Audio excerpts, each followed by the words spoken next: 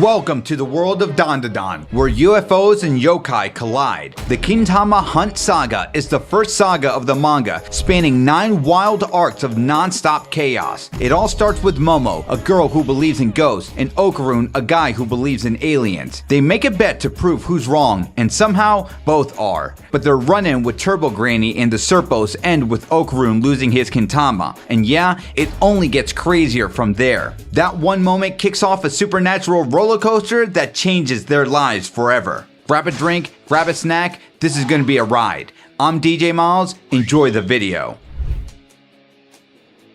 Feeling upset, Momo Ayase reacts to her boyfriend's request for money in exchange for a date. The situation escalates when he suggests intimacy at a hotel, leading to a heated argument and ultimately their breakup. Heartbroken, Momo confides in her friends, and when asked about what she liked in her ex-boyfriend, she mentions that her only attraction was his resemblance to Ken Takakura, a male actor she admires, which her friends found ridiculous. While wandering the halls with a heavy heart, Momo notices a male student being bullied in a classroom. Taking a stand, she positions herself in front of his desk, glaring at the bullies until they retreat. As she leaves, the grateful male student catches up to her and enthusiastically delves into the topic of UAPS, unidentified aerial phenomenon. However, his passionate ranting annoys Momo, who never intended to befriend him. Despite her initial reluctance, Momo realizes she has hurt his feelings and offers an apology. She clarifies that her beliefs lies in ghosts rather than aliens. Upon telling him this, Momo angrily sees the male student smirking at her with a disapproval that ghosts exist and justifies that her grandmother is a psychic. The disagreement escalates into a heated argument, leading them to challenge each other on the existence of UFOs or ghosts.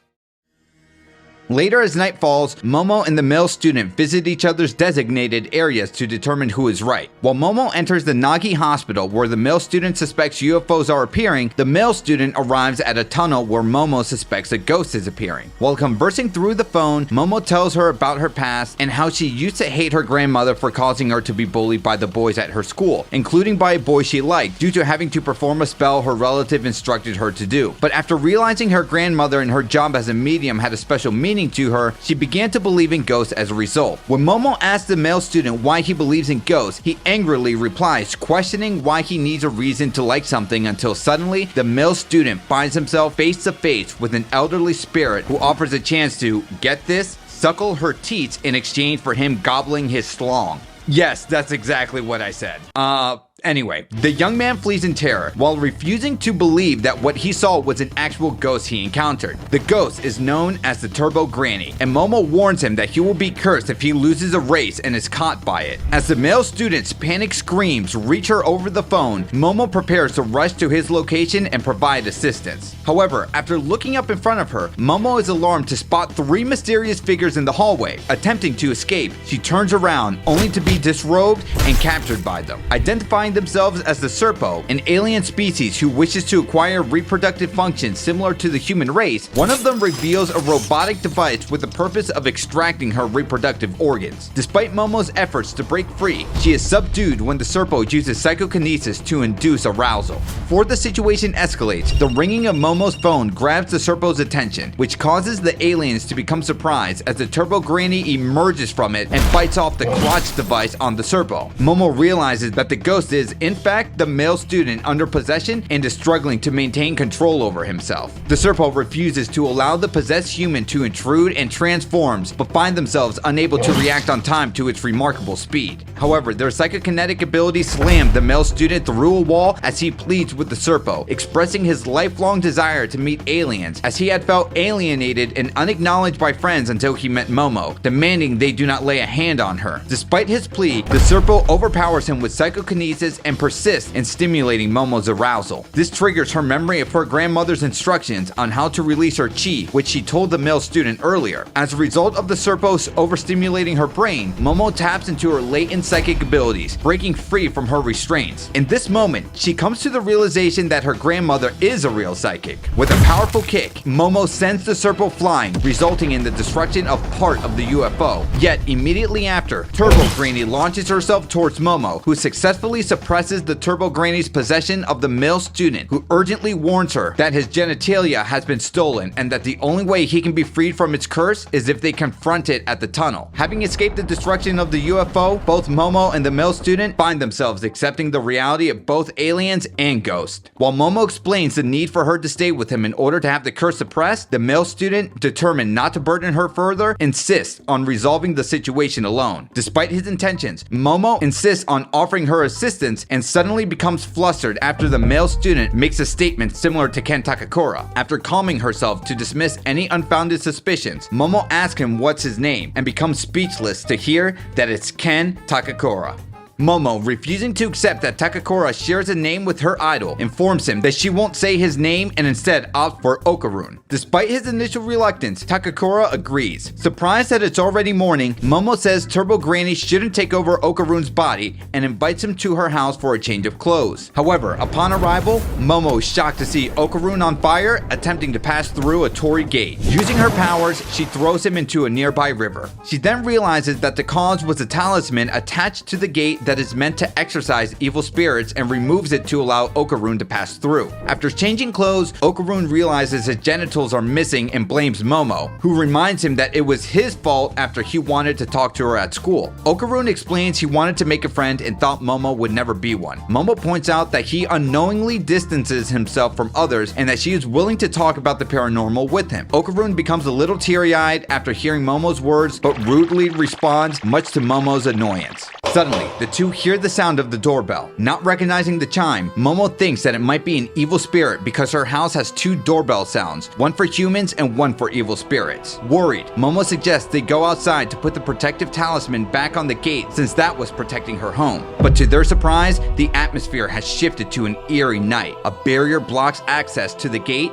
and their home. There is a harmful black mist that is causing them to bleed from their nose, and suddenly, a menacing and hostile entity appears. Running from the enemy's attacks, Okarun identifies the creature as the Flatwoods Monster, an alien first sighted in America, later discovered in Japan. He tells Momo that he might be able to fight the alien if she were to suppress the Turbo Granny's curse from his head. Momo agrees, and after the curse is lifted, Okarun shows impressive strength by quickly reacting to the alien's attack, pulling Momo out of harm's way. However, he soon admits to feeling depressed despite his newfound strength, attributing it to his awkward nature. As the Flatwoods Monster tries to crush Okarun, he instinctively bites off the creature's fingers in a quick and decisive move. However, she notices him beginning to suffer from the consequences of moving at an inhumane speed. Suddenly, the alien slams him against the house, but Momo uses her psychic powers to pull him towards her before the Flatwoods Monster could crush him. While struggling to think of a way to defeat the alien, Momo notices the Flatwoods Monster is fighting similarly to a sumo wrestler and believes that they could defeat him if they force him to touch the ground. Using her psychic powers, Momo uses her right hand to suppress Okarun's curse to have him destroy the Flatwoods Monster's right leg. Simultaneously, with her left hand, she pulls the alien's body down, causing his right hand to disintegrate as a result. Despite their attempts to harm him, the Flatwoods Monster adapts, throwing an extra pair of legs to stay upright and violently slams Momo into the wall, blocking the torii gate. While trying to keep Okarun's curse suppressed, Momo endures a brutal beating from the alien, all while hearing Okarun's worried voice.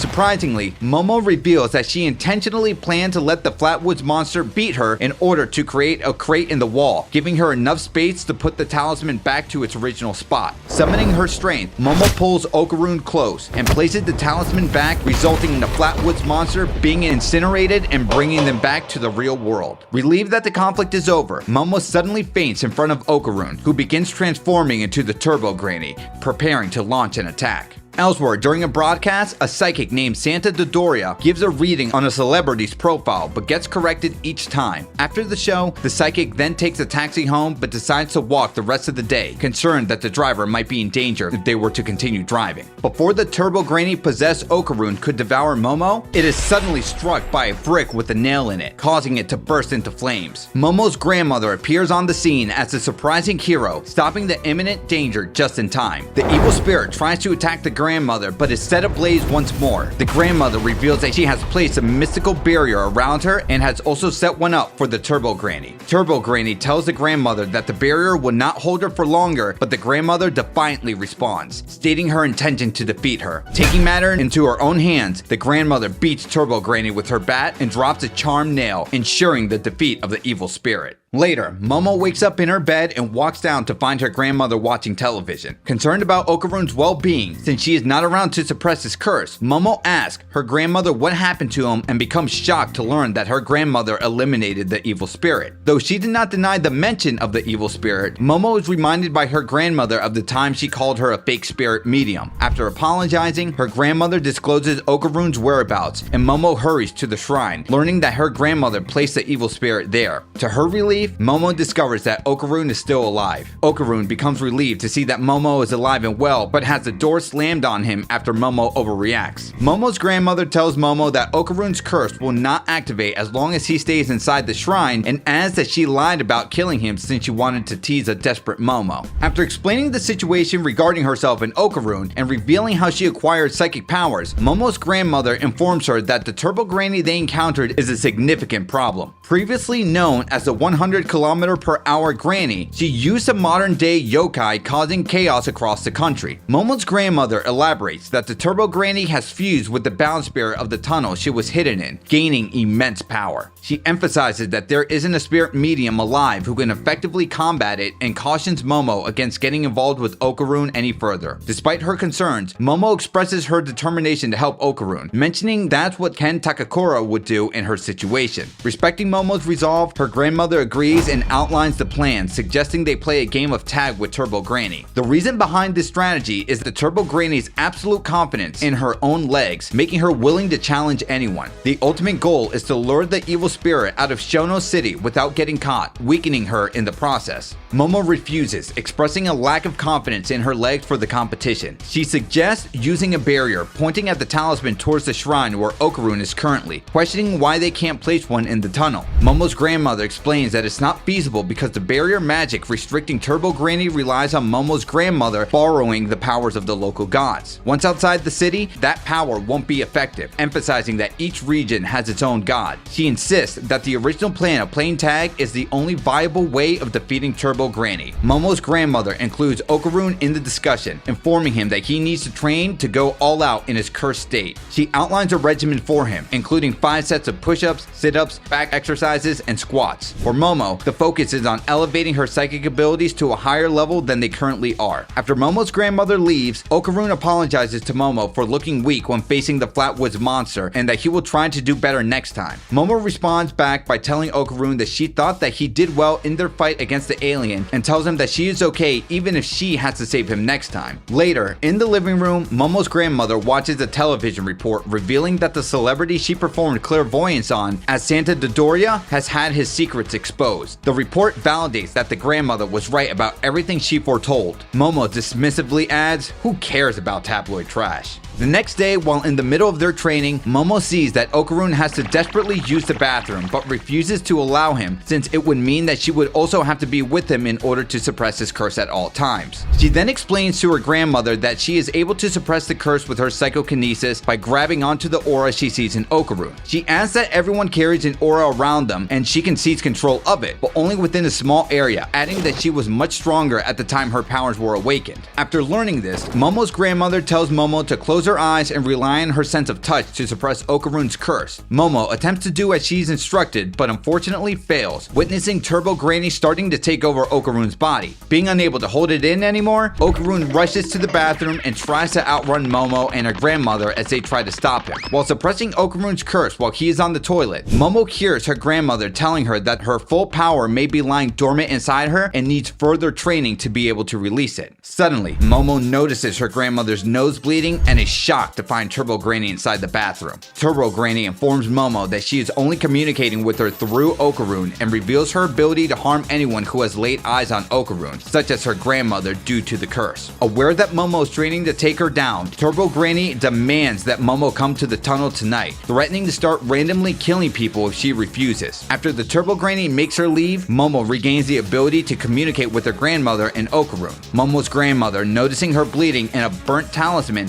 asks Momo about what happened. Before leaving for the tunnel, Momo's grandmother provides them with clothing capable of protecting them from evil spirits. She hugs Momo, asking her to return alive. The two then depart on a bicycle and later are seen on the train to the tunnel. Momo becomes furious with Turbo Granny for harming her grandmother and swears to make her pay. Soon after, Okarun and Momo arrive at the tunnel, entering together and discuss their plan to defeat Turbo Granny. Though Momo believes that fighting against Turbo Granny might be easy compared to their battle with the aliens, the two become surprised to see an enlarged Turbo Granny blocking both the entrance and exits to the tunnel. Momo then attempts to attack the evil spirit with bats she manipulates, but Turbo Granny effortlessly destroys them with her mouth-shaped eyes. Okarun suggests to Momo to release his curse so that he can use his powers. Unfortunately, Turbo Granny counteracts this by returning Okarun's genitals, leaving him powerless. As the Turbo Granny prepares to eat them from both sides, Momo, recalling her grandmother's words, challenges the evil spirit to a game of tag, questioning if she is as fast as she claims. Surprised by the challenge after being underestimated, Turbo Granny stops her attack, reverts to her original form,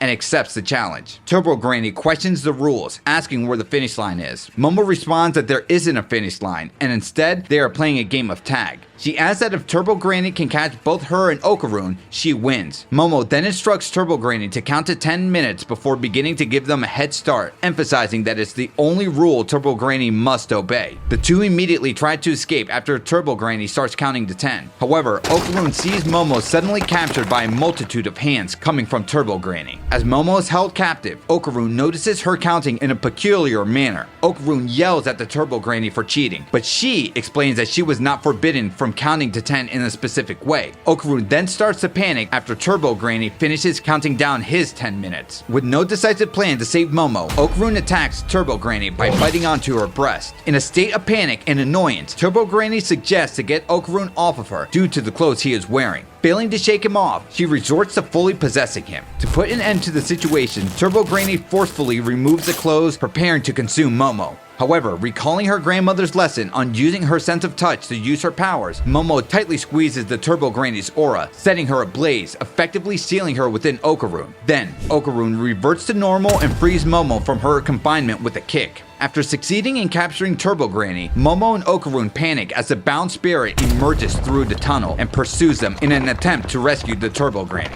Momo and Okarun run for their lives as the bound spirit chases after them. Okarun asks Momo why the bound spirit takes the form of a crab, as he learns that once the dead cross the river to the other world, they transform into freshwater crabs. Okay, hold up. Is this an actual thing? Editor, can we fact check this here?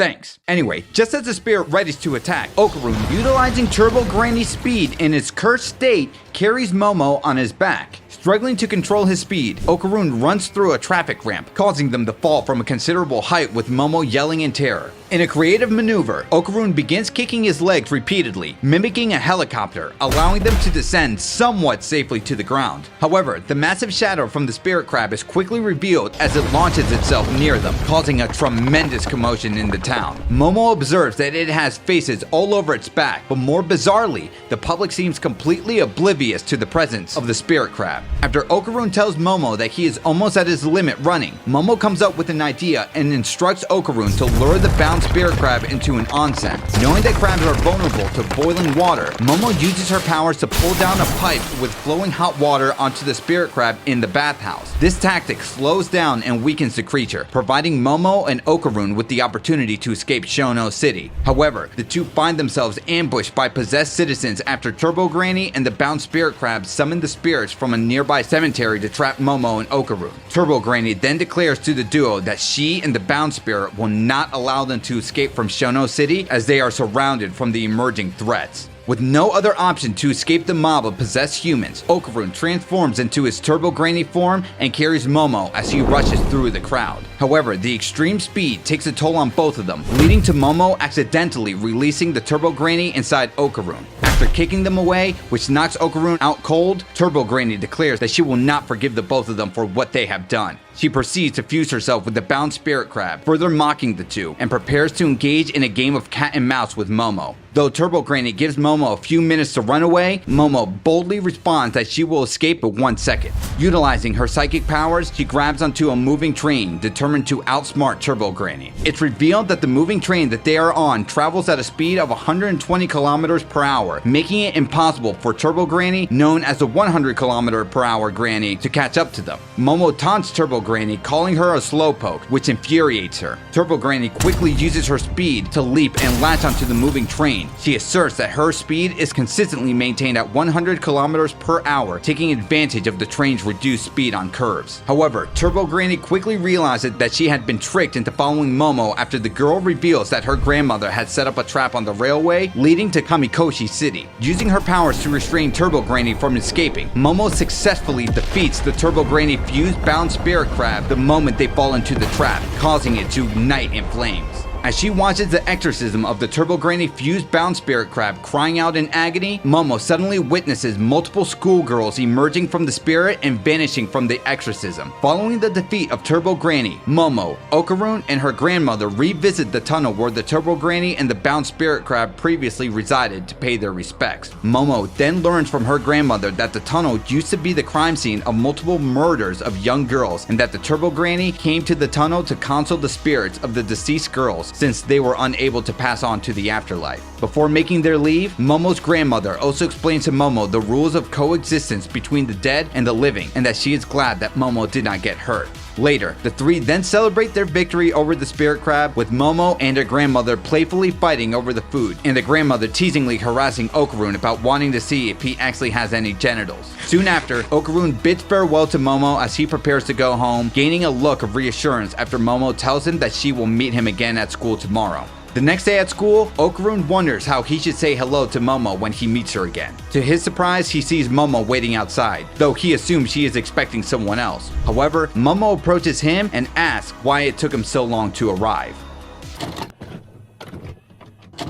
The day after their triumphant victory over Turbo Granny, Okarun and Momo reunite at school. They share a pleasant conversation before parting ways to attend their separate classes. As Okarun finds joy in having a friend, he brushes off the harassment he faces in class. Meanwhile, Momo becomes lost in thought as her friends attempt to reach out to her. Momo confesses her desire to talk about aliens while Okarun is keen on discussing ghosts. Both blush with excitement, becoming increasingly eager to engage in conversation with each other. During their lunch break, Okarun and Momo attempt to locate each other around the school but have no success. They begin to worry that the other might be intentionally avoiding them, thinking they made a mistake earlier. As Momo and Okarun give up on finding one another, they accidentally bump into each other, their mouths making contact. In the moment of surprise, they realize that they both tried to find each other during lunch, dismissing any thoughts of avoidance. However, their accidental kiss catches the attention of Momo's friends, who happen to witness the scene. Momo and Okarun deny the claim, but their disagreement escalates into insults, ultimately damaging their friendship. Okarun walks away to the bathroom feeling disappointed in himself and thinks that he should apologize. However, he's shocked to discover while relieving himself that despite regaining his genitals, his balls are missing. Elsewhere, an annoyed Momo becomes the center of attention after her classmates learn about her incident with Okarun. But the situation worsens for Momo when Okarun hilariously arrives, making an odd gesture with his hands below his crotch as he tries to talk to her. Momo, feeling irritated, tells Okarun that she's not in the mood to talk and asks him to leave, leading Okarun to believe that Momo is embarrassed to be seen with him. Feeling disappointed, he walks away. One of Momo's friends becomes surprised by Momo's overreaction, mentioning that she has never seen this side of her before. Later, Okarun walks out into the halls, wondering if Momo has already gone home. He then bumps into a female student and becomes flustered when the cute girl starts to talk to him kindly. Meanwhile, feeling disappointed in herself over what happened earlier, Momo spots Okarun with the girl he met, watching them smile as they depart. However, she overhears the girl talking to her friends about intentionally accidentally playing with Okarun's emotions by acting kind to him. Angered by the girl's manipulation of Okarun, Momo channels her power and drops a basin on the girl's head, leaving her friends confused about what caused it. Momo then tightly grabs Okarun's left arm, happily requesting to walk home together, and snarks back at the girl she targeted with the basin. While walking home, Momo apologizes to Okarun for her attitude earlier, which he accepts. However, he quickly shifts the topic to his situation of having his balls missing. Later at Momo's house, Okarun is laughed at by Momo upon hearing of his predicament and receives criticism from her grandmother for being careless. Okarun mentions that ever since his rod came back, he was so relieved that he had never noticed his balls. Momo's grandmother, seemingly perturbed by Okarun calling it a rod, opts to humorously name it a pencil instead. She asks Okarun to look inside, not at his rod, but rather using a mirror to inspect himself internally. After doing a quick inspection, Momo's told by her grandmother to grab a doll and a wash bowl after she finds out that something is inside of Okarun. After getting the wash bowl and a mannequin Nico, Momo's grandmother directs her to position the talisman on the doll. She then hits Okarun on top of the head with the Harrison and asks Momo if she saw anything change at that moment. Momo replies that she noticed Okarun's aura change to blue and is then requested by her grandmother to pull the aura out once it changes color again. After doing so, the three become surprised to see the doll come to life as it dashes out of the room. They try to catch it, but fails. Then, using her psychic powers, Momo represses the doll, which reacts with irritation. Momo and Okarun then learn from Momo's grandmother that the doll is Turbo Granny, who reveals that she managed to survive being exorcised by turning into an astral form, placing herself within Okarun at the last minute. Turbo Granny then declares her intent to seek revenge on the trio once she regains her powers. This prompts Momo to berate Turbo Granny about her current vulnerability against them as a helpless doll. Aware of this vulnerability, Okarun demands that Turbo Granny return his balls while threatening her with the talisman. However, Turbo Granny suggests to Okarun that threatening her life would jeopardize his chance of getting his balls back. This realization dawns on both Okarun and Momo. Okarun is then demanded by Turbo Granny to kill both Momo and her grandmother in exchange for returning his balls back. Upon hearing this, Okarun emits a sigh before suddenly morphing into his Turbo Granny form in a fit of anger, stunning both Momo and Turbo Granny. Wondering how this happened, Momo's grandmother explains that thanks to the paper fan from earlier, Turbo Granny's consciousness was driven out of Okarun's body, but her powers remained within him. She reveals that only she has the ability to return Turbo Granny to her original form. Sweating in horror, Turbo Granny is comedically beaten by the grandmother who begged for forgiveness. Though they are enemies, Momo tells Turbo Granny that she can't bring herself to hate her after learning about her act of kindness towards the deceased girls within the tunnel. She makes a deal with Turbo Granny, offering to return her powers in exchange for helping them find Okarun's balls. Turbo Granny agrees to the deal, but unfortunately reveals that she had lost Okarun's balls. Late at night, Momo and Okarun venture out to search for the missing balls, said to be wrapped in a golden layer of spiritual energy according to Turbo Granny. Since they haven't found them, Turbo Granny believes that either a spirit or a yokai has taken possession of them, as their powerful life force draws them in. The three then return to the house after their failed search. Seiko, Momo's grandmother, offers to help by calling an acquaintance for support and warns Okarun to be careful about keeping Turbo Granny's powers under control. The next day at school, Okarun is approached by a few male classmates who request that he introduce them to Momo. After one of them comments on Momo being cute, Okarun starts to blush, but he quickly tries to dismiss these feelings since he only sees her as a friend. Suddenly, he overhears one of the male classmates mentioning an inappropriate rumor about Momo. This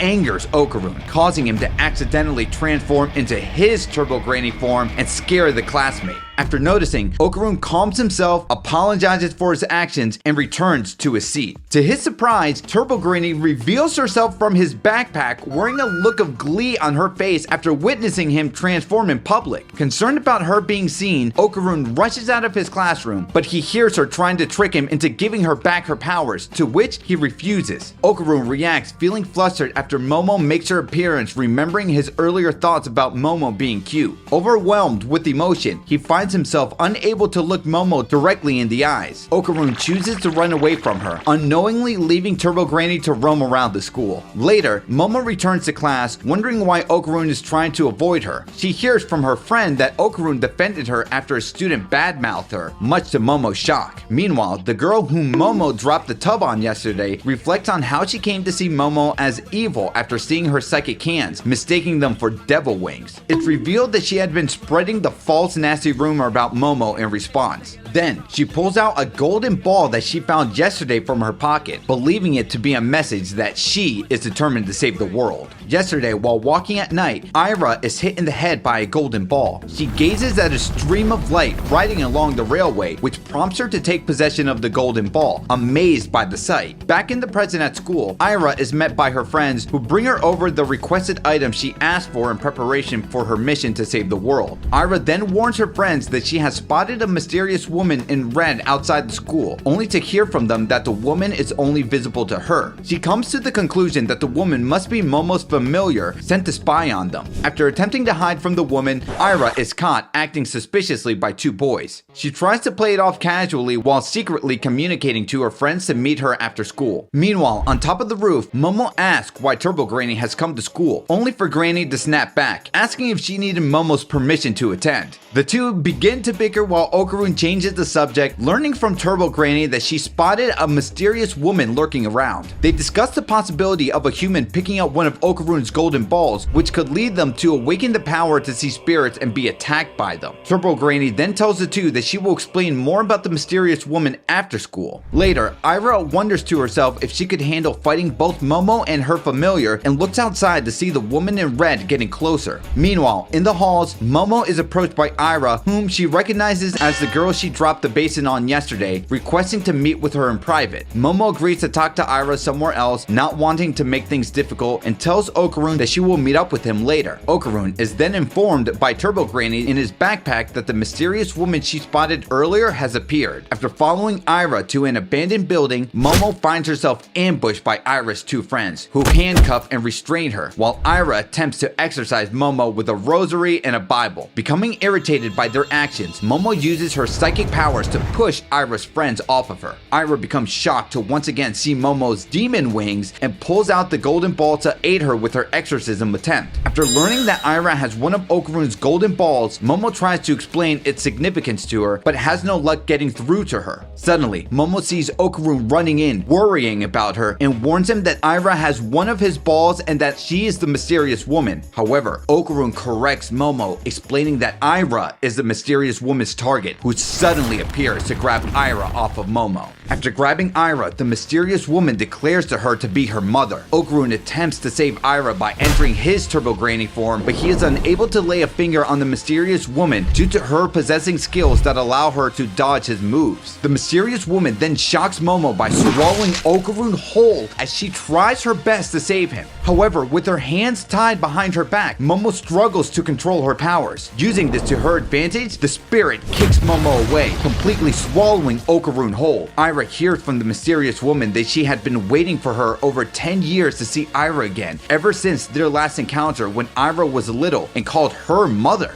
The mysterious woman begins crying, pleading with Ira to call her mommy. After getting back on her feet, Momo is suggested by Ira to team up with her to defeat the mysterious woman. However, Momo becomes confused as to what Ira is getting at and is informed by Turbo Granny that the mysterious woman is known as Acrobatic Silky, a yokai known for her acrobatic abilities and her signature red dress. After hearing Ira call her out as her enemy, Acrobatic Silky swallows the girl out of frustration and blames Ira's misbehavior on Momo, violently shouting. Realizing she is in danger, Momo asks Turbo Granny to help. However, the doll smirks and informs her that she can't afford to do anything since her powers have been stolen. Momo is then grabbed by the throat by Acrobatic Silky's hair and is thrashed around like a swing ride until she is forced to apologize. However, Momo rejects Acrobatic Silky's request to be called mommy and instead calls her a moron, ending up being swallowed as well. Acrobatic Silky begins crying, asking where her child is, until she is confronted by Turbo Granny. Turbo Granny tells her that she should spit out the 3 children or face consequences. She adds that as a Maneki Nico, she has the power to invite good luck and that the yokai has swallowed some of her hair in her mouth. Suddenly, Acrobatic Silky is set ablaze, burning from the inside. As Turbo Granny predicted, Momo has used the lighter rosary Aira had on her to set Acrobatic Silky's hair on fire, forcing the yokai to vomit them out. Having successfully rescued Aira, Momo and Okarun prepare to launch a counterattack against Acrobatic Silky. Demanding to get Aira back, Acrobatic Silky chases after Momo and Okarun as they try to keep an unconscious Aira away from her. Despite the crowded building, Okarun in his Turbo Granny form is instructed by Momo to continue carrying Aira while having Acrobatic Silky chase after him. Momo assures him that she has a plan in mind. After stomping down on Momo, Acrobatic Silky pursues Okarun, who lands a fierce kick, causing him to de-transform and drop Aira as a result. Acrobatic Silky manages to catch up to Aira and declares that if Aira doesn't want to call her mommy, she'll consume her so the two can be together forever. However, Acrobatic Silky then finds herself unable to grab Aira after her damaged hair gets tangled by the building's beams, which goes according to Momo's plan. Before she could break out of her restraints, Momo uses her psychic powers to grab hold of her legs and commands Okarun to attack Acrobatic Silky in his Turbo Granny form, much to Okarun's surprise, since he doesn't have an attack plan. Momo, unable to restrain the yokai any further, manages to free herself. Just as she does, Okarun uses his speed to launch himself at Acrobatic Silky, landing a direct attack to her sternum and successfully brings her down. With Acrobatic Silky defeated, Momo is impressed by Okarun's attack, although Turbo Granny herself calls it pitiful. Nonetheless, Momo and Okarun retrieve the golden ball from the unconscious Aira, only to soon learn from Turbo Granny that Aira is actually dead. After checking her pulse, Okarun confirms that Turbo Granny was right in stating that Aira is dead, a result of being an ordinary human who was eaten by a yokai. Despite Turbo Granny telling them that it was too late to save her, Momo and Okarun try desperately to revive her by massaging her heart, giving her CPR, and calling for an ambulance. Suddenly, the two put up their guard after seeing Acrobatic Silky back on her feet. However, they are surprised to hear the yokai expressing a desire to help save Aira by transferring her aura into the girl. Momo expresses her doubts to Acrobatic Silky about her willingness to help, prompting Acrobatic Silky to viciously rip out her own mouth as proof that she will not try to eat Aira again. She insists that if she does, Momo should smash her head with a steel beam, with Turbo Granny adding that she is indeed telling the truth. Despite still being unconvinced, Momo instructs Okarun to be on guard in his Turbo Granny form as she decides to go along with Acrobatic Silky's plan to transfer her aura into Aira using her psychic powers. As Momo begins the procedure, she suddenly peers into Acrobatic Silky's past life, witnessing the yokai as a struggling mother trying to take care of her daughter. One tragic night, their house gets broken into, and she watches helplessly as her child and savings are taken away from her. Her final moments are revealed as she attempts to sprint as fast as she can to track down the thieves, but slips and falls in the pouring rain. Bleeding and utterly defeated, she begins to weep. Then, she finds herself atop a building, reminiscing about her daughter one final time before committing while performing acrobatics. While standing in a crowd, trying to remember what she has lost, Acrobatic Silky, as a spirit, is encountered by a young Aira who accidentally mistakes her for her mother. After Aira returns to her father, who tells her to stay strong for her deceased mother, Acrobatic Silky comes to believe that she was Aira's mother when she was alive. Feeling a sense of duty to protect Aira, Acrobatic Silky converts into a yokai. Upon seeing Acrobatic Silky's past, Momo sheds tears of sadness, leaving Okarun to suspect that Acrobatic Silky has done something sneaky. This prompts him to ready himself to take down Acrobatic Silky. However, Momo intervenes and tells Okarun not to harm her. To their surprise, they realize that Aira has been brought back to life. With the procedure deemed a success, Acrobatic Silky apologizes to Aira for her actions and begins to slowly fall apart. Momo receives information from Turbo Granny that due to Acrobatic Silky losing her aura and having lingering regrets, she will not pass over to the afterlife. Instead, her existence will be forgotten. Momo asks if there's any other way Acrobatic Silky can achieve Nirvana, but Turbo Granny reiterates that whether or not she achieves Nirvana is a matter of her own heart and that nothing can be done. In the midst of her misfortune, Acrobatic Silky regains the memories she had of her actual child and expresses regret for not treating her right as a mother. She then finds herself embraced by Aira, who calls her mother and tells her that she loves her, saying because she was the happiest in the whole universe. This touching moment results in Acrobatic Silky managing to pass on into the afterlife. Momo becomes emotional upon witnessing this and hears Aira wishing that Acrobatic Silky and her child go to a much better place. After resolving the conflict with Acrobatic Silky, Momo invites Ira over to her house to share a meal with Okarun, Seiko, and Turbo Granny. Feeling guilty about dropping a basin on Ira's head when they first met, Momo apologizes to her but demands that she apologizes to Okarun for playing with his emotions at the time. Ira doesn't hold a grudge against Momo for the incident. Instead, she redirects her attention to Okarun and Seiko, claiming that Okarun's transformation into Turbo Granny and the grandmother's youthful appearance is proof that she is right about Momo and the others being demons. The two girls engage in an argument, with Ira warning Momo that she will confront her again to defeat her, while Momo responds by accepting her challenge. Before leaving, Ira questions Okarun about why he saved her despite her thinking of him as a demon. Okarun simply responds that helping others is natural, surprising Ira with his apparent humanity. Ira blushes and is taken aback by his answer as she promises to free him from Momo's influence and leaves, leaving Momo surprised by her reaction. Later, with the help of Turbo Granny and Seiko, Okarun tackles his golden ball issue with the game of baseball. Turbo Granny throws the ball to Okarun and Seiko, but Seiko hilariously misses. Okarun shouts with joy,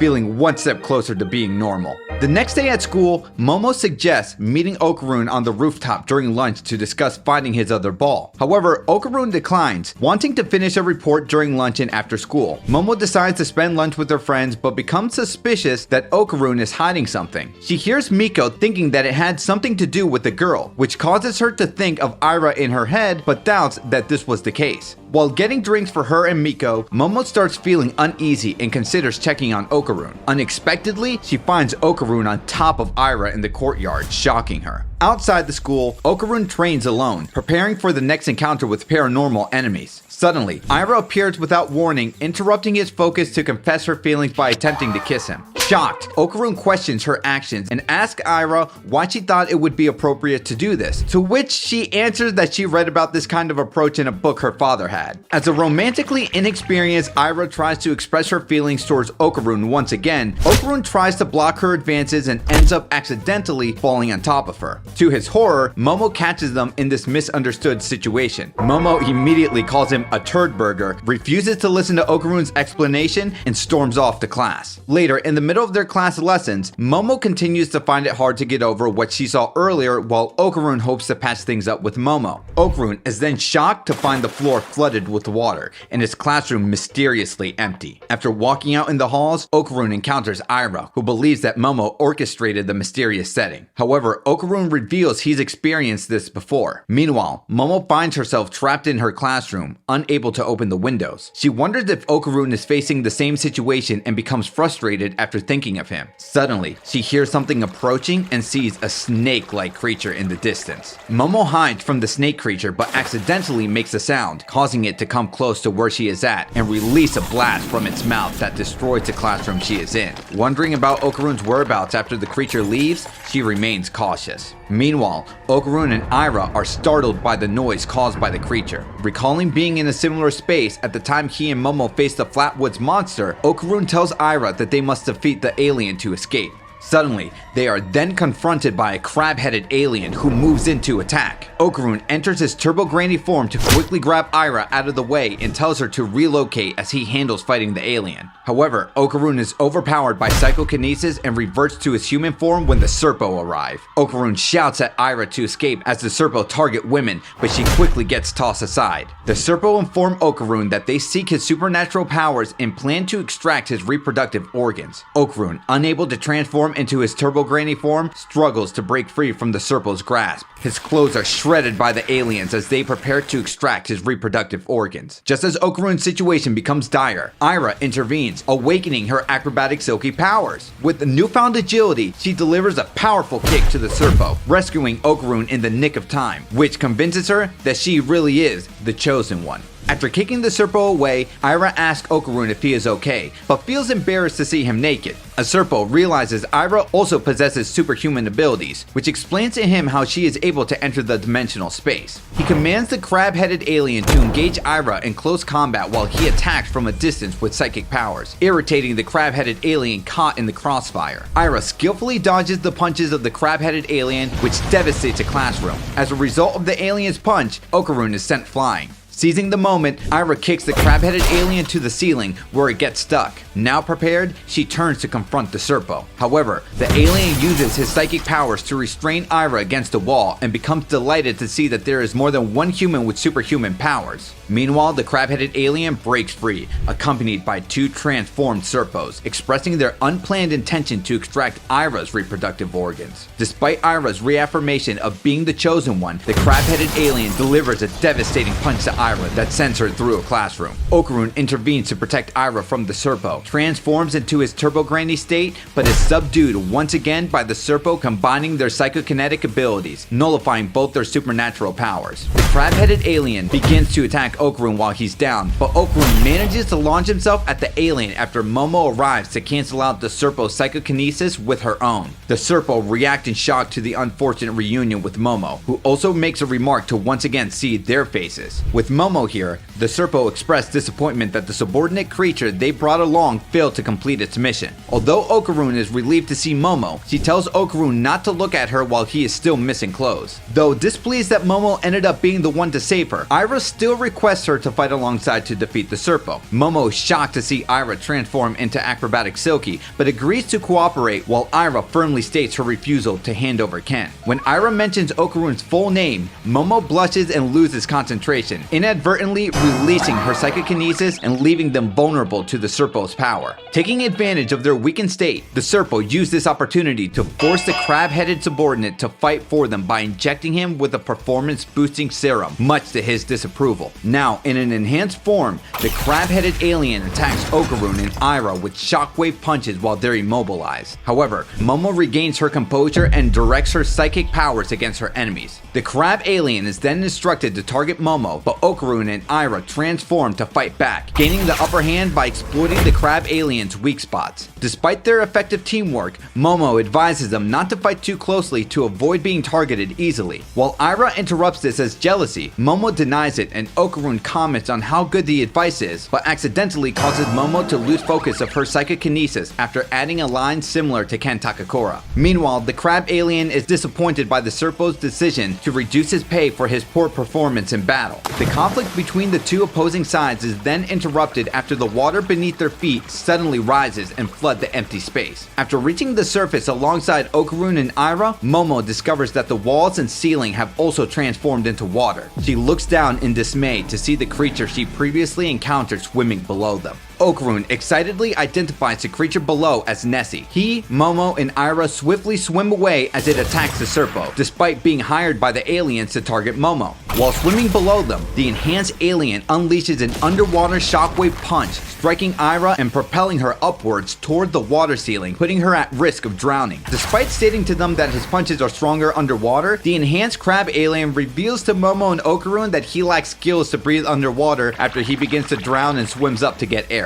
With an opportunity to counterattack, Okarun enters his turbo granny form to use his enhanced leg strain to swim faster, but unfortunately finds out that he can't after sinking. They continue swimming away from the crab alien's attack, not sure what to do, until Okarun suggests drawing the alien's attention while Momo helps Ira. However, Momo finds the idea troublesome and ends up arguing with Okarun after bringing up his earlier incident with Ira at school. Believing that she is bothered by the event, Okarun tells Momo that he will take this opportunity to fully explain what really happened at the time. However, Okarun's chance is interrupted by the crab alien as he dives down to save Momo from being hit by the alien's underwater shockwave heading towards them. This action then prompts Momo to use her powers on Okarun, turning him into a living speedboat to move faster in the water. While riding on top of him, Momo sends Okarun upwards to catch Ira. They successfully save her and Momo quickly uses her powers to expel the water from her body, restoring her breathing. Seeing how the extra water resistance from their clothes slows down their movement, Momo decides to strip down to her underwear and tells Ira to do the same, despite her objections. Meanwhile, the enhanced crab alien notices a Serpo swimming nearby, requesting more time to hunt them down. Shockingly, he discovers it's only a severed head caused by Nessie. A Serpo then swims towards the crab alien to use his body cables to fuse with the latter and Nessie as a way to better make use of each of their abilities. As Momo, Okarun, and Ira prepare to dive down to face their enemies again, the three suddenly look down to see the massive fused creature. The trio evade the Serpo Demon Nessie's water blast from its mouth. After the water blast ceased, Momo, Okarun, and Ira notice the fused creature sucking in water through its gills, revealing to them that it needs to recharge to continue its attacks. Momo suggests destroying the monster's neck so it won't be able to use its laser anymore. Ira, utilizing her acrobatic silky hair, prepares herself towards the beast and attempts a flying kick. However, the Serpo Demon Nessie intercepts with a devastating punch, showcasing his close combat capabilities thanks to the crab alien's arms. The Serpo Demon Nessie then unleashes a water blast in an attempt to finish Ira off. However, Momo and Okarun swiftly intervene to save her. Soon after, the trio struggles to formulate a plan to combat the formidable foe. Okarun notices the mantis shrimp arms from the crab alien and shares his observation with Momo, sparking an idea. The three then become separated after being hit by one of the Serpo Demon Nessie's shockwave punches. Viewing Momo as being the most dangerous, the fused creature prepares to eliminate her after having used up his water blast. As he prepares to deliver a closing punch, Momo uses her powers to separate the water, causing the Serpo Demon Nessie's mantis shrimp arms to rip apart, unable to withstand the shock of their own punching power out of the water. Enraged, the Serpo Demon Nessie attempts to trap Momo with his teeth and dives down into the water to recharge another water blast that will split Momo in half. However, Ira intervenes, grabbing him by the neck with her acrobatic silky hair. Seizing the opportunity, Momo uses Ira's hair as a rope to launch himself, splitting the fused creature in half and rescuing Momo in the process. With the enemy defeated, Momo and Okarun escape out of empty space and become relieved to feel solid ground. However, the relief quickly turns to embarrassment after realizing that they are in a school hallway where all their classmates can see them in their underwear, resulting into two and Ira running away in panic. Later, the three are forced to explain themselves to the baddie school nurse as to what happened earlier, but are soon left alone after the nurse is informed by a staff member that she has received a phone call. After stressing out about their public humiliation, Momo learns from Okarun that the Serpo was after his powers, and Ira reveals that her powers have awakened during the fight. This leads Momo to speculate that it was due to Ira possessing the yokai's aura. Okarun believes that this is reason enough to make Ira a target for aliens as well. Momo then questions why the aliens don't target the yokai themselves if they desire their power. Okarun speculates that despite their advanced technology, aliens have not invaded Earth because the yokai, spirits, and demons spread across the planet protect it from such invasions. He suggests that the aliens are targeting people like him and Ira to advance their technology, aiming to defeat the yokai. Additionally, he wonders if they could possess his missing Kintama. Comically, neither Ira nor Momo comprehends a single word of Okarun's explanation. Instead, they are more preoccupied with their earlier embarrassment. Ira suggests blaming the incident on Momo, and Momo grants permission to do so, as she prefers not to deal with coming up with any more excuses. Ira then leaves with her friends after they came to pick her up. With the two now alone, Momo demands that Okarun explain himself about the incident between him and Ira. Okarun explains to Momo that he ended up falling on top of Ira after he tried pushing her away in her attempts to kiss him. Momo then asked him why he was in a private location, to which Okarun explained he was working out to become strong and that he didn't want her to know in order to appear cool in front of her. Momo finds this reason to be funny and starts to teasingly have him explain further as to why he wanted her to think he was cool. Feeling too embarrassed to do this, Okarun prepares to make his leave and tells Momo that he will not blame their incident on her. Before having him leave, Momo becomes eager to say something back to him.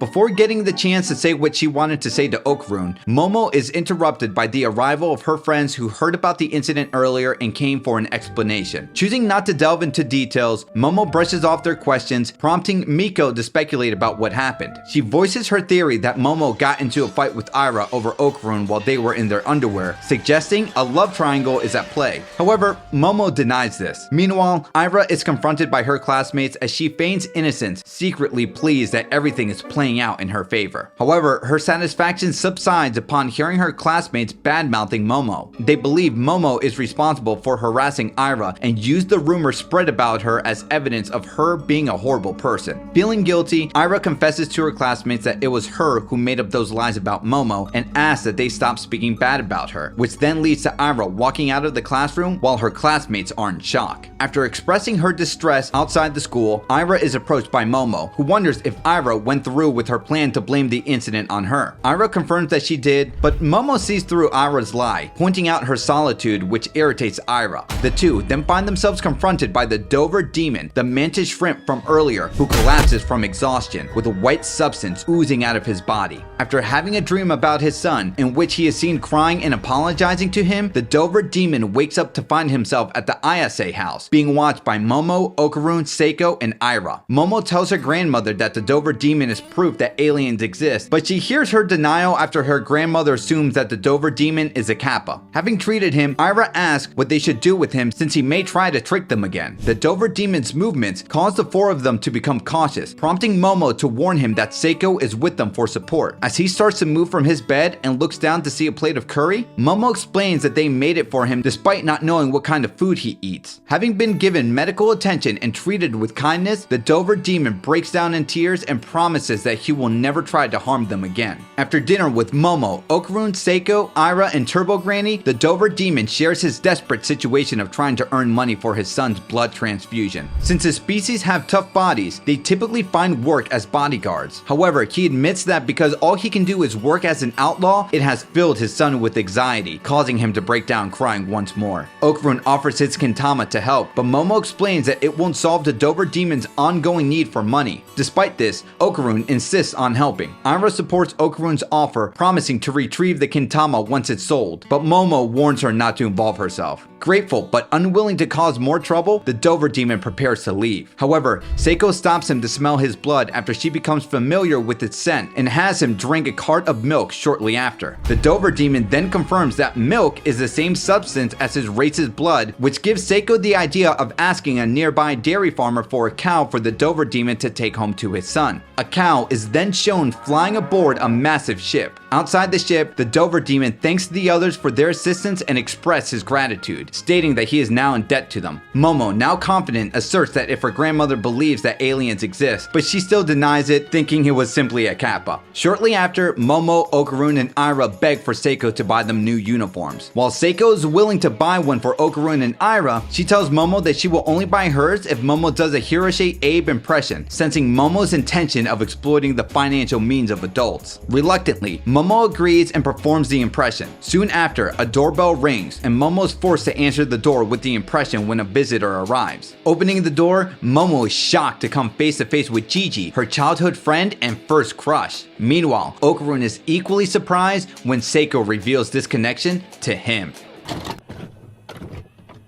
When Momo reunites with Gigi, she's taken aback by his presence. Meanwhile, Okarun observes Gigi's tough demeanor, but his, Momo's, and Aira's amusement quickly fades due to Gigi's overly energetic greeting at the door. After Seiko invites Gigi to make himself at home, Momo is stunned to hear he'll be staying with them, a revelation that also shocks Okarun. Aira, misinterpreting the situation, suspects Momo is assembling allies for a major confrontation and storms out, declaring to her that she will stop her, adding to Momo's frustration with managing both Aira and Gigi. Okarun also prepares to leave, but not before complying with Momo's request to tell her that he will see her tomorrow just as she told him last time, which causes them both to feel emotional. Later, Momo demands an explanation from her grandmother as to why Gigi is moving in with them. Seiko explains that Gigi's parents are hospitalized and is pleased by the compliments Gigi gives her while eating. While cleaning up, Gigi expresses regret over mocking Momo's childhood rituals and reveals his newfound ability to see spirits. Surprised, Momo asks him about a golden ball,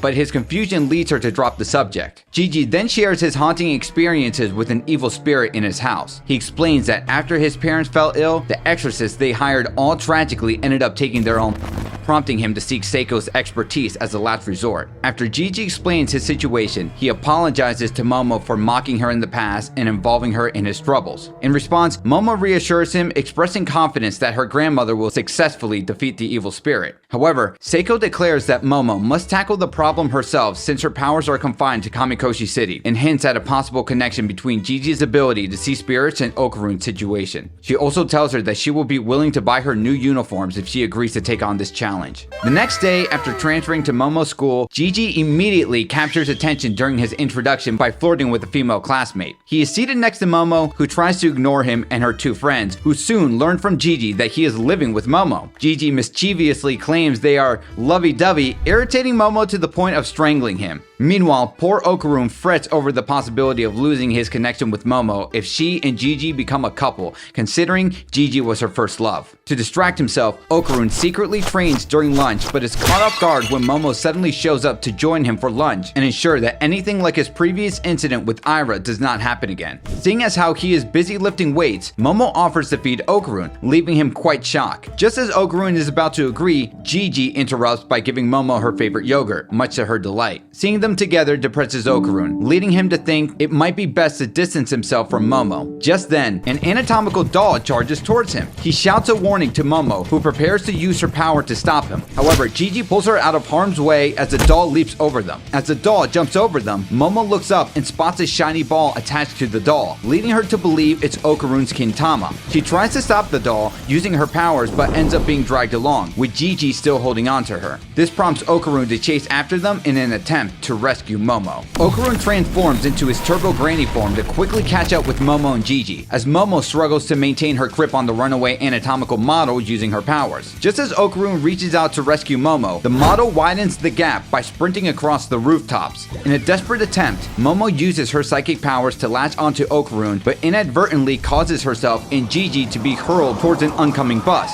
Just in time, Okarun swoops in to move them out of harm's way, allowing them to ride on his back. While riding, Momo reveals to Gigi that the monster they are dealing with is actually Okarun in his transformed state, shocking Gigi. The chase continues, with Okarun and Gigi assisting Momo in her attempt to stop the anatomical doll while she is still holding on to him. However, in an effort to escape, the anatomical doll disassembles himself and successfully flees from them. Yet, after leaving his heart behind, Momo tracks him down by the screams of pain she causes when she harms the heart. The trio eventually locates the anatomical doll in a junkyard. Momo tells him that they do not wish to harm him and that all that she wants is to inspect the golden ball attached to him. At that moment, the three hear a female voice coming from the trash, calling out to the anatomical doll named Taro. Taro rushes towards the trash to dig out the female anatomical doll named Hannah, the one he was eager to see. After she tries to persuade him to leave her, he openly expresses his feelings for her. As this unfolds, Okarun reflects on Taro's declaration to Hannah, drawing parallels to his own feelings for Momo, which makes him blush as he realizes his affections for her. Later, after bringing Hannah to the ISA residence, Okarun kneels and pleads with Seiko to allow her to stay. Seiko suggests that Hannah could stay at Okarun's house, but he insists that the ISA home is a safer option. Momo supports this by reminding Seiko that they allowed Turbo Granny to stay with them. Regarding Taro, Momo informs Seiko that he has returned to their school's science classroom but will only remain there if he can visit Hannah. She also clarifies that the shiny ball attached to him was a Christmas ornament, not Okarun's Kintama. After the persistent urging, Seiko agrees to let Hannah stay, provided her relationship with Taro doesn't disturb the neighbors. Seiko then goes to prepare dinner, asking Momo to set the table. As Momo prepares the table, Gigi praises her and Okarun's abilities and playfully interacts with Momo, which makes her smile. Observing this, Okarun recalls Taro's confession to Hannah and becomes determined to intervene. He alerts Momo to some dirt on her as a pretext to separate them and declares his readiness to compete for her attention. He starts singing lyrics to a song, prompting Gigi to join in, much to Momo's annoyance as they disrupt her table setting. Seiko eventually demands quiet and informs Momo that she needs to pack for a weekend stay at Gigi's house to help cleanse it of the curse. Okarun is initially alarmed, thinking Momo and Gigi will be alone, but she reassures him that she was planning on inviting him to make the mission easier on her. Encouraged, Okarun commits to ensuring the mission is successful so Gigi can return to his own home. Late at night, Taro escaped from the school to visit Hannah. On his way, he startles a group of students holding a seance and narrowly avoids a truck accident as he crosses the street. At the ISA home, Momo reassures Hannah of Taro's arrival, promising to stay by her side until he does. By morning, Taro arrives, apologizing for his tardiness due to a mishap with the truck that scattered his parts. After Momo dozes off briefly, she wakes up to see Taro kissing Hannah and is thanked for being by Hannah's side. Momo is then shocked to see Taro's plan to meet Hannah daily. Meanwhile, Gigi finds himself unable to sleep, haunted by the image of the spirit from his house stuck in his mind.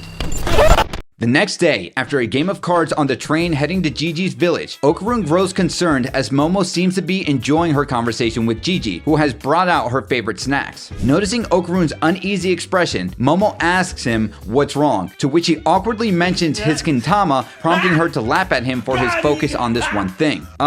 To be fair, Momo, I can't really blame him. Anyways, Gigi, misinterpreting the conversation as dirty jokes, is corrected by Momo that it's not the case. As Momo and Gigi continue to have a pleasant conversation, Okarun tries to capture Momo's attention by bringing up the Tsushinoko.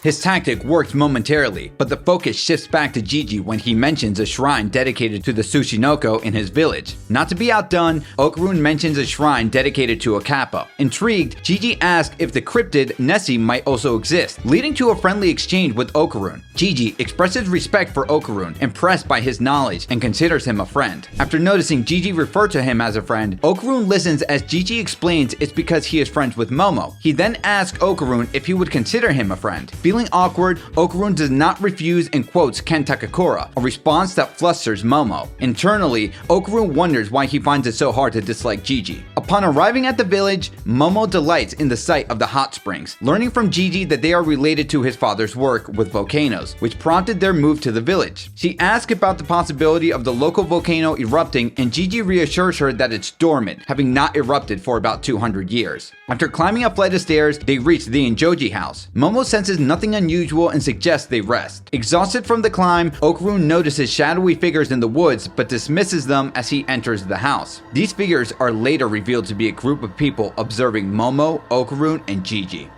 After inspecting the house for signs of paranormal activity, Momo concludes that the ghost is in hiding because its spirit energy is too weak for her to detect, indicating that eliminating it should be straightforward. Believing the ghost will only appear at night, Momo decides to take the opportunity to relax at the hot springs. Meanwhile, she leaves Okarun with Gigi, who suggests a game of soccer. During the game, Gigi asks Okarun if he has feelings for Momo. Okarun admits he respects her, which leads Gigi sharing his own admiration for her. This sparks a debate between them two over who likes Momo more. Meanwhile, as Momo unwinds at the hot spring, pondering whether Okarun is getting along with Gigi as his first male friend, she is unknowingly watched by a few men. The argument between Okarun and Gigi is abruptly interrupted when Okarun notices an unusual structure attached to the house. Once inside, they use a sledgehammer to break open a wall and discover a room filled with talismans. After discovering the hidden room, Okarun urges Gigi that they should wait for Momo to return from the hot spring before proceeding, fearing the room could be dangerous. Suddenly,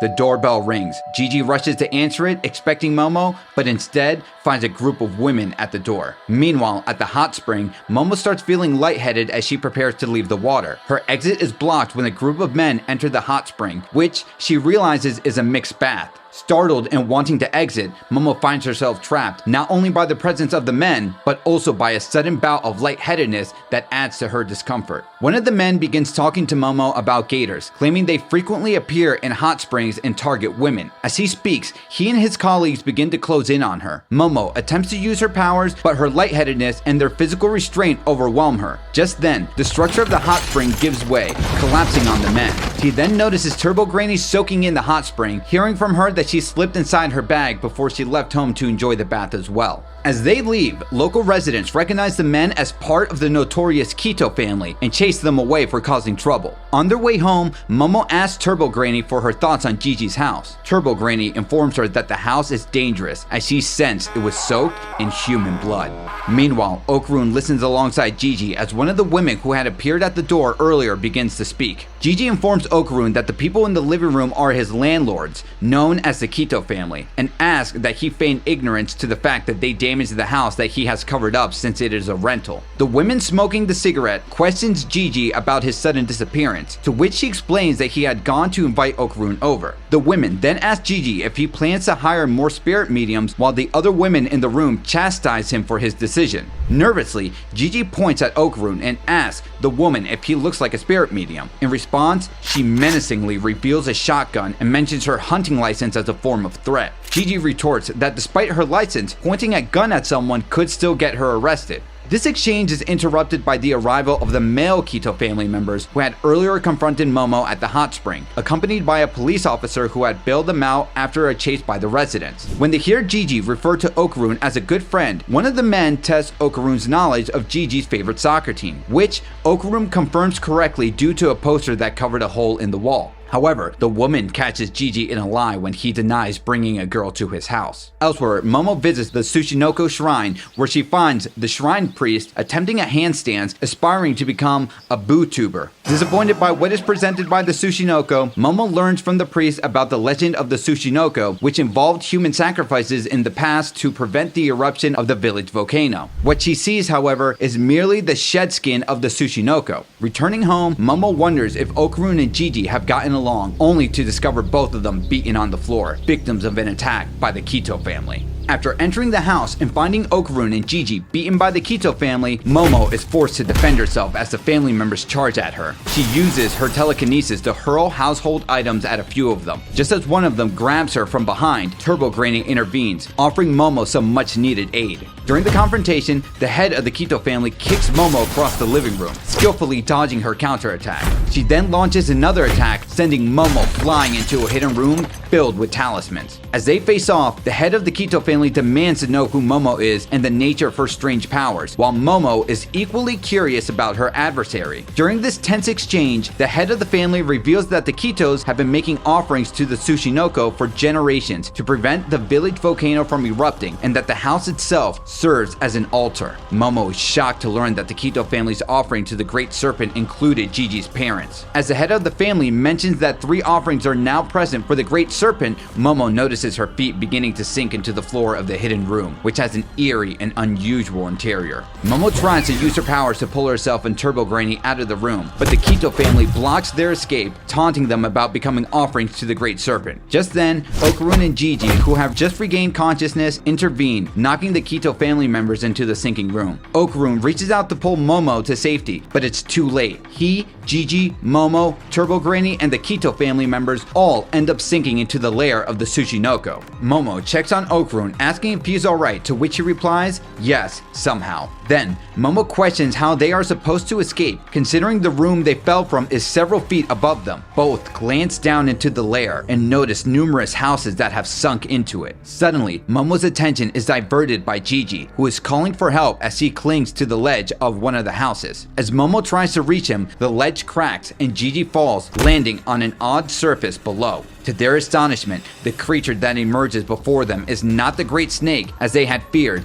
but a kuragagi, or Mongolian deathworm, as identified by Turbo Granny and Okarun. Okarun remarks that this giant man-eating earthworm cryptid is supposedly only 1.5 to 2 meters long, expressing his surprise at the enormous size of the deathworm before them. The trio is shocked to discover that for the past 200 years, the Kito family has been offering live sacrifices to what is essentially an oversized earthworm. Despite Momo's attempt to reveal the creature's true nature, the Kito family still insists on presenting her, Okarun, and Gigi as sacrifices. Suddenly, the Tsushinoko attacks the Kito family, swallowing them. In the chaos, Momo, Okarun, and Gigi seek refuge in a nearby house. As they enter, Gigi turns to find Momo and Okarun on the floor, with their hands on their heads. After noticing Okarun behaving oddly, Okarun tries to punch Gigi but misses, shattering a glass window instead. The house begins to shake, prompting Gigi to quickly move Okarun and Momo away from an imminent attack by the Tsushinoko, realizing that the creature can detect sound within the house. Gigi then stops Okarun from injuring himself with a pair of scissors and hears him express a desire to commit suicide. This triggers a painful memory for Gigi of a similar instance when he had to stop his own parents from taking their lives. At the same moment, Momo tries to pierce herself with a piece of glass, but Turbo Granny intervenes, appearing just in time to block the attempt, despite Momo's protest. Listening to Turbo Granny's advice, Gigi restrains both Momo and Okarun to prevent further suicide attempts. Turbo Granny explains that the Tsushinoko is emitting psychic waves that induce suicidal thoughts in those around it, helping Gigi realize the tragic circumstances of his parents' deaths. As Gigi questions Turbo Granny about why he remains unaffected, Momo, under mind control, attacks him, piercing his left hand with shattered glass. Recovering slowly, Gigi catches the giant worm's gaze fixed on him, but he quickly turns his attention to Momo as she attempts to stab herself again in despair. Driven by a desire not to lose hope, Gigi swiftly intervenes, taking the shards of glass into his forearm to prevent her from hurting herself. Carrying her along with Okarun and Turbo Granny, he begins to run, dodging further attacks from the Tsushinoko. However, his escape is abruptly halted when he stumbles and falls down a flight of stairs. On the stair landing, both Momo and Okarun, still under the creature's influence, attempt to throw themselves off, but Gigi manages to grab them, pleading with them to regain control. As tension mounts, the giant worm slowly reappears in front of Gigi. Overcome with fear, Gigi initially looks away but turns back, only to see the evil spirit that has been haunting his house materialize right in front of him.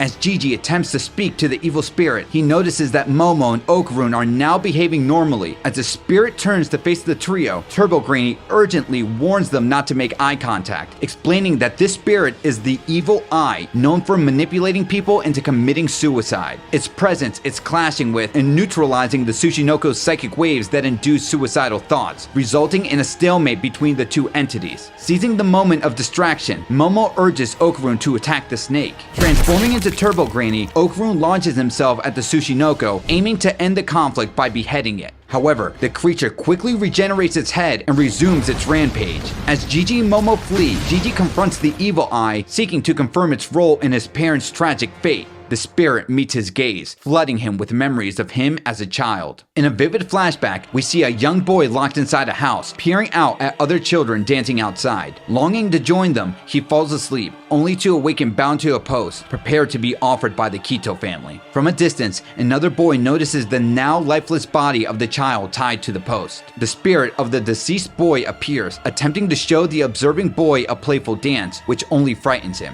Tragically, this boy's parents are later seen having as the spirit senses a malevolent presence beneath them. We then witness the Kito family claiming this new boy as another offering for the Tsushinoko. Bound in a chair and crying, the spirit boy tries his hardest to help the boy escape. As their despair unites them, the two boys fuse into a single entity, becoming known as the Evil Eye. Overwhelmed with grief and anger, the evil eye swears vengeance on those responsible for the deaths of him and many others. After the revealing flashback concludes, the scene shifts back to the present, and Gigi's eyes begin to show anger. Momo tries to pull the evil eye out of Gigi, but he urgently tells her to stop. He now sees the evil eye more as a victim than a villain, having understood from the memories he witnessed that the spirit has been enduring suffering for a long time. Convinced of the evil eye's benevolence, Gigi leads Momo down to the bottom of the cluttered generational houses. Upon unlocking the room, he reveals the corpse of the evil eye. It is then that Gigi realizes that the spirit had been protecting him while trapped there. As they view the remains, Momo finds herself caught in a heated debate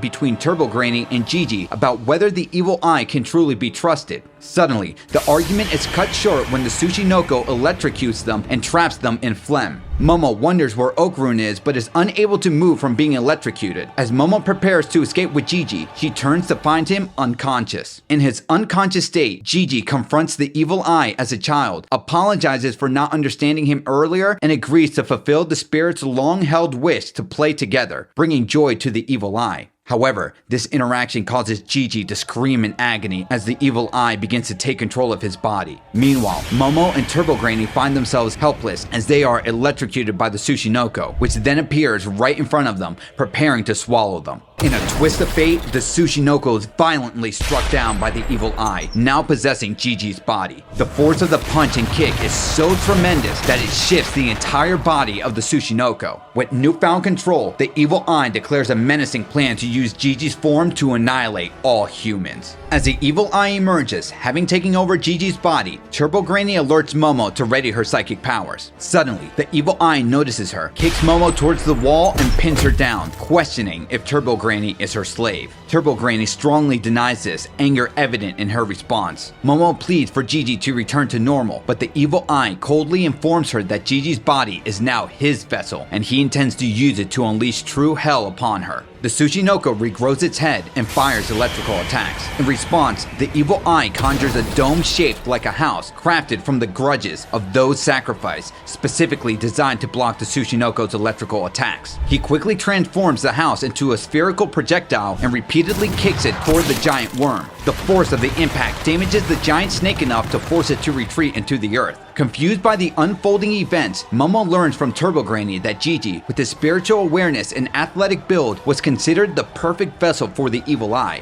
Turbo Granny warns Momo to stay vigilant as he is not on their side. The evil eye kicks the grudge ball at Momo, who manages to block the attack. However, he closes in on her with a fierce strike that sends her flying. As he attempts to kick the projectile at her again, Okarun intervenes. His anger flaring, Okarun confronts the evil eye for harming Momo. Okarun briefly clashes with the evil eye in combat before quickly getting Momo to safety at the top. From a distance, he notices the Tsushinoko spewing venom while remaining concealed underground, planning to flood the lair with venom. Emphasizing the urgency, Okarun insists that Momo must be the one to escape, although she's unsure how since the exit is high up on the ceiling. Momo then asks about the worm's weakness, and Okarun explains that cryptids coexisting with bacteria and germs are vulnerable to ultraviolet rays. This leads Momo to wonder how they can drive the giant worm out of its hole and wonder what will happen to Gigi. Okarun assures her that she can escape if it's just her and promises to handle Gigi himself. Initially reluctant, Momo decides to trust Okarun after seeing his determination and promises to return for him. Using a chair, Okarun boosts Momo towards the ceiling. Combining this with her psychic powers to propel herself even higher, she manages to escape. Alone, Okarun confronts the evil eye as he resurfaces, vowing not to let him get away with harming Momo. Meanwhile, Momo tries to create a rope from the curtains to help Okarun, but it falls short, adding to her distress as she grapples with the unfolding crisis. However, a childhood memory with Gigi sparks an idea in Momo. Acting swiftly on her new plan, she sets fire to the house, hoping to alter the course of events. As the flames grow, she shouts for the fire department, urging them to hurry as they make their way. Meanwhile, Okarun engages in a fierce battle with the evil eye. As the evil eye launches the grudge projectile, Okarun manages to dodge, but the evil eye quickly closes in. Just as Okarun narrowly avoids a direct punch, the spherical projectile circles back and strikes him. Capitalizing on the moment, the evil eye follows up with a combo attack, knocking Okarun to the ground. Despite his best efforts, Okarun struggles as the evil eye relentlessly assaults him. In the midst of their fight, the evil eye notices that the worm's poison is starting to affect Gigi's body. Deciding to quickly end the battle, the evil eye traps Okarun inside his cursed house and follows him in, launching a brutal assault at close range. Amidst his enjoyment of pummeling Okarun, the evil eye reveals his plan to torture Momo next. Enraged by these words, Okarun grabs the evil eye's face, accusing him of 3 unforgivable actions. First, hurting Momo. Second, defiling Gigi's body. Before he can state the third, the evil eye strikes, but Okarun dodges and unleashes a flurry of squat punches. With his final blow, Okarun propels the evil eye into the air, knocking him out. As the evil eye collapses, Okarun finishes his thought, declaring that the third thing he never should have done was to make him angry. Overcome by exhaustion, Okarun collapses, having momentarily defeated the evil eye. Okarun picks himself up, determined to get back to Momo. Before leaving, he takes the time to move the unconscious evil eye. At the bottom of the lair, Turbo Granny, stuck in the Tsushinoko's phlegm, cries out for help. Relief watches over Turbo Granny as she sees Okarun coming to her rescue. She warns him not to fall in, but almost on cue, Okarun hilariously slips and falls right into it alongside her. Unable to contain her frustration, Turbo Granny calls him useless. Together, they continue to call out for Momo's help. Above ground, Momo encounters trouble with the authorities after setting fire to the Injoji house. As the sun begins to set, she urgently begs the firemen to spray the ground with their hoses but is detained by the police. Just then, the ground starts to shake and everyone present witnesses the Tsushinoko emerging from the ground, exactly as Momo had planned. Knowing that underground cryptids are vulnerable to sunlight and unable to force it out herself, she had to lure it to the surface. Recalling Gigi's advice that worms cannot stay underground if flooded with water and will dry up once exposed to sunlight, Momo watches her plan unfold as the Tsushinoko begins to suffer under the sun's rays. Noticing the creature hiding from the house to block the sunlight, Momo uses her powers to demolish the house and launches a fire truck at the Tsushinoko, remarking on how she always found the house to be an eyesore. With the Injoji house destroyed, the Tsushinoko begins to dry up completely from the sunlight, appearing to die. As Momo approaches to confirm its death, she is startled when it suddenly moves and vomits out the Kito family, surprisingly still alive. Despite their ordeal, the head of the family berates Momo for killing the Tsushinoko, even though they themselves had been swallowed. Preparing to check on Okarun and Gigi, Momo's attention is suddenly diverted by the eruption of the volcano.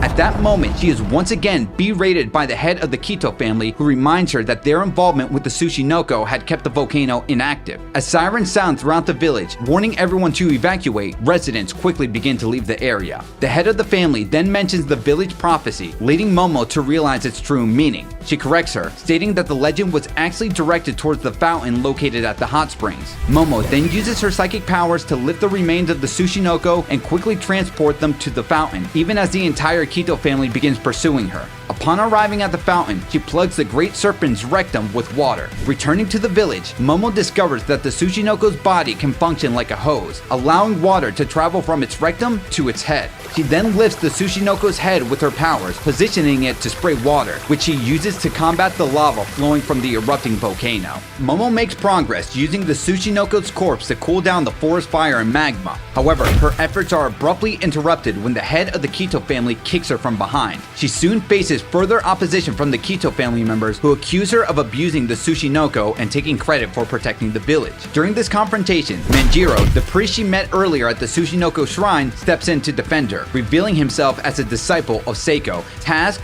with looking after her and her friends. While Manjiro urges her to focus on fighting the fire, Momo resumes her efforts to hose it down. However, she is soon hindered again when the evil eye arrives, damaging the Tsushinoko's corpse and attacking the Kito family. In the chaos, Momo uses her powers to move the head of the Kito family to safety, away from the evil eye's assault. The priest then attempts to subdue the evil eye with a kick, but the evil eye counters fiercely, knocking the priest to the ground. Fortunately, Momo quickly intervenes, using her powers to pull the priest out of harm's way. She pleads with the spirit to stop using Gigi's body to cause harm and asks about Okarun's whereabouts, but the evil eye refuses to cooperate. Amidst the turmoil, the head of the Kito family continues to blame Momo for the ongoing disaster. Despite the accusations, Momo urges her to set aside her anger as the evil eye charges towards them once more. Momo yells at both the head of the Kito family and Manjiro to duck as the evil eye launches its grudge projectile at them. In the next moment, as the evil eye tries to kick Momo, she dodges at the last second. Then, the head of the Kito family punches the evil eye, but he quickly retaliates with a kick aimed at her. Reacting swiftly, Momo uses her powers to pull the head of the Kito family to safety. Momo uses her abilities to constrict the evil eye's body, immobilizing him temporarily. However, his grudge projectile eventually breaks through Momo's constriction, releasing the evil eye from her grasp.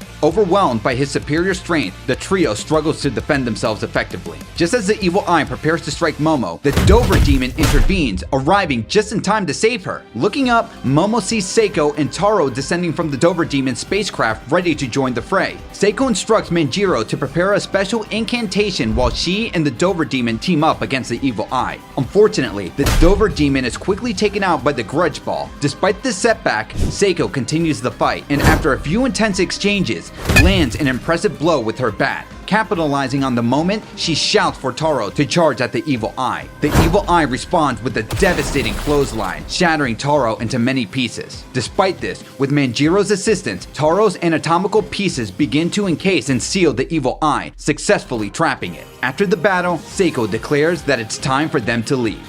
While Chiquitita, Dover Demon's son, uses the Tsushinoko's corpse to hose down the forest fire from the spacecraft, Seiko berates Manjiro for letting matters escalate. However, when he mentions that her message over the phone was confusing, Seiko changes her tone and acknowledges his efforts. She also thanks Taro for his help in sealing the evil eye and suggests they temporarily store his organs in a bag. Meanwhile, Seiko and Manjiro wonder about the whereabouts of Momo, Okarun, and Turbo Granny. Momo, in a rush to save Okarun, rushes back to the destroyed Injoji house accompanied by the Dover Demon. Upon arrival, she is shocked to discover that her powers are not working, so the Dover Demon takes action, punching through the debris to clear a path. To Momo's dismay, she finds that the pit has now filled with lava. Despite the Dover Demon's warnings about the dangers, Momo insists on proceeding with the rescue, her eyes welling up with tears as she recalls her vow to return for Okarun. Chiquitita explains that cooling the magma with the Tsushinoko's corpse isn't possible, but offers an alternative by using the spacecraft to extract the magma rock from the lava. Momo pries open the rock and is relieved to find Okarun safe inside. While Turbo Granny expresses displeasure at Momo's delayed rescue, Okarun explains that the Tsushinoko's phlegm protected him and the spirit from the magma. Momo adds that Gigi has been rescued and is now under Seiko's care.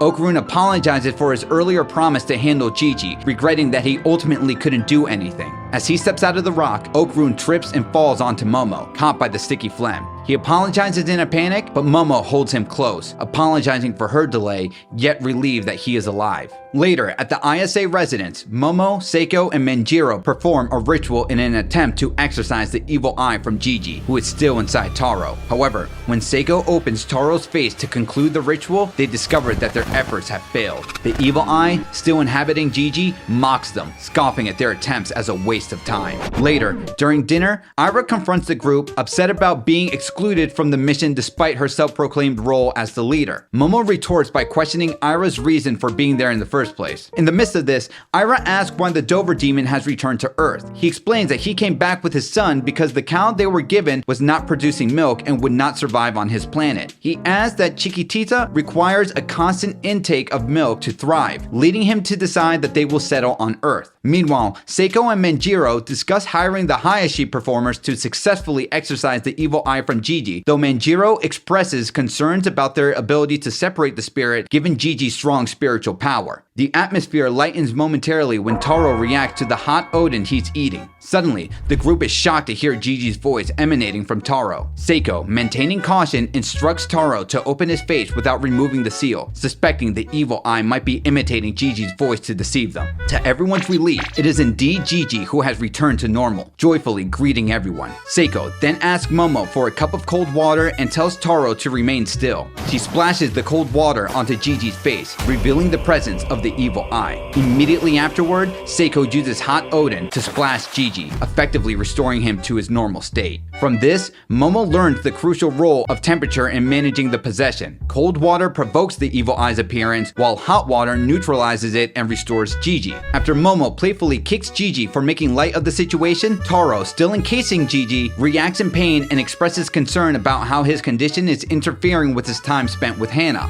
Seiko, realizing the impact on Taro, apologizes to him, Gigi, Okarun, and Momo for inadvertently involving them with the evil eye. Meanwhile, Turbo Granny criticizes their naivety, pointing out that the evil eye is a powerful yokai, and their efforts have merely postponed disaster, as the spirit possessing Gigi is still only a newborn. To ensure the evil eye remains contained, Seiko announces that she and Manjiro will monitor Gigi while he stays in Kamikoshi City. She hands Momo and Okarun thermoses filled with hot water and advises Gigi to steer clear of cold water. Momo and Okarun agree to remain vigilant until the next exorcism to prevent any further incidents with the evil eye. Later, as the Dover Demon and Chiquitita prepare to depart, Momo, Okarun, and Ira come to see them off. Momo asks about where the Dover Demon will stay, and he reveals that he will be living and working at a nearby dairy farm. Curious, Momo also asks for his real name. He answers Peeny Weeny, but they all decide to stick with calling him Mr. Mantis Shrimp as they bid him farewell. The next day, Seiko, Manjiro, Momo, Okarun, Taro, and Gigi visit Gigi's parents in the hospital. During the drive, a playful touch leads to a blushing moment between Momo and Okarun, which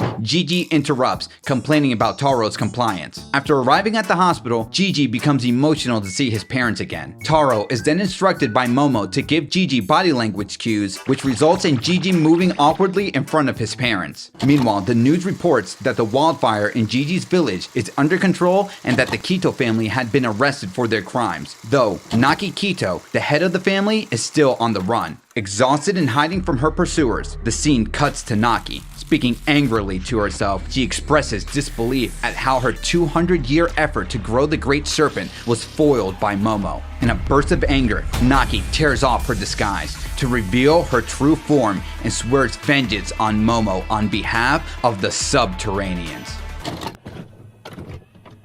Following the events of the Cursed House Arc, Momo, Okarun, and their colleagues are tasked with keeping a close eye on Gigi until the evil eye within him is controlled. We begin with Momo meeting up with Okarun on their way to school and updates him about the evil eye's adaptation to their barrier in the upcoming exorcism by the Hayashi performers. However, they face a dilemma as no performers are currently available to conduct the Hayashi music, and if the barrier fails, Momo and Seiko will have to manage the situation themselves. Before Momo can ask Okarun for a favor, there, they are joined by Miko and Kei, who bring news about the volcano in Gigi's village and a sighting of Mr. Mantis Shrimp's spacecraft. Miko then teases Momo about needing a new phone, but Momo explains that her grandmother won't provide money for that since she already covers her uniforms and other necessities. At school, Ira feels isolated and depressed, a consequence of having previously exposed a false rumor about Momo to her classmates. Momo and Okarun approach her, and Momo asks to speak with her privately outside. Once outside, Momo invites Okarun and Ira to stay at her house to help monitor Gigi in case he succumbs to the evil eye, offering her grandmother a needed rest.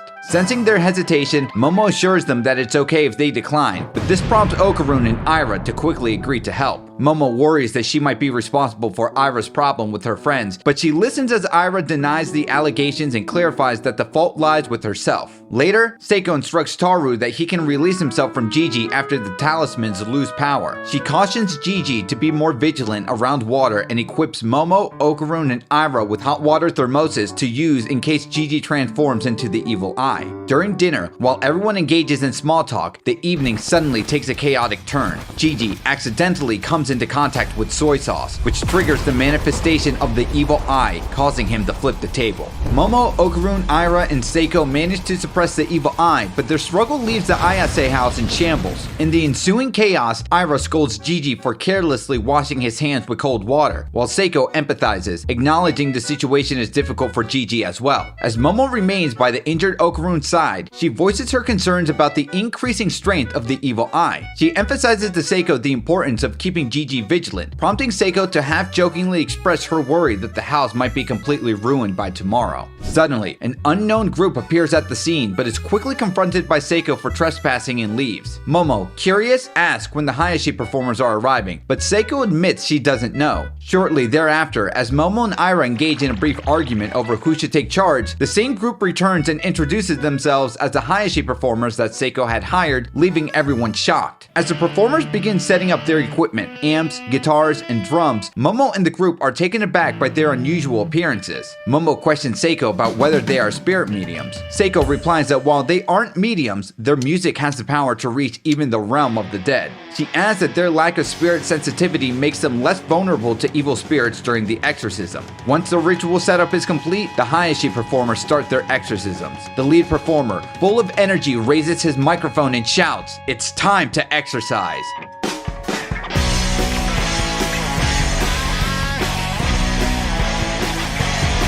The music then erupts with such intensity and velocity that it sends pulses of energy reverberating through Momo, Okarun, and Ira, who watch with unexpected delight. Hi, DJ Milez here. These are undoubtedly some of the most jaw-dropping and astonishing panels in the series to date. Anyways, the scene shifts to show Gigi looking intense as the image of the evil eye appearing as a child materializes between him. Triggered by the ritual, Gigi's body begins to move uncontrollably. As the exorcism begins to impact the evil eye, Gigi suddenly yells for everyone to stop, claiming it's having an adverse effect. Seiko quickly orders Momo to use her psychic powers to immobilize Gigi, which unexpectedly allows Momo to glimpse into the evil eye's memories. Amidst his pleas for the exorcism to cease, Gigi reveals that he had promised to play with the evil eye, who had been confined for ages. Now free, the evil eye faces the prospect of being destroyed again. As the scene shifts to a tearful Gigi questioning, "Isn't that super sad?" as he vows to be more cautious around cold water. In response to Gigi's emotional appeal and newfound commitment, Seiko uses a fire extinguisher to douse the ritual bonfire. Moved by Gigi's dedication, she decides to cancel the exorcism and agrees to welcome the evil eye into the family, recognizing the spirit's significance after witnessing Gigi's plea. Ira initially resists the idea, citing the continuous efforts required to monitor Gigi as too troublesome. However, Okarun steps up, offering to better himself to help keep the evil eye in check, considering his friendship with Gigi as motivation. Moved by Okarun's dedication, Momo also commits to strengthening herself. Encouraged by their resolve, Ira reconsiders and agrees to cooperate, playfully remarking that she doesn't want to be outdone by Momo. As Momo and Ira playfully bicker and Gigi embraces Okarun in gratitude, Seiko notices the onset of rain. She urgently calls out to Momo, Okarun, and Ira to prepare their hot water, but it's too late. The evil evil eye reacts violently, punching Okarun into the house. With the decision made to cancel the exorcism, the Hayashi performers prepare to leave, assuring Seiko and Momo they are available for future assistance. Momo humorously notes that they might be needed sooner than expected, frustrated by the extensive damage to the house. Seiko then advises her to fetch some cardboard from the supermarket to keep out the cold. The next day, Seiko starts training Gigi on how to control his ki, beginning with the Seiza posture. Momo demonstrates this traditional sitting style and then asks Gigi to try pushing her. To everyone's surprise, Momo remains firmly in place, not faltering from the posture. Seiko explains that being in this state allows one's chi to emerge. She emphasized that if Gigi can master this posture, he will be able to access his spiritual powers, which is essential for controlling the evil eye effectively.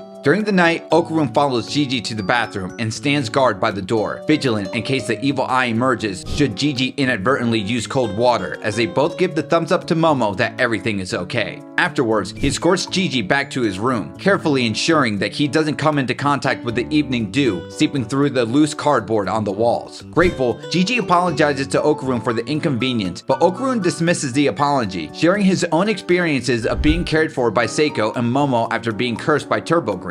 He recounts a moment when Seiko refused to accept his money, advising him to pay it forward by helping someone else in need, a gesture that inspired him to aspire to be like her. The next morning, after breakfast with the group, Momo sets off for school with Okarun and Ira. She complains about a stomach ache, blaming the cold weather and the condition of her wrecked house. Ira chimes in, teasingly telling Okarun that Momo is also a restless sleeper, which leads Momo to quickly defend herself as the two start to bicker. At school, Momo mentions her plans to get a part-time job to fund repairs for her house. Hearing this, Kei suggests she applies at Ririna's restaurant, which is currently looking for help. Later, Miko and Kei visit Okarun in class to update him on Momo's job pursuit and then drags him away to a maid cafe. There, to Okarun's surprise and embarrassment, he finds Momo dressed in a maid uniform. The surprise is mutual for Momo, and the situation becomes even more playful when she is assigned to serve their table. Kei and Miko, seizing the opportunity for fun, have Momo perform the cafe's signature spell, the Momo Tri-Beam, and capture the moment with a photo. After finishing serving her friends, Momo expresses her frustration towards Miko and Kei for embarrassing her and misleading her into believing that the job they recommended was at a restaurant, not a maid cafe. Miko and Kei prepare to leave with Okarun, but after hearing her wish to stay longer, they leave him behind with the teasing, "Have fun," understanding his intentions. Momo insists that Okarun return to Gigi, but he refuses, wanting to stay with her until her shift ends at 10, concerned about her walking home alone at night. Despite Okarun's worries, Momo reassures him that she can take care of herself and convinces him to leave. We then see Momo working diligently through the rest of her shift at the maid cafe, still slightly embarrassed about her job but earnest in her efforts. As soon as it strikes 10 p.m., Momo heads home. True to his words, Okarun arrives to escort her after her shift. As they walk home, a moment of shyness passes between them when Momo takes Okarun's hand, claiming she did so because it was cold. Both blush at the gesture. Meanwhile, back at the ISA house, Manjiro attempts to push Gigi while he maintains the Seiza posture, but without success, indicating Gigi has made significant progress in his ki training. Seiko instructs Manjiro to prepare some hot water, then tells Gigi she's going to test him by dropping a bit of soy sauce on him. When she does, Gigi manages to maintain his composure and successfully suppresses the evil eye. Though it took all of Gigi's effort to control the evil eye in that moment, Seiko congratulates him but cautions that while he may be able to handle room temperature liquids, cold ones still pose a risk. She reassures him, however, that he might be able to return to normal life soon. But the calm is abruptly shattered when, in his excitement to tell Momo about his ability to suppress the evil eye, Gigi accidentally bumps into Ira, causing her to spill her cold drink on him.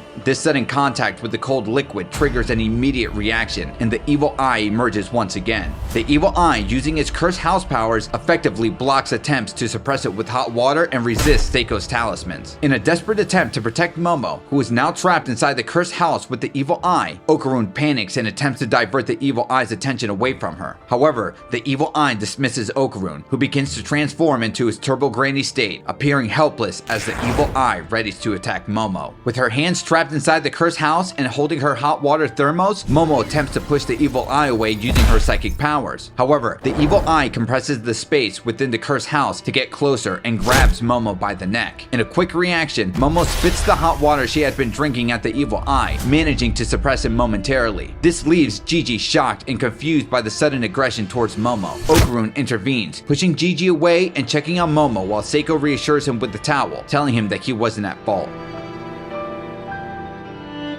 That night, Ira apologizes to Momo for inadvertently causing the evil eye to emerge and harm her, vowing to be more cautious. Momo, showing understanding, assures Ira that she holds no grudge against her. In another room, Okarun and Gigi are seen sitting with their backs to each other. Gigi is visibly ashamed of his inability to control the situation, while Okarun, though still angry at Gigi, clenches his fist, a sign of his determination to become stronger and handle threats more effectively. The next day, Okarun visits Mr. Mantis Shrimp at his workplace, taken aback by his human disguise designed to blend into society. Eager to become stronger, Okarun asks to be taken on as a disciple to learn how to throw a punch, but is turned down because Mr. Mantis Shrimp does not advocate violence. Later, exhausted from helping Mr. Mantis at work, Okarun returns to the ISA house and finds it difficult to face Gigi, who feels similarly uncomfortable. Privately, Manjiro informs Seiko of his decision to rehire the Hayashi performers, doubting Gigi's ability to coexist with the evil eye based on the recent incident. Reluctantly, Seiko agrees, seeing no other viable option. Meanwhile, Okarun, determined to become stronger, is seen practicing punches. Turbo Granny, curious about his sudden interest in combat, asks why he's learning to punch. Okarun explains that he wants to overpower the evil eye. However, when Turbo Granny probes further, asking whether he wants to learn how to throw a punch or truly wants to be strong, she enlightens him by stating that strength and fighting are two distinct concepts. When Okarun expresses his desire to grow stronger, she offers to help him gain better control over his power and leads him away for training. Unseen by them, Ira secretly follows, curious about their destination. Turbo Granny takes Okarun to a school, intending to help him harness his powers more effectively. As they attempt to enter the building, Ira appears, questioning why Okarun and Turbo Granny are breaking in. Turbo Granny dismissively tells her to leave, which angers Ira. In response, Ira lashes out at Turbo Granny, using her own humorous take on the iconic Ora Ora Ora Ora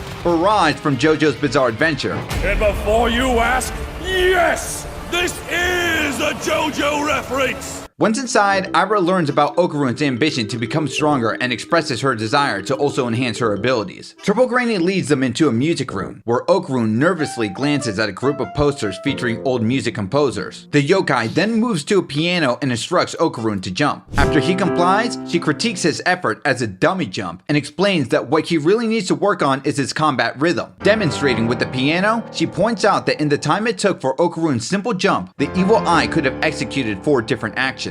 She emphasizes that Okarun's rhythm is too monotonous and that by focusing on improving his combat rhythm, he can complete a sequence of actions within a single beat, a skill at which both the evil eye and Ira, in her acrobatic silky form, can greatly perform. Suddenly, their lesson is disrupted by blaring music, and 6 ghostly music room portraits materialize, visibly annoyed by Turbo Granny's subpar piano skills. As they start to leave, Turbo Granny quickly shifts the blame onto Okarun and Ira, inciting the portraits to launch an assault on the duo with exploding musical notes. Cornered, Okarun and Ira transform into their yokai forms to better handle the onslaught. As more exploding notes fly towards them, Turbo Granny cautions Okarun to be wary of the rest symbols, which will paralyze him if contacted. Overwhelmed, both Okarun and Ira struggle with the dilemma of how to defend themselves against a continuous barrage of musical attacks, searching for a strategy to counter the chaotic environment they find themselves in. Summoned into a paddy field by the music room portraits, Okarun and Ira scramble to evade the exploding musical notes targeting them. The portraits continue their attack with impressive synchronized assaults. While Ira skillfully maneuvers around the notes, Okarun struggles to keep his focus. Turbo Granny notices his distraction, his gaze fixed on Ira's adept dodging, and urgently reminds him to concentrate on the threat at hand rather than his companion's movements. This distraction proves costly as he collides with the rest symbol, paralyzing him momentarily and leaving him vulnerable to a barrage of explosive notes. With Okarun temporarily incapacitated, Ira taunts the portraits, redirecting their entire focus towards her. Watching from a distance, Okarun is disappointed in himself and feels the pressure from Turbo Granny's frustration over his lack of rhythm, struggling to regain his composure. Turbo Granny warns Okarun that Ira can't keep dodging indefinitely and advises him to move his body to the rhythm of familiar music to improve his evasion skills. Okarun expresses concern, noting that it will be difficult for him as he isn't accustomed to listening to music. However, a sudden memory of the Hayashi performers' music ignites a spark of inspiration, prompting a change in his approach.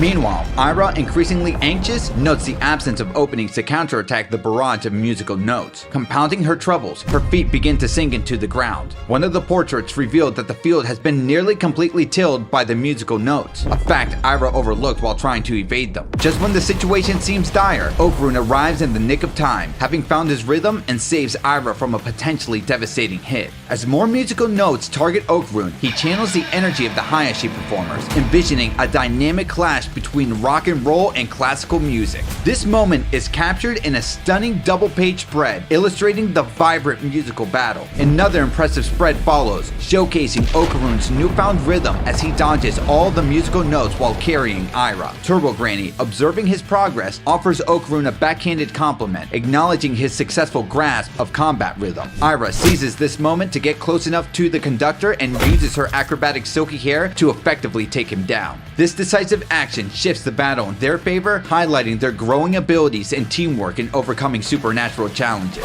With the conductor defeated by Aira's attack, the music room portraits lose their ability to levitate. However, one of the composers shouts, "Ninth Symphony, Choral Symphony," prompting the rest of the portraits to transform the environment completely. Suddenly, the setting changes into a large chorus that surrounds Okarun and Aira, escalating the intensity of their situation. Amidst the chaos of battling numerous chorus members, Turbo Granny advises Aira and Okarun to ignore the chorus since they are merely illusions and instead focus their efforts on targeting the actual musicians. However, Aira struggles to locate them through the dense crowd. Resourcefully, she uses her acrobatic silky hair to lift Turbo Granny into the air, gaining a better vantage point. From above, Turbo Granny spots the music room portraits hiding behind 4 giants. Seizing the opportunity, Aira then uses her hair to swing herself and Okarun onto the head of one of the giants, effectively blinding it. Their presence quickly noticed, Okarun and Aira narrowly avoid an attack from 2 of the giants, which instead strikes the giant they were perched upon. While still airborne from the impact, Aira kicks Okarun toward the music room portraits, directing him to focus on their elimination. Meanwhile, she is caught by the next strike from one of the giants. Despite the damage, Aira's determination, fueled by memories of the incident involving Momo and the evil eye, drives her to use her hair to blind the giants, causing them to inadvertently attack each other as she maneuvers around them.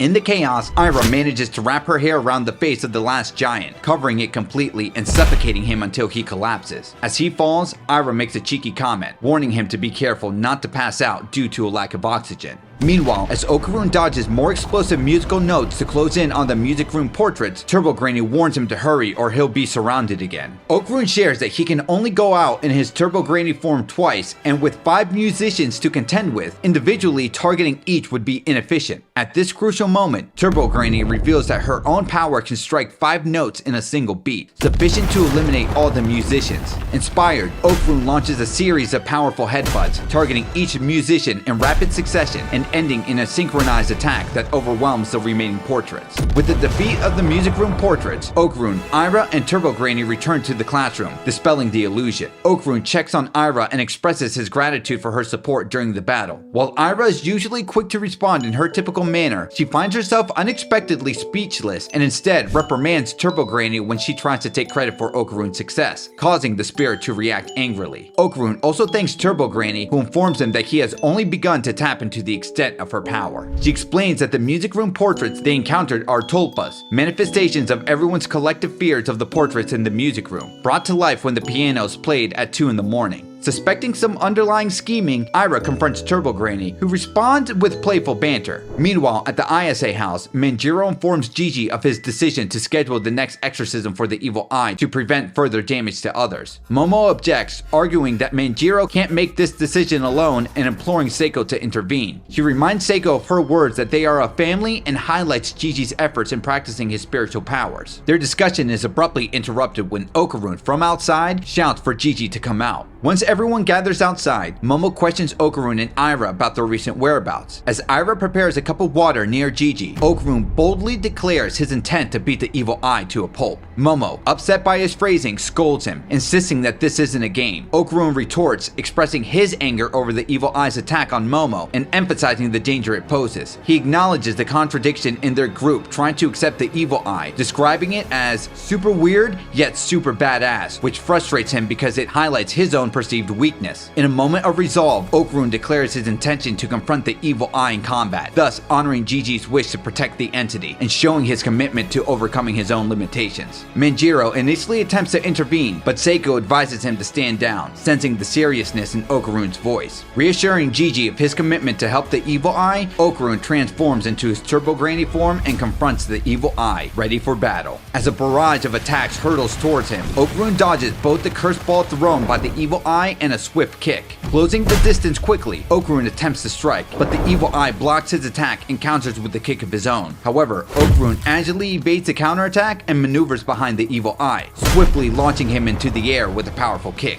With the evil eye suspended in mid-air, Okarun unleashes a series of rapid, forceful strikes, simultaneously dodging the cursed ball attacks. He then prepares himself above the evil eye and delivers a menacing stare down, followed by a devastating kick. As the evil eye, still reeling from Okarun's drop kick, struggles to recover, Okarun capitalizes on his mastery of Turbo Granny's speed. He concludes the intense duel with an all-out headbutt, driving the evil spirit down with such force that it crashes into Seiko's house, completely demolishing it. Exhausted and spent, Okarun powers down at the same moment, ending the fierce confrontation. Despite the impact of Okarun's powerful attack, the evil eye remains standing and with evident excitement urges Okarun to transform again and continue their duel. Ira and Momo, aware that Okarun is unable to transform again so soon, express their concern. Despite this, Okarun insists that no one else intervene. Momo pleads with Seiko to support Okarun, but Seiko hesitates, cautioning Momo that her involvement would mean having to exorcise the evil eye. Meanwhile, the evil eye impatiently walks towards Okarun, goading him to transform into his Turbo Granny form so they can resume their battle. Turbo Granny, observing the situation, quietly asks Okarun about his plan and whether he should accept help from Seiko or the others. Okarun refuses any assistance, even as Turbo Granny notices his knees shaking, a sign that merely standing is draining all his strength. As the group readies themselves to intervene despite Okarun's protest, Okarun stuns everyone, including the evil eye, by declaring he won't continue the fight, dismissing the evil eye as too weak. Taken aback by Okarun's bold statement, the evil eye listens as Okarun sets a condition. He will only continue their fights if the evil eye gets stronger and agrees to face him as his sole opponent on a weekly basis. As the bystanders watch the scene unfold, Seiko laughs while Turbo Granny reveals to Momo that Okarun's strategy all along was to make himself the evil eye's sole target. A brief conversation between Okarun and Turbo Granny is revealed, where Okarun shares his insight that the evil eye equates killing with playing, likening its mindset to that of a newborn baby who simply wants to play and have fun.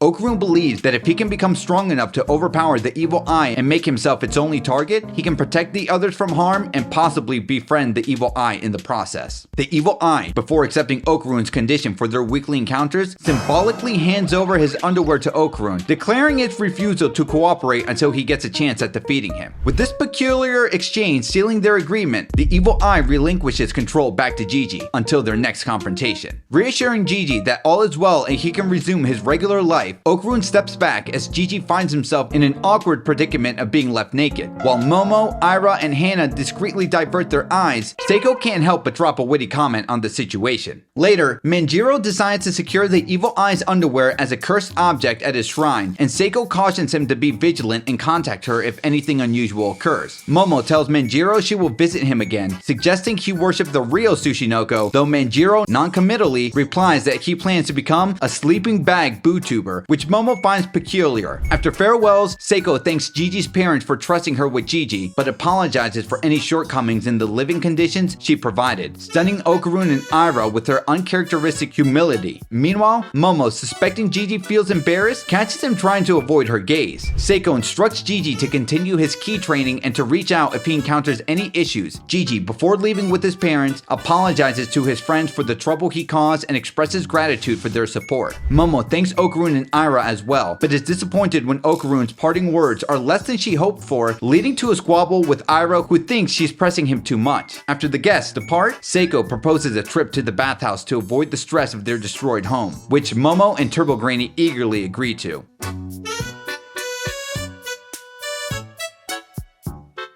Post-bathhouse, as they walk home, Seiko resolves to rebuild their home despite the financial constraints, having spent the last of their money on their bathhouse visit. Momo offers to contribute financially, but Seiko declines, insisting she cannot rely on part-time job earnings, which frustrates Momo. Seiko dismisses Momo's suggestion to ask guests for help with expenses, leading Momo to caution her against overexerting herself. Yet, Seiko replies that she should not underestimate grandmothers. As the two become more concerned about the loss of their possessions while heading to the Torii Gate, they spot an alien in front of them. Reacting instinctively to the trespasser on their property, they immediately kick him away. Moments later, Okarun calls out to Momo, accompanied by Ira, Mr. Mantis Shrimp, and Chiquitita, announcing their intent to help rebuild the house. The alien Momo kicked turns out to be Ludris, Mr. Mantis Shrimp's friend and a construction specialist. Momo apologizes for the misunderstanding, and although Ludris appears angered, Mr. Mantis Shrimp interprets his reaction as a sign of honor. Initially hesitant, Seiko eventually allows Okarun and his group to proceed with their help. They introduce Ludris nanoskin technology, which enables them to mold materials with their thoughts. Mr. Shrimp demonstrates the capabilities of Ludris nanoskin technology by creating a shoji, highlighting not only its ability to shape materials, but also its self-restoring feature in case of damage. Together, everyone utilizes this innovative tool to rebuild the ISA house.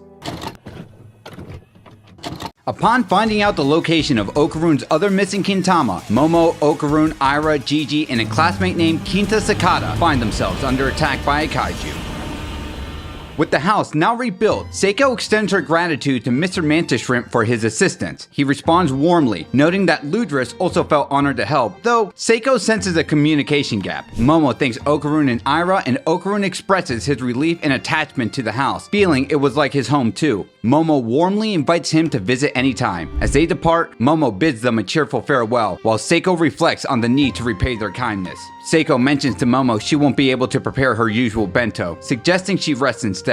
Meanwhile, Gigi's mother makes him run after her and his father as they drive to the ISA house to fix the damage. But when Gigi's family arrive, they are shocked to find the house already repaired. Momo comes out and asks them to speak quietly because her grandmother is sleeping. Later, as Gigi walks Momo to school, he apologizes to her for the trouble he caused her and shares that he has transformed into the evil eye a few times since, but assures her it has behaved since Okarun's promise. After offering to help Gigi whenever he needs it, Momo is unexpectedly asked if she likes anyone. Surprised by the question, she blushes deeply. Gigi is then approached by a few schoolgirls who are excited to see him again after being away for a while. Feeling annoyed as Gigi begins flirting with them, Momo starts to walk away. But when one of the girls offers Gigi a drink, Momo quickly turns back in panic, knowing that drinking it could trigger the evil eye to appear. However, Momo's too late. The evil eye has already emerged. She's shocked to see that Gigi's clothes remain intact despite the transformation. Confused, the evil eye threatens the girls, but Momo quickly covers, jokingly dragging him away. The evil eye, refusing to revert to Gigi, inadvertently joined a soccer game, mistaking a soccer ball for his grunge ball, prompting Momo to chase after him as the team assumes Gigi's eagerness to play. In class, the evil eye has trouble behaving properly, scribbling on paper and causing disruptions. At lunch, Momo attempts to change the evil eye back into Gigi using hot food, but discovers that almost everything is sold out except for cold noodles. She then tries to teach the evil eye how to use chopsticks properly, but he tosses the chopsticks aside and chooses to eat with his hands instead. Afterwards, Momo meets up with Miko and Kei, who notice Gigi's weird behavior at school. Momo explains that Gigi's trying to change his image, but Kei speculates that it might be because he is possessed by the apartment complex ghost after getting the golden ball. Intrigued by the mention of a golden ball, Momo asks further, and Miko, checking her phone, informs her that it is a spirit known as the apartment complex ghost, which manifests as a floating golden ball.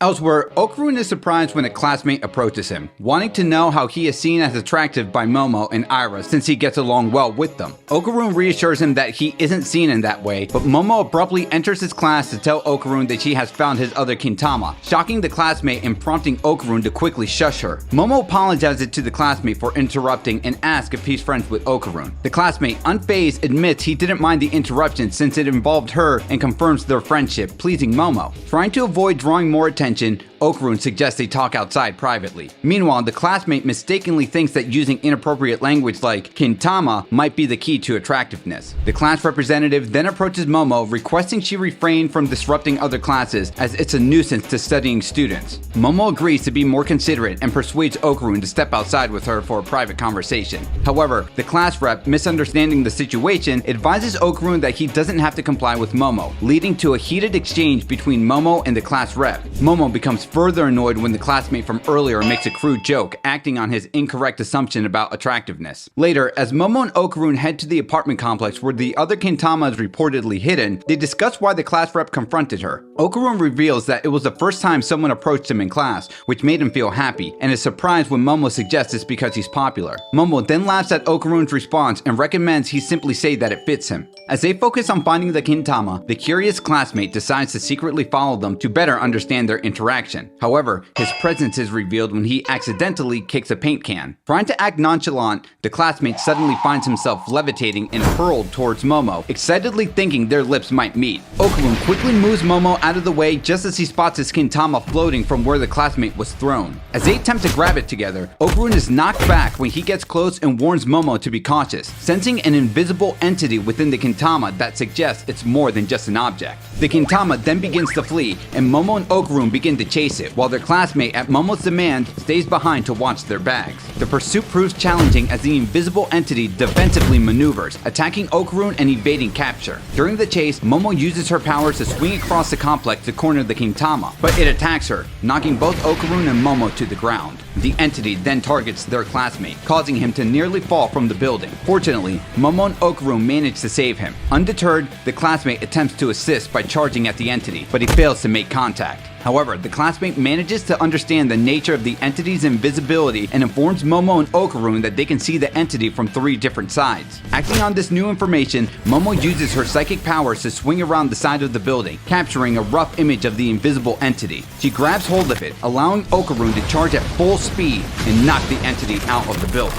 The classmate earns praise from Momo for figuring out the entity's weakness and goes on to explain the principles to invincibility based on his knowledge of sci-fi. Yet, when Momo and Okarun look down, they are shocked to see that the entity has the appearance of a kaiju. Momo then realizes that the Kintama the kaiju had while invisible is missing, and she suggests they investigate it while it remains immobile. However, as they begin to make their way down to examine it, their shock intensifies when they see the kaiju peering through a hole in the wall, having grown gigantic. As the kaiju chases them, Okarun and Momo realizes that the kaiju is an alien after noticing the sky turning dark and become conflicted with trying to figure out a way to defeat it. During their escape from the apartment complex, they run into Ira and Gigi, who are also shocked by the sight of the giant kaiju.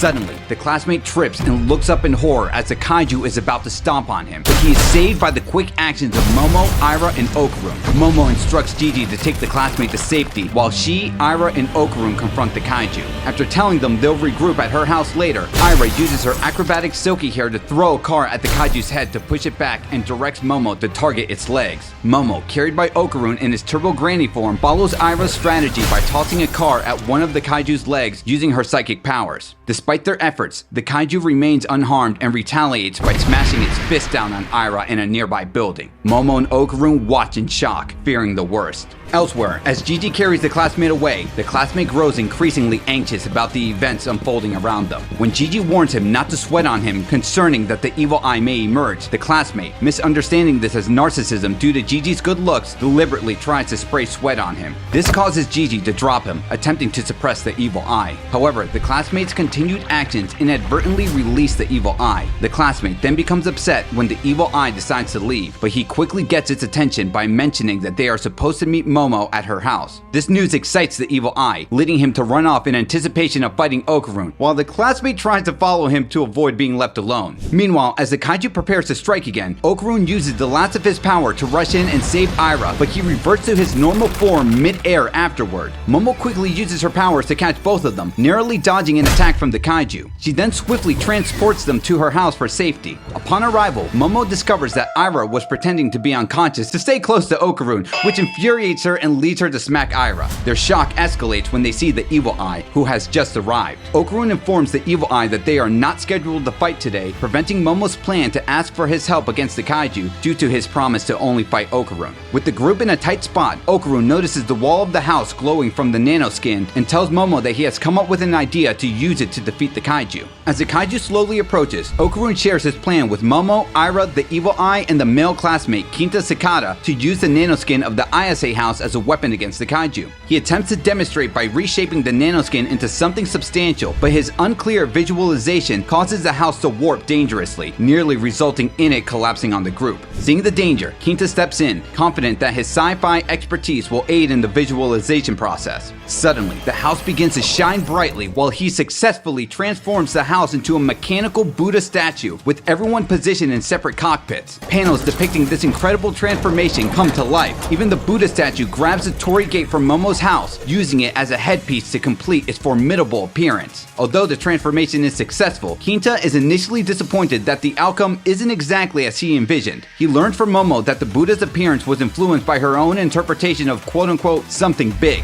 Despite this, Kinta becomes satisfied that he gets to ride a mecha and names it the Great Kinta Bodhisattva Zeta version, as he prepares to have it fight the kaiju. However, as excitement builds, Momo begs the question as to how they will actually get the mecha to move. As the kaiju approaches, Momo and the others frantically press buttons in a desperate attempt to activate the mecha. Despite their efforts, they fail to get it moving, and the mecha ends up looking silly in the process. In the midst of the chaos, Okarun and the Evil Eye manage to escape the mecha just as the kaiju delivers a powerful kick to it, with Momo, Ira, and Kinta still trapped inside. The kaiju then uses its tail to wrap around the mecha's left leg, thrashing it around violently before delivering a devastating punch with its right fist to further smash it down. As Okarun watches helplessly, the Evil Eye joins him in, observing the kaiju as it demolishes the mecha. Noticing the Evil Eye's eagerness to battle the kaiju, Okarun starts to consider giving him permission to fight. However, he is abruptly interrupted mid-sentence, shocked to see the mecha's arm move to block the kaiju's stomping attack on the ground.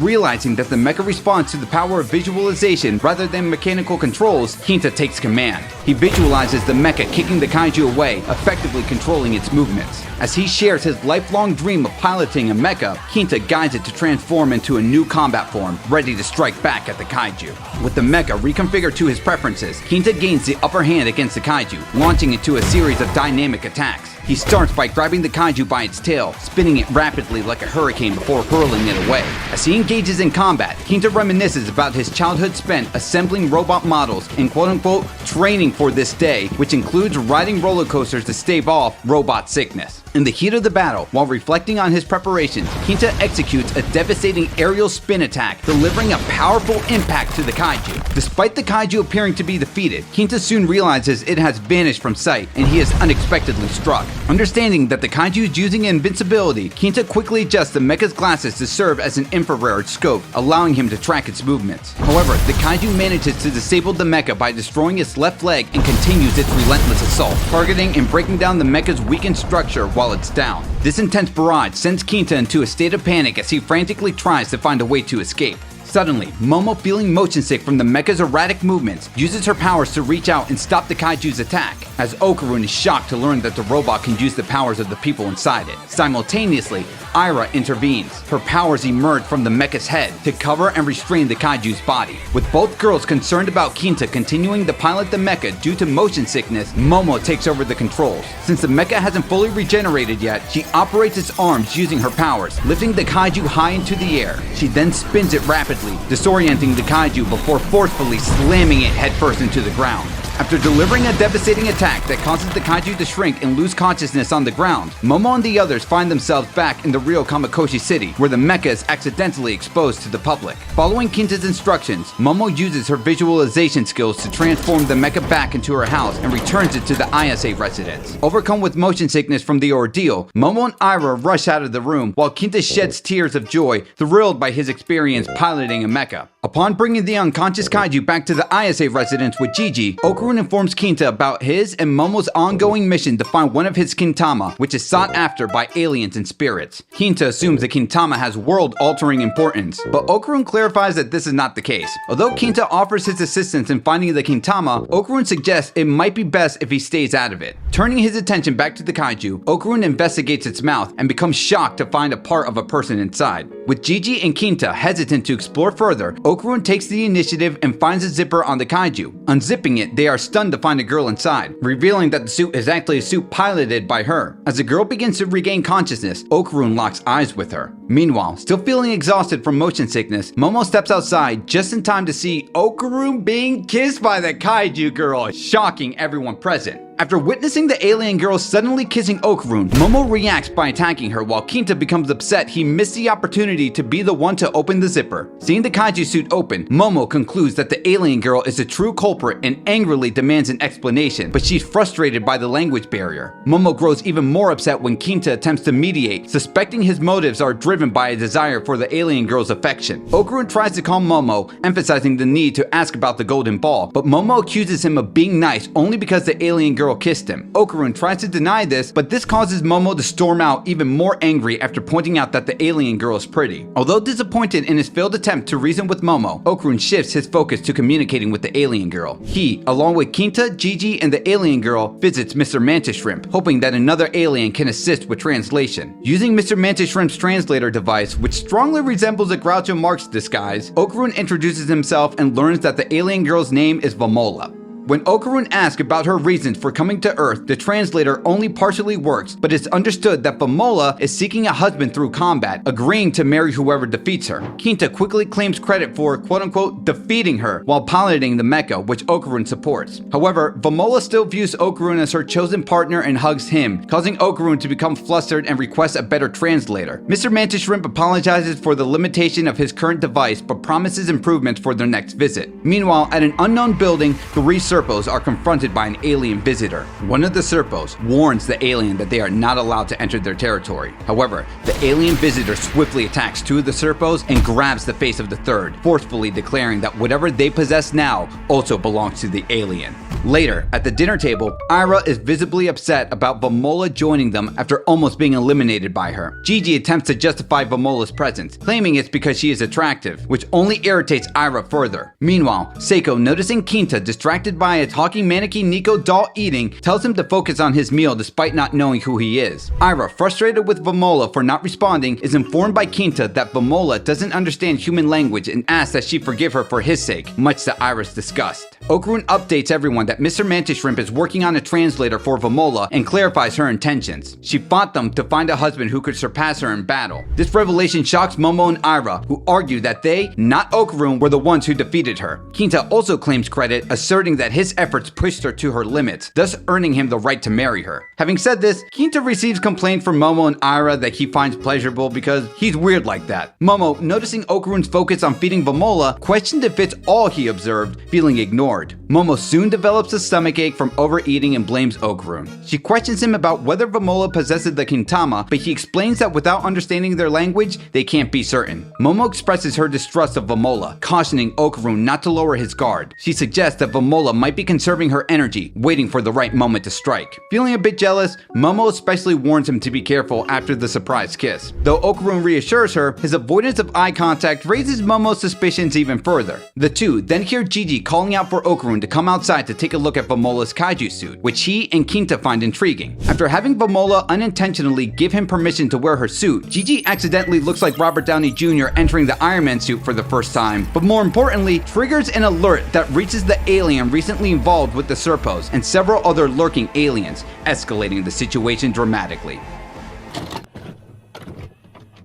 Momo, Okarun, and their allies must stop a group of alien globalists from summoning their main invasion force to Earth. The aliens claim to be aligned with their new companion, Vamola, leaving the group to question if she's truly a friend or foe. Seiko is told by Momo that Vamola is an alien, but remains unconvinced and decides to contact the school to have Vamola attend as a transfer student, much to Momo's objection. Seiko then leaves for work with Turbo Granny accompanying her. With the decision made, Momo picks out clothing for Vamola. However, instead of changing outfits, Vamola uses her kaiju suit to scan and replicate Momo's school uniform, surprising her. While walking to school with Vamola, Momo tries to teach her how to say her name and hugs her when she succeeds. She quickly stops, reminding herself that Vamola is her enemy. Momo then sketches something in her notebook to show Vamola and asks about the golden ball Vamola possesses, suspecting it might be Okarun's second Kintama. Vamola shows her the orb inside her kaiju suit's head, which is no longer gold. After Vamola returns the orb to its slot and the kaiju suit reverts to its original form, Momo notices the orb glowing gold and develops many questions. She realizes she can't understand Vamola without Mr. Mantis Shrimp's translator and decides the best solution is to have Turbo Granny look into it. Seeing the time on the city clock, Momo panics, realizing they will be late for school, and quickly dashes with Vamola to make it on time. Despite Seiko's forbiddance, Momo decides to take a shortcut through a ruined area with Vamola. Before entering, Momo has Vamola perform a good luck ritual with her, but eventually they still encounter a tall yokai woman with a big mouth who asks if she is pretty. Momo responds by saying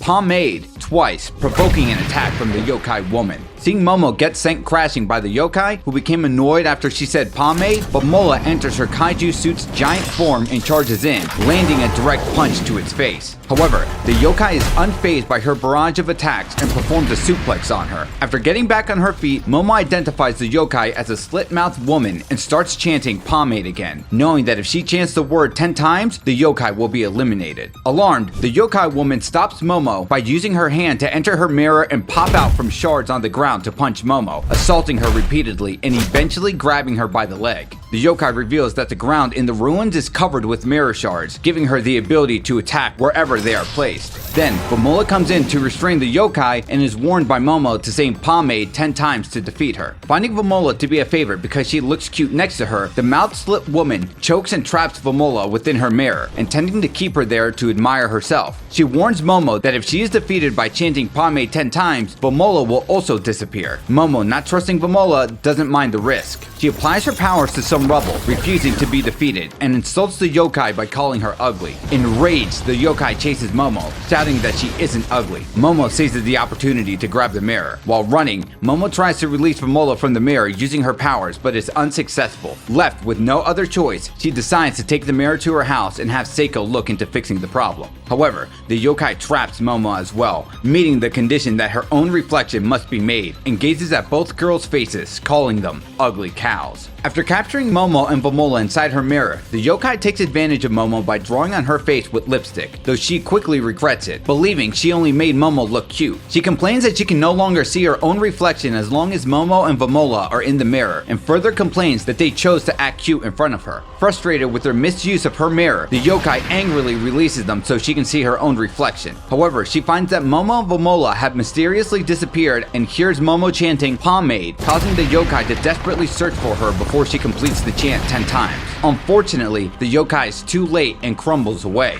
Having succeeded by using Vamola's kaiju suit invincibility, Momo and Vamola quickly escape the ruins, relieved to have made it out alive. Momo promises to never enter the area again. After thanking Vamola for her help, Momo is embraced emotionally, gaining her trust. Soon after, Momo arrives at school on time with Vamola but is berated by a staff member for almost being late. She meets up with Okarun and Ira, who were waiting for her. Ira laughs at Momo, unaware of the lipstick marks from the yokai. Momo informs Okarun that she brought Vamola as instructed by her grandmother. Both Momo and Ira are shocked to see Vamola excited to talk to Okarun and try to prevent her from getting close to him. A staff member then arrives to inform Momo that Vamola, the exchange student mentioned by Seiko, will be placed in Okarun's class since the teacher speaks fluent English, and that her class is already full after Gigi's transfer. The staff member also tells Okarun that he will be in charge of Vamola, much to his shock and Momo and Ira's objection. Despite their protest, the staff member insists the decision is final and instructs them to head to class. Later, Momo and Ira are blocked by entering Okarun's class by the Class C president, who does not want them interfering with her classmates' study session with Vamola and threatens to alert the teacher if they don't comply, much to Momo and Ira's annoyance. In class, Vamola is surrounded by her classmates who are eager to teach her words and get to know her. When a classmate asks where Vamola is from, Kinta intervenes, saying she is from India. The class president then asks Okarun about his connection to Vamola. Okarun explains that he only knows she is staying with Momo. Noticing Vamola's attachment to Okarun, Kinta jumps in to clarify that Vamola is attached to him because he defeated her, which Okarun agrees with. Confused, the class president insists she will only believe Kinta's story if she hears it from Okarun, trusting him to be honest. However, when Okarun mentions he also saved the world by piloting a robot, the class president, finding it hard to believe, runs out of the classroom, disappointed with him for not being honest, something Okarun had anticipated. Started by Vamola referring to him as her boyfriend, Okarun questions who taught her that word and denies to a classmate that they are a couple. Kinta then informs Okarun that Momo, Ira, and Gigi are waiting for them in the halls. Momo, showing her displeasure, gestures for them to join her outside, which they do.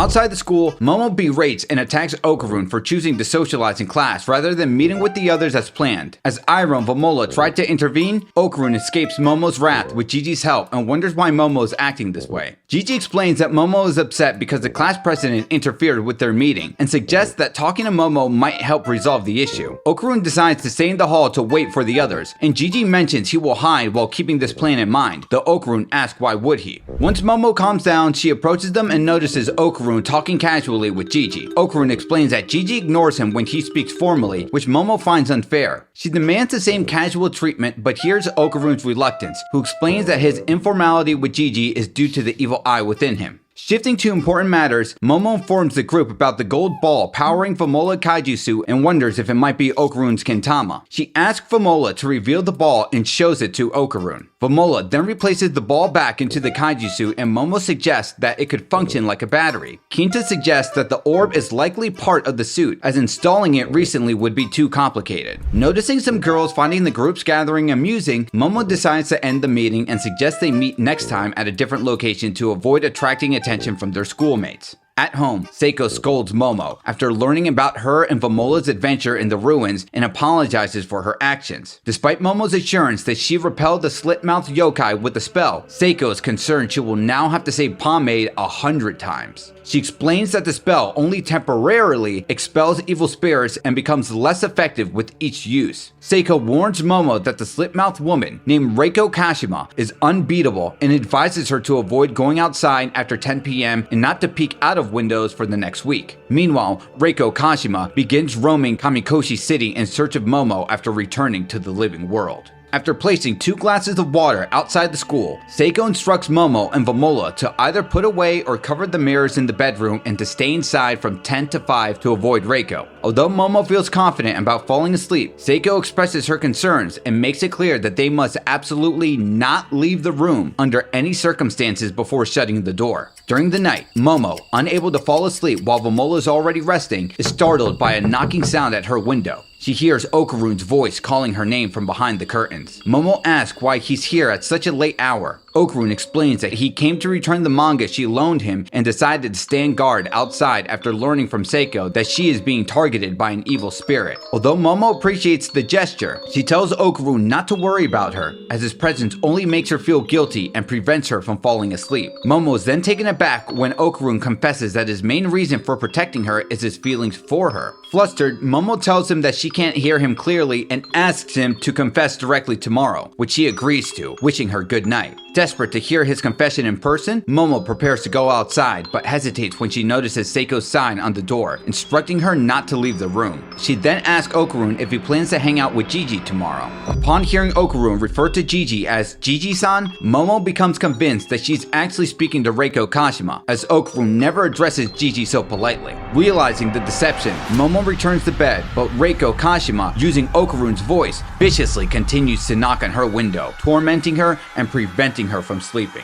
The next morning, while joining Seiko, Turbo Granny, and Vamola for breakfast, Momo feels too tired and depressed to eat, her emotions battered by Reiko Kashima's manipulation the previous night. Seiko, anticipating this, explains that Reiko can use mirrors to peer into people's hearts. She instructs Momo to help Vamola eat properly with her chopsticks, but focuses more on getting Turbo Granny to identify the orb in Vamola's Kaiju suit to determine if it's one of Okarun's Kintama. Turbo Granny examines the orb and identifies it as something akin to human karma, which she finds repulsive. Momo's left puzzled, questioning why an alien like Vamola would possess such an item. After buying Vamola a new backpack and having her switch to a different uniform, Momo walks with her to school and is soon greeted by Okarun, who wishes them good morning. Momo shields Vamola from Okarun to prevent them from getting close and greets him with a strained good morning. Okarun notices that Momo looks pale and asks if something is wrong. Momo explains that her lack of sleep is due to being targeted by Reiko Kashima. When Momo asks if Okarun visited her last night, he denies it, causing Momo to react with frustration and vent her anger at him, while Vamola tries to hold her back. Poor Okarun is bewildered by the sudden hostility. Meanwhile, Miko, Kei, and Rorina observe Momo sleeping at her desk and muttering in her sleep. Meanwhile, Okarun teaches Vamola how to thank people properly, leading to compliments from his classmates who crowd around him and Vamola. Noticing Momo, Ira, and Gigi outside the hall, Okarun and Kinta join them from behind the school building. Ira questions Kinta about his presence and he suggests setting up a formal meeting place. Kinta responds that he assures he is part of their group too. Momo agrees but demands that Kinta refrain from making any dirty jokes around her. Kinta disobeys, resulting in Momo and Ira kicking him out in annoyance. The others then watch Gigi demonstrate his new ability to bend trees taught to him by Seiko. Since he can't use the evil eye's power, that is all he can manage for now, with Gigi promising to become stronger and more useful, which pleases Momo and Okarun. After school, Momo instructs Okarun to walk Vamola home while she goes to work, sternly warning him not to do anything inappropriate. Okarun, noting her harshness, assures her he won't and observes her unusual behavior.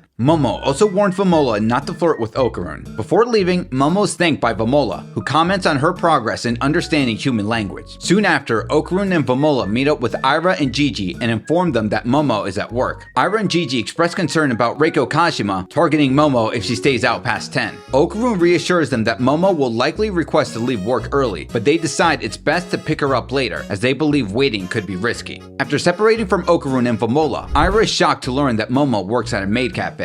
She giggles at the idea of visiting the cafe to tease her. Ira is also surprised to hear that Okarun visited Momo at the cafe and thought she looked cute. Blushing, this makes Ira consider applying for a job there herself, though she is offended when Gigi questions her ability to serve customers well. However, in a sudden twist, Ira and Gigi find themselves in empty space, while Okarun, elsewhere in empty space, is confronted by a group of exosuit aliens. Yo, DJ Milez here. Just to clarify, the robot you see here is from the Persona series. Yes, it's based on an ancient Japanese god, but we'll stick with Persona for now. The other is a nod to the alien xenomorph. I'm unsure about the other alien groups, so if you know their inspirations, drop a comment below. Anyways, before this confrontation, we see Okarun walking Vamola to the Ayase residence as he gives his goodbye and prepares to head out. Vamola stops him for the 5th time to tell him something in her own language. Despite not understanding her, Okarun gently removes her hand and tells her he can't marry her since he has feelings for Momo. Flustered after his confession, Okarun runs away. Still reeling from what he just said, Okarun's attention snaps to the sudden shift as he finds himself in empty space, where he turns to see a group of exosuit aliens confronting him. Meanwhile, Ira and Gigi face the problem of battling 3 exosuit aliens. In her acrobatic silky form, Ira dodges missiles launched by the missile persona exosuit alien and targets him with a kick.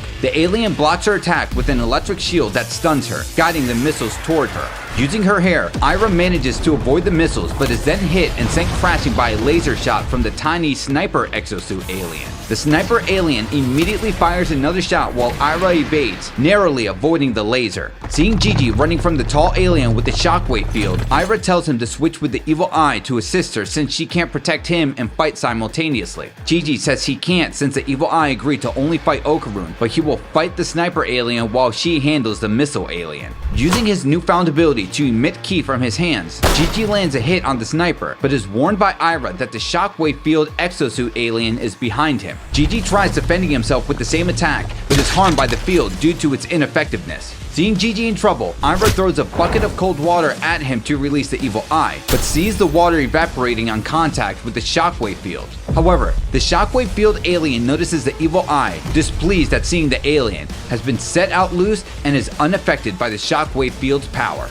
Not knowing what was going on with the giant alien standing in front of him, the evil eye is instructed by Ira, who has her hands tied trying to avoid a hit from the rifle suit alien, to take it down and that he is granted permission to fight someone other than Okarun this one time. However, the evil eye refuses to go back on his word to Okarun and proceeds to walk away, wondering what was going to be for dinner. After Ira warns him that they won't return to their normal world if they don't defeat the suited aliens, the evil eye turns around to see the vibration suit alien bringing out 6 mechanical arms with cylindrical hands. The vibration suit alien then uses these arms to repeatedly punch the evil eye and finishes him off with a large laser beam, knocking him unconscious. Becoming distracted by this, Ira is hit by the rifle suit alien, lands on the electrical shield from the other alien, and becomes open for a barrage of missiles to bombard her, leaving her too badly injured to continue fighting as she collapses. After bringing both Ira and the evil eye down, the Persona suit alien removes himself from his suit, revealing that the pilot has a body of an octopus, and takes note of how fast they were able to end the fight in less than 3 minutes, but believes that he and his allies should move elsewhere or they will be in danger. The alien also takes note of how the planet they're on is abundant with moisture, which tells him that they can't use lasers, and speculates that the Earth's heavy gravity is the reason why Earthlings have strong bodies. The alien then looks to see Ira's acrobatic silky hair creating a dome around her and the evil eye. After the rifle suit alien shoots through the dome, the suited aliens see that Ira and the evil eye have managed to escape. Believing that the two couldn't have gotten far, the octopus alien returns to his suit and uses life sign detection to find them. However, he finds it hard to locate them with the scanner only picking up white orbs, and orders his allies to open fire on the empty space Kamikoshi City to clear the area. Having run out of time after receiving a signal, the suited aliens leave Kamikoshi City for other matters, resulting in empty space being cancelled out. After managing to escape with the evil eye through the sewers, Ira comes out in the open and lays down on the ground, exhausted, but tries to hold on to what strength she has left to try and warn the others about their enemies. Elsewhere, Okarun battles the suited aliens with fierce determination. He skillfully dodges missiles from the mecha alien and retaliates with a rapid flurry of punches. Next, he swiftly avoids the tentacles of the Frieza-looking alien and delivers a powerful drop kick, sending it flying. However, as he engages in close-quarter combats with the Xenomorph alien, the fight becomes intense and dynamic, depicted in a stunning double-page spread where the two opponents move with the precision of dancers, anticipating each other's moves. The Xenomorph alien attempts to punch Okarun, but Okarun narrowly evades, causing the Xenomorph to strike the ground instead. Seizing the moment, Okarun goes on the offensive but is countered by a powerful punch from the Xenomorph. As Okarun reflects on the distance between them, he senses a wave of pressure and realizes the spatial suit alien has arrived. He is then pulled into the Xenomorph's grasp, which unleashes a relentless barrage of attacks on him. Despite his valiant efforts in defeating several aliens, Okarun is ultimately overpowered by the remaining two. The spatial suit alien crushes him with its abilities, knocking Okarun out and reverting him to his original form. Impressed by Okarun's strength and the Serpos description, the spatial suit alien commands his allies to extract Okarun's Kintama using a Serpo apparatus. As they prepare to transport Okarun's unconscious body for an investigation of his internal anatomy, Mr. Mantis Shrimp in his enhanced form intervenes, attacking the alien holding Okarun. Not wanting to waste any more time, the spatial suit alien orders his team to transport out of the area and ominously tells Mr. Mantis Shrimp that they will hunt him down the next time they meet. With the suited aliens gone with the empty space, Mr. Mantis Shrimp reverts back to normal and tries to wake Okarun up from his injuries. Elsewhere at Momo Kikoho, Momo is informed by one of the waitresses that her shift has unexpectedly extended past 9. To avoid encountering Reiko Kashima at 10, she prepares to leave. However, Momo finds herself locked in as the customers and waitresses transform into clones of an alien, all resembling balding middle-aged men. Their unsettling appearance adds to the creepy sense of dread as they slowly begin to ambush her. Momo manages to fend off the clone aliens initially, but is eventually subdued as they nullify her psychic powers to pin her to the floor. The clones, commenting on Earth's power, express their belief that they will be able to create the perfect suit. Momo realizes they must be allied with the Serpo. The clone aliens reveal that their information on Momo is accurate, thanks to Vamola, who had inadvertently led the suited aliens to her and her friends, leaving Momo stunned. The clone alien then prepares to use a Serpo dissection tool on Momo. However, just as the dissection begins, the clone aliens are blown away from Momo when a Serpo arrives to retrieve what they had stolen. Momo is initially shocked to see a Serpo standing before her. The Serpo hands her an iron, requesting her aid in smashing the heads of the clone aliens with it. Though Momo questions why she should help, she realizes she has no other choice as the clone aliens charge at them. Together, Momo and the Serpo smash the head of one of the clone aliens, causing it to revert back to a Serpo, who then joins their side to repel the clone aliens with psychokinesis. The Serpo aiding Momo explains that the clones are actually Serpos whose data has been overwritten to assume a different form by an unknown group that robbed the Serpos of their possessions. Using the same method as before, Momo and the Serpo manage to revert an army of altered Serpos back to normal during a skirmish. As the battle seems to factor the Serpos and Momo, she notices a large alien sticking to the ceiling and informs the Serpo, who attacks it with a psychic blast.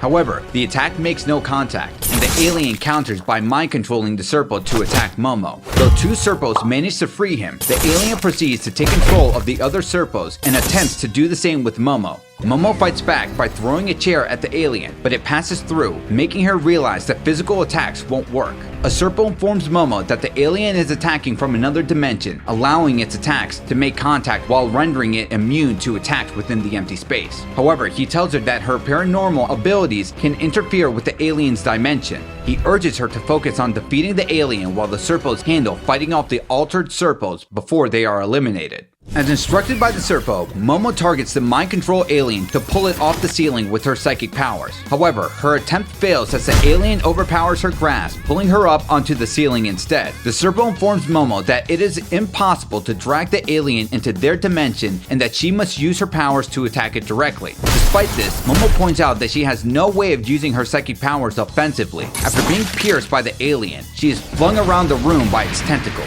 As this happens, more Serpos become mind control, reducing the number of unaltered Serpos. The Serpos are quickly being outnumbered as Momo, struggling to fight back without Okarun, begins to black out from the damage. She recalls a memory of Miko criticizing her for her poor performance while pouring tea, saying she lacked conviction. Then, she remembers her childhood when Seiko taught her to use the power of words to alter reality by practicing on kicking a sandbag. After failing, Seiko asked Momo what she believed to be the most powerful creature in the world. When Momo answered Nessie, Seiko named her bat Nessie and demonstrated how to properly use the power of words, sending the sandbag bouncing off the house. Along with this memory, Momo recalls having to do the Momo Tri-Beam with her friends, which awakens her. With all the Serpos defeated and mind-controlled, Momo becomes the only target for them to attack while hanging by the mind-control alien's tentacles. Forming a heart shape with her hands, Momo fires a psychic blast that pushes back the mind-controlled Serpos. The last remaining Serpo calls out to her to target the mind-control alien, and she fires another blast while shouting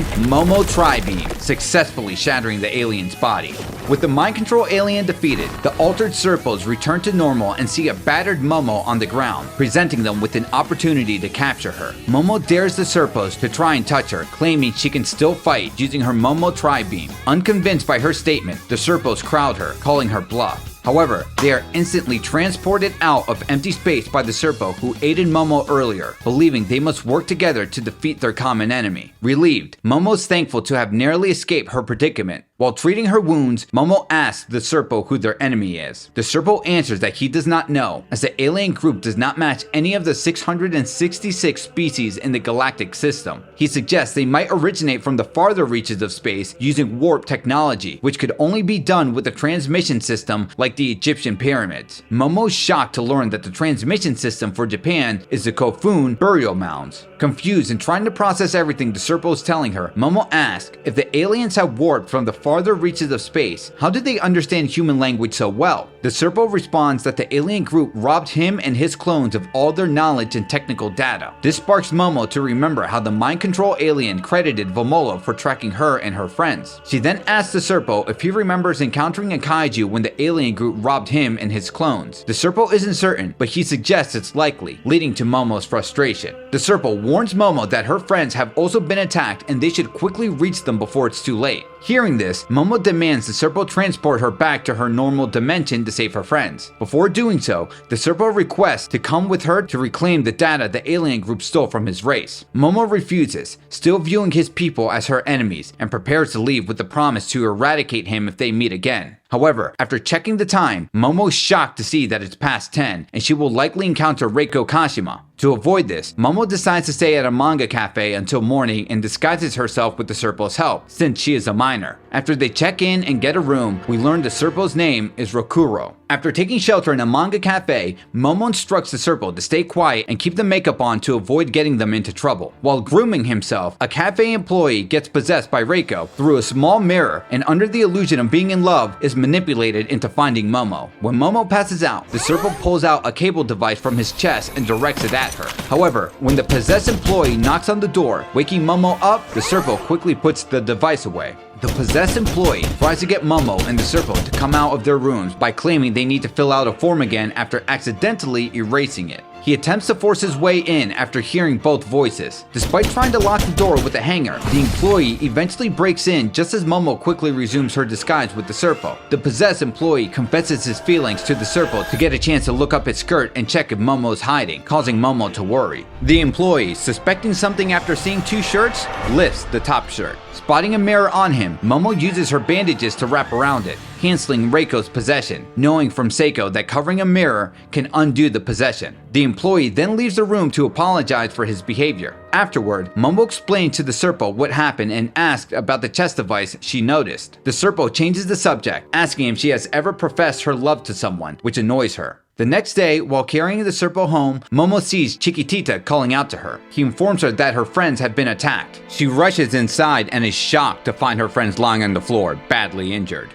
Mr. Mantis Shrimp is relieved to see that Momo is okay and explains that the octopus alien Okarun defeated has now passed away after leaving its special suit. Momo moves to the special suit to remove the human karma installed and asks Mr. Mantis Shrimp about Okarun's location. He tells her that Okarun is in the next room and reveals that the alien took his Kintama. Mr. Mantis Shrimp did his best to treat Okarun's severe condition with his first aid kit. When Momo opens the door, she's enraged to see Vomola by Okarun's side and pushes her aside. She finds Okarun on life support and learns from Mr. Mantis Shrimp how critical his condition is. Momo demands Vomola remove her disguise, suspecting her of being allied with the octopus-suited aliens. Vomola thanks Momo before Momo attacks her, forcing her to reveal her true identity as an octopus alien. Mr. Mantis Shrimp tells Momo to calm down, but she explains that Vomola is a spy and presents a ball from the octopus alien suit, matching one in Vomola's suit as proof. Vomola's kaiju suit reverts to normal, and she uses her tail to push herself away from Momo before activating its invisibility to escape. Momo chases her outside, yelling for her never to return. She hurls several rocks at Vomola as she eventually leaves. Momo begins to cry, but when the Serpo asks why she's upset despite considering Vomola her enemy,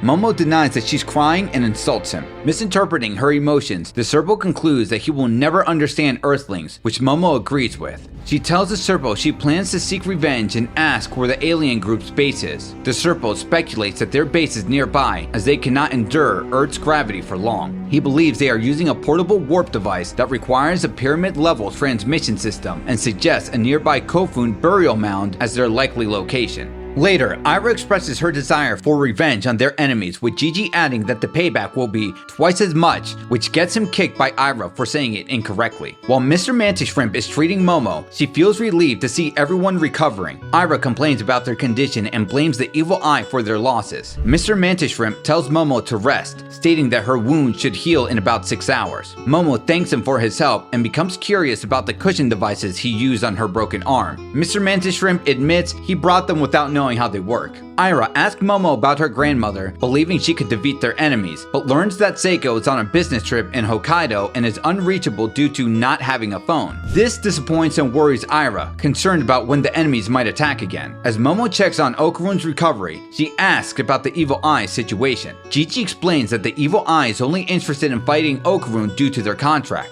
Ira, still distrustful of the Evil Eye, asks about Vomola. Momo reveals that she kicked Vomola out and identified her as a spy for the enemy. Ira throws a tantrum after figuring out that she was right not to trust her. On the other hand, Gigi defends Vomola, saying that it was not her that revealed her true identity since she couldn't speak their language and that their enemies might not have been so fluent when speaking to her. Momo then gets into an argument with Gigi on how she denies this was not likely. Suddenly, this causes Okarun to speak up, asking them to return to getting along. When Momo, Ira, and Gigi gather at Okarun's bedside and see he can talk, Okarun reassures them that they're okay and apologizes for letting the enemy take his Kintama. Momo accepts the situation, saying she will retrieve it. However, she panics when Okarun becomes quiet. Mr. Mantis Shrimp tells Momo to calm down and reattaches the life support cord to Okarun's mouth. He explains that Okarun had removed it to speak to them because he was disturbed by Momo and Gigi's earlier argument and adds that he dislikes seeing his friends argue.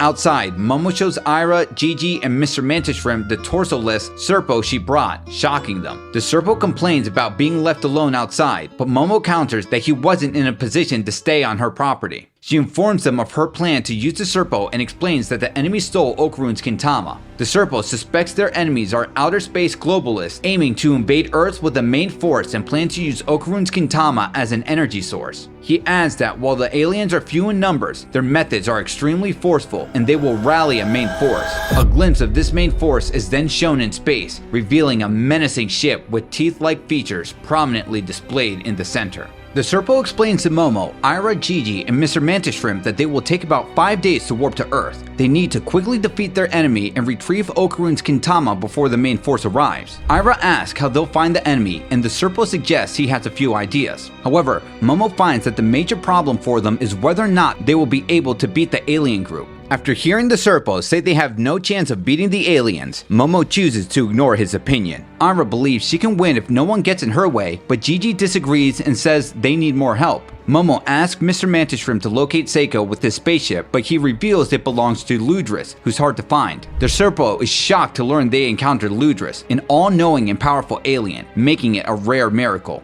Momo's surprised to realize she kicked such an important person, which also shocks the Serpo. Since they can't get Seiko, Momo decides they should train for the next 5 days and devise a plan based on their enemy's abilities. The Serpo warns that staying where they are is dangerous because the enemy could return and summon their main force if they capture and use their energies with Okarun's Kintama. He suggests relocating to his base. With Okarun being in critical condition to move, Gigi comes up with a plan to transform the ISA house into a robot like before, but Momo and Ira disagree, disappointing Gigi, who had never seen it while transformed as the evil eye and wanted to pilot it. Mr. Mantis Shrimp suggests turning the house into a car instead. Momo agrees, but later decides to convert it into a bike after Ira points out that they don't have licenses. Though she successfully transforms it, the bike ends up being too large to pedal, and Okarun is awkwardly hanging from the basket. Momo tries again, but this time turns it into a cat, noticing one nearby. Worried that Okarun is being chomped on by the cat, Ira tries to fix it, but creates a large dessert with car parts and a lift, imagining a romantic date with Okarun. After these amusing attempts, Mr. Mantis Shrimp finally resolves the issue by turning the house into a vehicle with 8 wheels. Seeing their previous efforts fail, Momo decides not to try this again and wonders how they managed to build a robot before. Later, at the ISA residence, a mailman rides by to deliver mail to Seiko but gets confused about the location. We then see a massive mobile house with wheels speeding through a city street. As Mr. Mantis Shrimp drives, he hears Momo and Ira complaining about his reckless driving and asking him to stop, finding it irritating.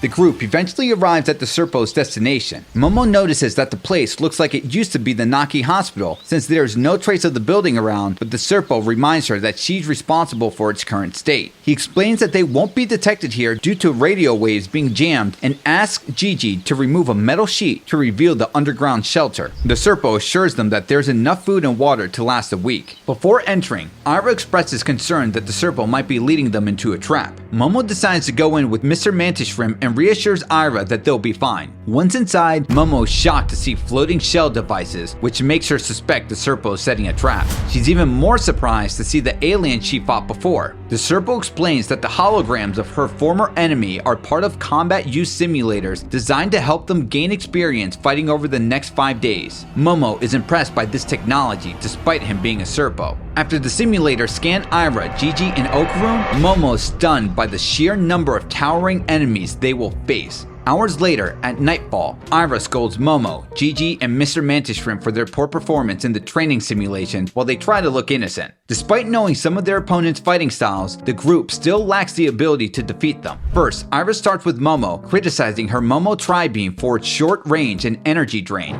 Momo attempts to improve, but fails again, disappointing herself. Ira then criticizes Gigi, saying his Ha wave does no damage, which shocks him. Finally, she tells Mr. Mantis Shrimp that his punches are ineffective if he avoids getting close to his opponent, which he acknowledges. Ira concludes that they are not ready to face the enemy and must use their time wisely. The three agree with her. Later, Momo uses the home phone to call Seiko's place, but learns Seiko hasn't returned, causing her to wonder where she went off to. Realizing it's almost 10, the time Reiko Kashima is supposed to arrive, Momo walks out of the house where she meets with Mr. Mantis Shrimp, who prepares to leave for home using the mobile Ayase house. That night, Momo struggles to sleep due to loud banging noises. Gigi finds her and suggests he should return to sleep to recover. Using his key, Gigi covers Momo's ears to block out the noise, helping her fall asleep. Momo is impressed but embarrassed about sleeping in front of him. Gigi moves behind her, offering to stay awake until morning as part of his training. Momo compliments him, noting his ability to achieve results despite his playful nature. Gigi, flustered by her praise and peeking at her sleeping, tries to focus on his task. By morning, Okarun wakes up, confused and shocked to see his body resting, fearing he is dead.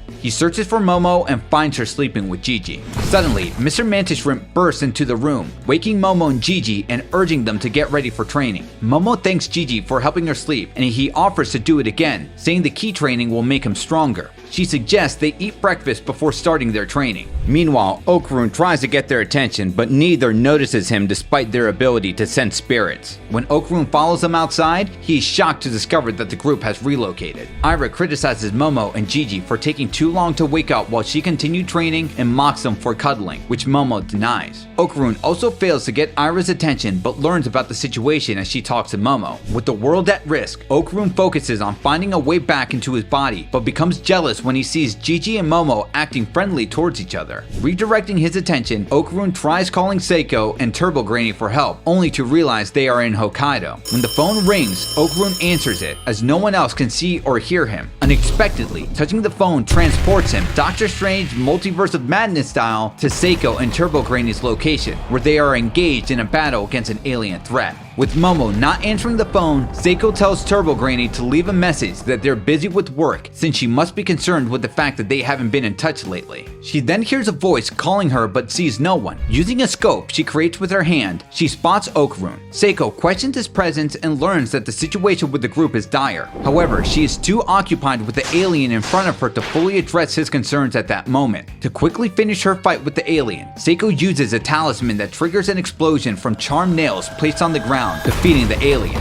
She then thanks the god from whom she borrowed power from. After her client thanks her for getting rid of the evil spirit, Seiko walks off with Okarun. As they discuss the situation, Seiko asks Okarun if his current state as a spirit is related to Reiko Kashima. Okarun clarifies that it is not, and then fully explains the threat posed by the space aliens, detailing their plans for a full-scale invasion on Earth and urgently seeking her help. Unfortunately, Seiko tells Okarun she can't leave Hokkaido until she completes her task of visiting temples and giving thanks to the god she borrowed power from for the next 3 days. Shocked by Seiko's inability to help them directly, Okarun is warned that he must return to his body quickly or risk dying if the cord connecting him to his main body detaches. Okarun begs for guidance, but Seiko admits she doesn't know how to assist him, disappointing him further. Turbo Granny laughs at Okarun's predicament, believing his death would restore her powers. However, Seiko corrects her, explaining that her powers would die along with Okarun's and urges her to help him to prevent this. Reluctantly, Turbo Granny advises Okarun to float up and leap into the telephone lines to teleport back to the Ayase house as he did before. Unsure how, Turbo Granny advises Okarun that in his astral form, he should be able to return to his body. After failing on his first attempt, Okarun is instructed to focus on the spiral patterns to succeed. Turbo Granny explains that everything in this world is made of spirals, like typhoons, the Milky Way, and DNA. Okarun tries again by spinning himself toward the lines. After failing a second time, Okarun realizes that he needs to follow the spiral flow of the wires in order to enter after Seiko informs him of the spiral-shaped magnetic field going around the current and is instructed by Turbo Granny to use her speed to continue traveling along the wires. Before he leaves, Seiko promises to complete her task quickly to assist the others and advises him to remember the power of the spiral when facing strong enemies, as it can be applied to anything. Okarun understands and heads back, intending to inform the group of what he's learned about the power of the spiral. Back at the group's location, Ira spars with Mr. Mantis Shrimp, while Momo and Gigi train together.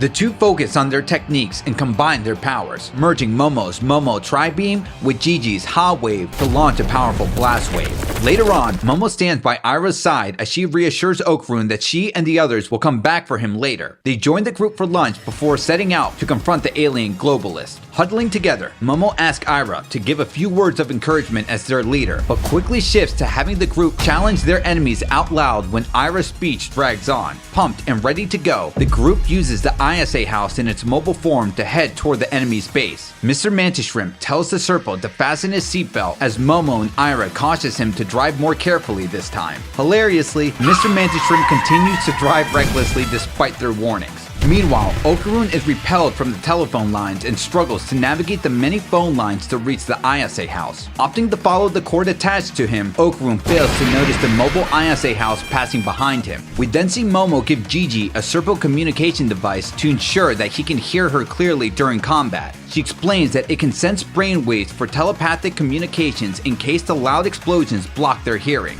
She updates him on the group's team strategy, noting they will need to fight as a trio against one of their enemies. She also asks if Ira and Gigi have named their special attacks. While Gigi admits he forgot, Ira dismisses the idea as unnecessary. Momo explains that the power of words, taught by her grandmother, can enhance their attacks. Ira, engrossed in a magazine, indicates she has something in mind and prefers not to be disturbed. Suddenly, the Serpo warns the trio that they have entered empty space, where the enemy has already opened a warp gate, allowing UFOs to come through. This revelation shocks Momo as the alien globalists, aware of their arrival, launch an attack on the Ayase house. Under attack by the suited aliens who anticipated their arrival, Ira and Mr. Mantis Shrimp confront them directly. The praying mantis and multi-armed exosuit face off against Mr. Mantis Shrimp. As the multi-armed alien grabs Mr. Mantis Shrimp and elevates him into the air, Ira uses her acrobatic silky hair to wrap around his arms and redirect a laser shot fired by the sniper exosuit toward the mechanical armed one instead, causing the shot to barely miss Mr. Mantis Shrimp. Ira then uses her hair to forcefully spin the mechanical armed exosuit, smashing it into a building. While carrying the Serpo, Momo is instructed by Ira to advance and prevent more spaceships from coming through the gate. However, Momo finds this challenging as they are outnumbered and can only defeat a few enemies in a three-man team. The Serpo agrees with Ira that she should keep moving to avoid being overrun if the enemy's main force arrives. Ira then warns Momo about the approaching sniper suit alien, but Gigi intervenes, using his ki to fend off the attacker. As Gigi and Mr. Mantis Shrimp urge Momo to proceed to the gate, Ira, frustrated with the lack of leadership, insists on initiating Plan B, though Momo is aware that there is no such plan after Gigi asks.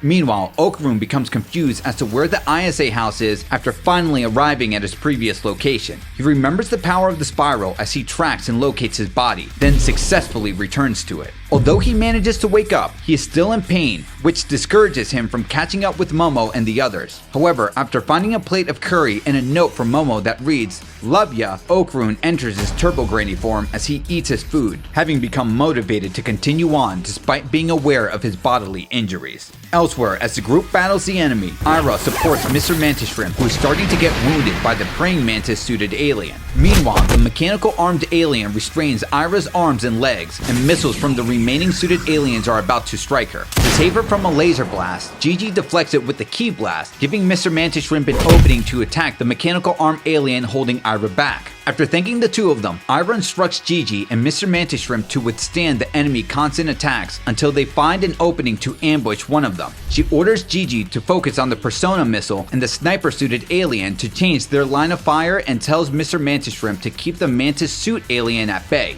Using her hair, Ira entangles the mechanical armed alien and moves in to attack. However, before she can deliver a decisive blow, she is restrained by another alien that lifts them both into the air, causing her to suffer damage from its pressurized field. Gigi attempts to save Ira with the ki blast, but sees that it is not strong enough to penetrate the alien's barrier. He calls for Mr. Mantis Shrimp's assistance, but notices that Mr. Mantis Shrimp is also struggling against the mantis alien. As Gigi is targeted by the Persona alien, he recalls Momo's advice about naming special moves and decides to give it a try. Closing his eyes, he begins to chant Kame, but cuts himself off, believing the true word of powers lies deeper within him. He envisions an injured Okarun along with Ira and Mr. Mantis Shrimp and is inspired by a vision of the evil eye. Channeling this inspiration, Gigi opens his eyes and unleashes a powerful ki blast, naming it the Evil Gun, and directs it at the alien restraining Ira.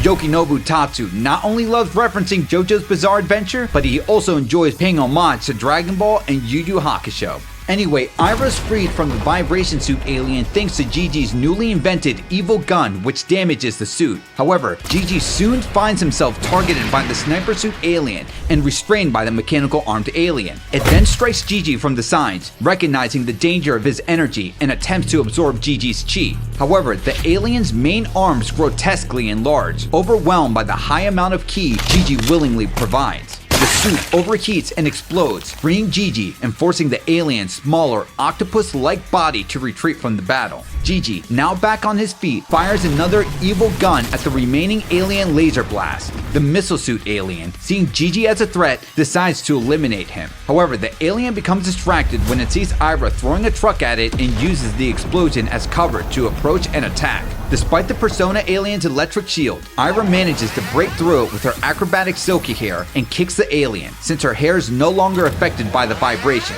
Though Ira lands a hit, the missile suit alien claims she lacks the strength to damage his armor. Ira then hears Gigi calling out to her and sees him being hit by the combined laser attack of the aliens after his evil gun is overpowered. Distracted by this, Ira is left exposed, allowing the Persona alien to fire rockets at her and take damage. Elsewhere, before heading to school, Kinta decides to fake an injury by putting on bandages and an eye patch to create a story that would make him appear as an important person to Okarun and the group. However, when he discovers that the others are absent from school, he drops the act. Later, at soccer practice, Kinta critiques the game from the sidelines and is praised by his classmate Morita. When given the chance to play, Kinta performs poorly and is quickly substituted for Morita, who excels in the game. Kinta jokes, saying if only his knee was in peak condition, he would have performed better. After school, Kinta casually passes by a couple making out and reflects on his experience piloting the mecha during the battle with Vamola. He then notices the ISA house is missing and realizes the group is away on a mission. Spotting a help message on the Torii gate directing him to Tokyo Tower, Kinta uses the nanoskin from the gate to craft a bike and heads off to Tokyo Tower to help his friends. Meanwhile, we cut back to Momo and the Serpo, who rush to the teleportation system but are blocked by two alien globalists. Momo uses her powers to defend against the mecha suit alien's barrage of gunfire and the jet booster suit alien's physical attacks, but the assault is overwhelming. The Serpo helps to shield Momo with his psychokinesis and urges her to defeat their opponents quickly. The mecha suit alien's relentless attack hits the Serpo in the head. Despite Momo's insistence on helping him, the Serpo urges her to focus on defeating the aliens to avoid them both dying. Momo realizes her Momo Tri-Beam won't reach her enemies from her current position and that her technique runs the risk of draining her ki, which would leave her powerless. As the Serpo's psychic shield falters due to another shot, Momo prepares to protect them both. She struggles but is then shocked to see Vamola in her Kaiju suit attacking the mecha suit alien. The mecha suit alien fires its missiles at Vamola, but she evades by camouflaging her Kaiju suit. However, Vamola is subdued by the xenomorph-like alien, who uses a device provided by the spatial suit alien to shrink the Kaiju suit back to its normal size. The spatial suit alien then opens the suit's mouth, drags Vamola out, and claims the Kaiju suit for himself. Confused, Momo had thought Vamola was on their side. After thanking Momo and recalling the good times they've shared,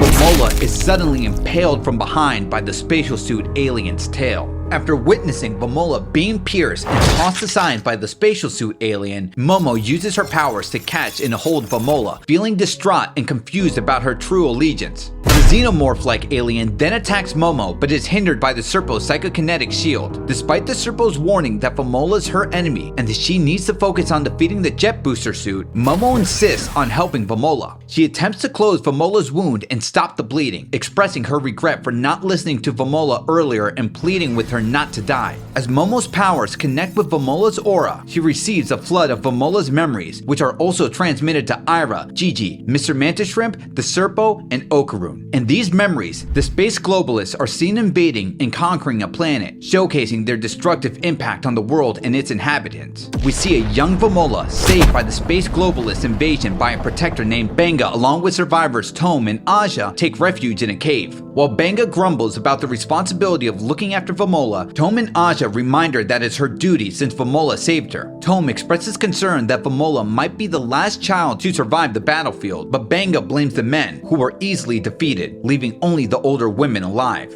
Benga declares she won't take care of others who can't care for themselves, causing Tome and Aja to look at her with suspicion as Vamola continues to cry. As the survivors move forward, Benga cares for Vamola, feeding her, washing her clothes, and teaching her to write. Benga takes Vamola to a mural depicting a Sumerian god, explaining their belief that the god will save their planet from extinction. Despite this, Benga dismisses the tale as nonsense, expressing her low opinion of her people, men, and the god, and resolves to survive by relying solely on herself, even if it means making sacrifices. Over the years, as we continue watching the survivors struggle to stay alive and move from place to place, we see an older Vamola express her approval of the new clothes she found in the ruins. However, Benga becomes irritated when Vamola addresses her as mother and demands she stops. Vamola, however, ignores this request. Tome, overhearing the exchange, offers to let Vamola call her mother as well, but Vamola declines, much to Tome and Aja's amusement. Later, the group reunites with other female Sumerians who plan to head west to join the remaining 3,000 Sumerians, hoping it might turn the tide of the war. Despite their journey, they encounter their enemies using Sumerians as sacrifices for a large creature known as Big Mama. The creature consumes the victims to produce nourishment and birth battlesuits. Additionally, it's revealed that the alien invaders have soft, frail bodies and cannot survive without the armed suits that Big Mama produces for them. Surprisingly, one of the suits produced resembles the Sumerian god, as noted by Vamola. Benga remarks that this weapon has now become the embodiment of Sumerian hatred. Benga insists that they have no chance and should continue their journey to avoid ending up like the other victims. Before leaving, Vamola offers a prayer for the Sumerian victims. After a long journey, the group finally arrives at their destination. As they approach an open field, they discover that the area is a hologram. Benga warns them of the trap, but it's too late, and they come under attack from both sides. Benga manages to save Vamola, while Tome and Aja work to clear a path for their escape. Despite their efforts, the space globalists secure a decisive victory. Benga, Tome, and Aja are left as the sole survivors, finding refuge in a small cave after the battlefield. Exhausted and still in hiding, Vamola notices Benga bleeding out and prepares to administer first aid, but Benga refuses, saying it is their last one. Benga then tells Vamola not to see her as family since she, along with Tome and Aja, are just strangers who shouldn't be trusted, which reflects on how they ended up in their current situation. Later, Tome expresses her desire to see the ocean and prepares to go with Aja, choosing to join her. Left alone with Benga, Vamola asks her adoptive mother to eliminate her while lying on her lap, preferring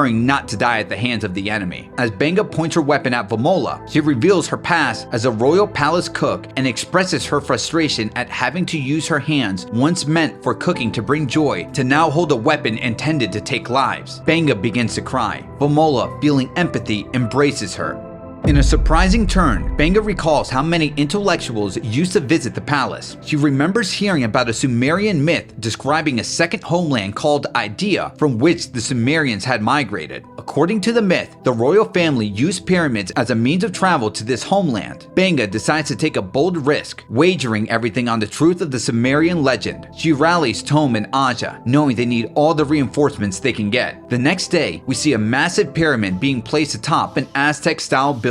Vamola, Benga, Tome, and Aja are shown executing their plan, fighting off the space globalists to protect the pyramid and escape the planet. After managing to sneak into enemy territory, Benga and Vamola discover a gathering of enslaved male Sumerians lined up to be sacrificed to Big Mama. Tome objects to freeing them, arguing that they should stick to their plan of escaping using the pyramid ship. However, Benga insists that freeing the men is their best chance to outnumber the enemy and reach the ship. Vamola takes action by sneaking into the lineup to undo one of the Sumerians' restraints, but is spotted when the Sumerian attempts to escape. With the enemy launching their attack, Vamola, Benga, Tome, and Aja are forced to fight their way through. When Vamola is targeted by the Persona alien, Benga saves her from a rocket strike but ends up badly injured. Vamola cries out for Benga to stand up and tries to help her, but Aja pulls her away, saying it's too late to save Benga and reminding Vamola that she is the last child of the Sumerians and must survive. Left behind, Benga regains consciousness and sees the Sumerians' god battlesuit created the previous day. Meanwhile, Vamola, Tome, and Aja push forward, but they soon find themselves surrounded by the enemy. Amidst the chaos, Vamola is overwhelmed by memories of Benga. Suddenly, the Big Mama approaches to devour her, while Tome and Aja are captured by the aliens. Vamola mentally calls out for her mother. Just as she is about to be consumed, she is saved when the Big Mama is attacked by the Sumerian battlesuit. With a powerful right punch, Benga knocks out the Big Mama, sending the surrounding enemies flying. She then confronts the male Sumerians, who are asking for help from their god. Angrily, Benga rejects their pleas, pointing out that they did nothing to save Vamola after she freed them. She insists they should take revenge on those responsible for their planet's destruction while protecting Vamola, the last child of their people. With the male Sumerians backing her up, Benga launches an attack on the enemy. We witness an epic double-page spread of Benga fiercely demolishing her surroundings as the male Sumerians press onward, launching attacks against the persona and mechanical armed aliens. During the fight, Aja urges Vomola to run to the pyramid while Tome fires from multiple angles to clear a path for her. After reaching the pyramid, Vomola is puzzled about how to activate the system. She can read the writing, but doesn't understand the meaning of the words. Just then, Benga arrives to help her. To Vomola's shock, she notices how badly wounded Benga is when she removes part of the Sumerian god battlesuit while trying to open the portal. Confirming that the Sumerian myth was indeed real, the portal opens and Benga heads the Sumerian god battlesuit to Vomola. Benga explains that there isn't enough energy to transport two people as the portal can only hold one. Despite Vomola's protests, Benga throws the Sumerian god battlesuit to her and pushes her into the portal. As Vomola cries out to Benga from the other side, Benga, knowing the planet is doomed, makes a heartfelt request for Vomola to survive on the next planet and to have children with a kind and strong man so that her people may live on. Tearfully, Benga asks Vomola to stop calling her mother, not wanting her maternal instincts to interfere with her will to fight. Vomola, in tears, recalls memories of Benga from her childhood and desperately punches the portal from her side, reaching out as their hands seem almost close enough to touch. Benga, expressing her deep affection, tells Vomola that she loves her as the portal pulls her away. Yeah, I'm getting emotional reading it too. Hearing the voices of her enemies behind her, Benga is confronted by them. Impressed by the Sumerian god's exosuit's capabilities, the enemy declares that they will search for and eliminate Vomola. They discover that only a Sumerian can activate the portal. Benga insists that they will never have the chance to open it, leading the enemy to resort to torture. They begin to squeeze Aja's head to force Benga into cooperating. Elsewhere, Vomola, lying with the Sumerian god battlesuit next to her, finds herself in a cave with markings on the wall. Wiping tears from her face and reflecting on her mother's advice to find a strong man who can give her strong children, Vomola steps outside and arrives on Earth. Committed to this goal, she attacks two nearby men she deems weak and fights off any animal she encounters. While eating grass from the ground, Vomola sees a couple kissing and wonders if this is what her mother meant by marriage. Sitting down, she ponders if there's more to finding a partner than just strength, questioning if kissing is related to how babies are born. Vomola then hears Momo's voice talking to Okarun and sees Kinta spying on them. Her suit identifies them as non-ordinary humans. Shortly after, Vomola is knocked out of the building by Okarun, whom she recognizes as strong. Unable to control her suit, Vomola's emergency targeting system activates, endangering Momo, Okarun, and Kinta as the events of the Kaiju Arc unfold. Fast forwarding to the time Vomola spent with everyone she met, and the moment Momo forced her to leave after mistakenly believing she was working for the enemy, Vomola blames herself for the trouble she caused Momo and the others. She pleads with her mother to give her the strength to return and confront her former enemies. In the present, Ira, Gigi, Okarun, the Serpo, Mr. Mantis Shrimp, and Momo fully learn of Vomola's past through her memories, with Momo expressing her anger through tears. Momo glares at the spatial suit alien standing before her, anger burning in her eyes after witnessing Vomola's memories. The Serpo struggles to maintain his shield as the xenomorph-looking alien relentlessly tries to penetrate it, pleading for Momo's help as his powers grows weaker. Momo urges the Serpo to hold on just a bit longer while she desperately works to close Vomola's wound. With no other options, the Serpo reveals a massive needle and injects it into Vomola's neck, choosing not to waste any more time. Momo, initially furious with the Serpo, believes he has eliminated Vomola. However, she is taken aback when Vomola regains consciousness, her wound fully healed. The Serpo explains that he had intended to use the needle on Momo if she were ever mortally wounded, but he now regrets that it can only be used once and can no longer heal her. Momo, accepting this, assures him that she understands. The Serpo then asks Momo to destroy the Serpo data stolen by the Globalists, explaining that she must completely destroy their suits to do so. He thanks her before passing away. As the shield collapses, the xenomorph-like alien kicks Momo aside and grabs Vomola by the neck. The spatial suit alien sees potential in the planet they are on, thanks to Vomola, and reveals his plan to swap his suit's head with hers. Suddenly, Momo, using her powers, hurls a tree at the jet booster suit alien, forcing him to release Vomola. Approaching Vomola, Momo hugs her, apologizes for the way she mistreated her, and tells her that she believes her mother is still alive and asks that she leave the rest to her. Momo then looks at the fallen Serpo, admitting that while she despises his alien race, she has come to respect Fukuro and will honor his final request. The spatial suit alien, impressed by Momo, declares his eager intent to convert her body into a suit for himself. Momo, undeterred, retorts that she will turn him into takoyaki and defeat him. As she levitates several trees behind her, Momo warns Fumola to stay back, acknowledging that her fury might make it difficult to control her powers. Elsewhere, the persona-looking alien attacks Ira, taunting her that she won't escape this time, as their party can now endure more than 3 minutes in the strong region they're in. As the persona-looking alien closes in, Ira uses her hair to entangle him, retorting that it's he who won't escape. She then shields herself from his missiles with her hair, pointing out that his electrical attacks are useless against her. The tiny rifle suit alien prepares to assist by targeting Ira, but both he and the vibration suit alien are warned that Gigi is preparing his evil gun. Gigi fires off his attack, engaging in a blast with the two aliens, pushing himself to the limit as he envisions Fumola, which impresses the aliens who decide he make a good suit. Despite being overwhelmed, Ira keeps fighting, persistently kicking the missile suit alien with her one good leg.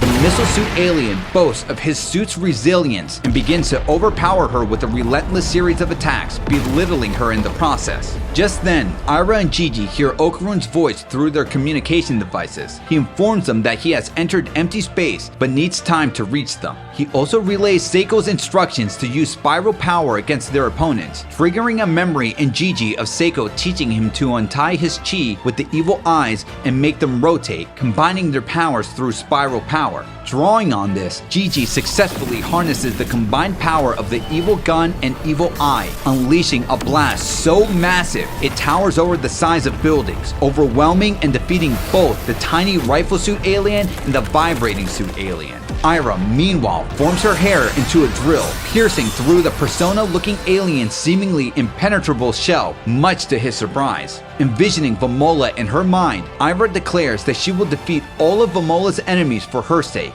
When Gigi shouts for her to name her special attack, she names it Pirouette Noble Drill as she drills straight through the missile suit alien, successfully defeating it. Elsewhere, Mr. Mantis Shrimp struggles against the Mantis Suit alien, who acknowledges him as a tough opponent, one that allows him to fully enjoy the suit's functionality. Mr. Mantis Shrimp recalls tucking Chiquitita into bed before heading out to join Momo and the others for the upcoming battle. He then encounters the woman he works for, who expresses concern for his well-being after noticing that he has been returning home with bruises. To ease her mind, he reassures her that he will return to continue raising his son. Determined to go back home, Mr. Mantis Shrimp dives into the river, prompting the Mantis Suit alien to mock his actions as cowardice. However, Mr. Mantis Shrimp clarifies that he's simply choosing to fight on his own turf, continuing to repay his debt to those who helped him. In response, the Mantis Suit alien switches his suit to water form, boasting that he's 100 times stronger when fighting in water. As he dives towards Mr. Mantis Shrimp, his claim proves true. The Mantis Suit alien quickly overwhelms Mr. Mantis Shrimp with powerful attacks, thrashing him around, and eventually pierces him with a venomous needle. Despite the pain, Mr. Mantis Shrimp tells the Mantis Suit alien that while his large size makes him difficult to fight, he can now strike back as long as they're close. Summoning his strength, Mr. Mantis Shrimp damages the Mantis Suit alien throughout its entire body and declares, as he begins to transform, that he is now 24 times stronger, with punching power increased tenfold, making him 240 times stronger in total. The Mantis Suit alien refuses to believe him, but ends up being struck by Mr. Mantis Shrimp's jet punch, which obliterates the alien's suit. Mr. Mantis Shrimp comments on the impressive cleanliness of his hit as he swims back to the surface, reverting to his normal form due to his transformation's 24-second limit, noting that without a Serpo energy drink, he can only maintain that form for so long. He then expels the venom from his body, stating that his race, though categorized as weak, is immune due to their nature as fighters. As he walks away, the Mantis Suit alien explodes from the water. Back to Ira and Gigi. Exhausted after defeating their enemies, Ira meets Mr. Mantis Shrimp. Relieved to see Ira safe, he expresses his happiness, but Ira insists they must hurry to reach Momo before more UFOs come through the time warp. Mr. Mantis Shrimp slowly helps Ira up as she calls out to Gigi to see if he can move, but worry sets in when he doesn't respond. Meanwhile, Momo battles the spatial and jet booster suited aliens, using her powers to hurl a massive amount of debris towards them. The jet booster suit alien sidesteps the attack, yet becomes confined inside a ball of earth, but the spatial suit alien sends the debris flying back at Momo and Fumola, knocking them both back. As the spatial suit alien appears right in front of them, Momo unleashes her Momo Tri-Beam, which clashes with the alien's ability, resulting in both attacks being deflected. The sparks from both attacks still crackle in the air, as Momo and the spatial suit alien take note of each other's strength, recognizing the power behind their repelled attacks. Just then, the xenomorph-looking alien escapes his rocky prison and begins to slowly approach Momo and Vamola. The two are stunned to see reinforcements emerging behind the spatial suit alien, worsening their situation. Momo stands her ground as the alien reinforcements arrive, but soon becomes overwhelmed by the sheer numbers. Despite the situation looking dire, Momo slowly stands up and prepares to attack, but quickly gets overwhelmed by the opponents as she's tossed around, gets electrocuted, have projectiles thrown at her, and Vamola quickly tied up by the tentacle alien as it prepares to consume her. Hopeless, Momo tries reaching for a weapon, but gets grabbed by the neck from one of the giant aliens as her life is slowly being faded away, until suddenly, Okarun arrives through the cables of a utility pole, attacking all of the aliens simultaneously with rapid strikes, quickly eliminating them, coming to Momo's aid. Okarun holds Momo and praises the delicious curry she served him. Momo, overwhelmed with relief, sheds tears, embraces him, and asks him to help Vamola, who is also in trouble. Ira then arrives using her pirouette noble drill to free Vamola from the alien restraining her and informs Momo of her arrival. Mr. Mantis Shrimp also shows up to support Momo by striking one of the aliens and advises her to stay cautious. Seeing the reinforcements, Momo asks about Gigi's whereabouts and is informed by Okarun that something bad is currently happening. As an alien falls, the Evil Eye appears, intent on confronting Okarun. Okarun recalls that it's Tuesday, and the Evil Eye retaliates by attacking another alien who had shot him in the back, taking it out. Despite being heavily outnumbered, the Evil Eye then declares that he and his allies will eliminate all who stand in their way. Momo, Okarun, Ira, the Evil Eye, and Mr. Mantis Shrimp charge in to battle the suited aliens. We see an incredible double-page spread of everyone engaged in the fierce battle. Okarun, using his new ability to traverse through telephone lines, gains the upper hand, avoiding enemy attacks and defeating them with lightning speed, much to Momo's amazement. As Momo uses her powers to shield herself and Vamola, the Evil Eye protects them from an attacking suited alien. The Evil Eye, determined to fight Okarun as planned, throws a large object at the telephone lines to release him. The two quickly begin to brawl. However, their clash is interrupted by the xenomorph-looking alien and another suited alien who bombards the yokai with a flurry of punches. Okarun attempts to assist, but the xenomorph suit alien blocks his path, attacking him with kicks from all directions. Yokinobu Tatsu, known for incorporating a JoJo's Bizarre Adventure reference in each of his arcs, has the alien attacking the Evil Eye unleash his signature Ora Ora Ora Ora! Despite this, the Evil Eye swiftly defeats his assailant with a devastating punch, declaring that no enemy will stand in his way of battling Okarun. He then continues to mow down the remaining suited aliens. As Okarun battles the jet booster suit alien, Momo warns him to be cautious of the spatial suit alien, informing him that it can carve out space and throw it towards him as the four of them are locked in a tense standoff. Okarun then charges towards the xenomorph suit alien and uses the power of the spiral to propel himself through a cable line, delivering a powerful kick that sends the alien flying. As the spatial suit alien attempts to attack Momo, Okarun intervenes, rushing to aid her and unleashing all out against him. However, the attack is blocked by the spatial shield surrounding the alien. Momo grabs Okarun and sends a rock toward the alien, but it's warped away. As Okarun carries Momo to safety, he realizes the enemy is using space carving to protect itself and that all out won't be effective. Momo informs Okarun that her Momo Tri-Beam will be cancelled if clashed with spatial attacks and will deplete her energy if used again. After Momo takes note of debris inside the spatial suit alien's back, Okarun realizes that he stores objects in a different dimension when carving space and is told by Momo to charge at him after she had come up with an idea. Having realized why the Serpo came to her for help, Okarun rushes towards the spatial suit alien as Momo, filled with determination, shouts, "Let's go," and sends a wave of debris into the alien's dimension.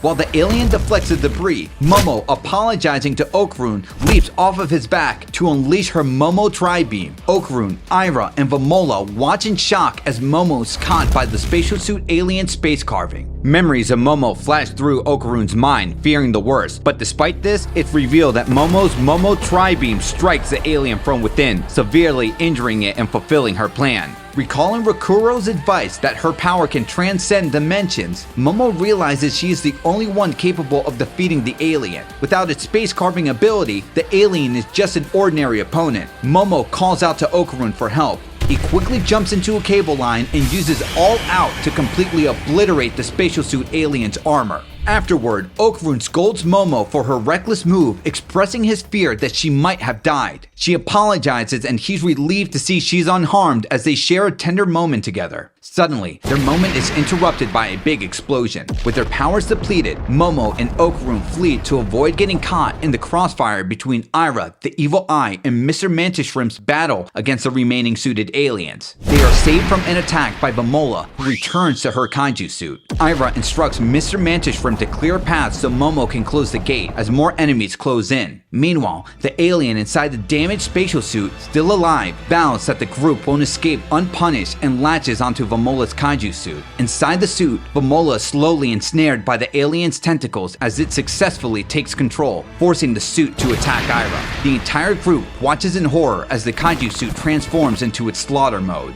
In slaughter mode, its appearance becomes more menacing, with a longer horn, lengthier arms, and a more alien-like form. As they attempt to escape, Momo asks Ira to help Vamola, who is being restrained by the spatial suit alien, but Ira responds that the enemy numbers are too great. Just then, Kinta arrives on his bike, performing the iconic bike slide from Akira. He charges through the suited aliens, apologizing for his late arrival. Momo notices Kinta arriving with a note she had left at home for her grandmother, realizing with disappointment that it ended up with him. Kinta, having just heard Momo's insult about him arriving instead of her grandmother, pretends he didn't hear anything. He asks about the ISA house and learned from Momo that it has been destroyed, which disappoints him as he won't be able to use the Great Kinta. She quickly tells him not to worry about the house as Vamola is in trouble and Ira is struggling with the reinforced enemy numbers. We then see Vamola drop by the spatial suit alien and Kinta transforms his bike into a rocket to rescue her. However, the rocket is destroyed by the suited aliens, causing Kinta to fall along with Vamola. Hilariously, Momo and Okarun, both annoyed, comment on the fact that they now have to save two people, with Momo questioning why Kinta even arrived. As Kinta and Vamola fall, Kinta manages to grab Vamola's hand and reveals a nanoskin cube.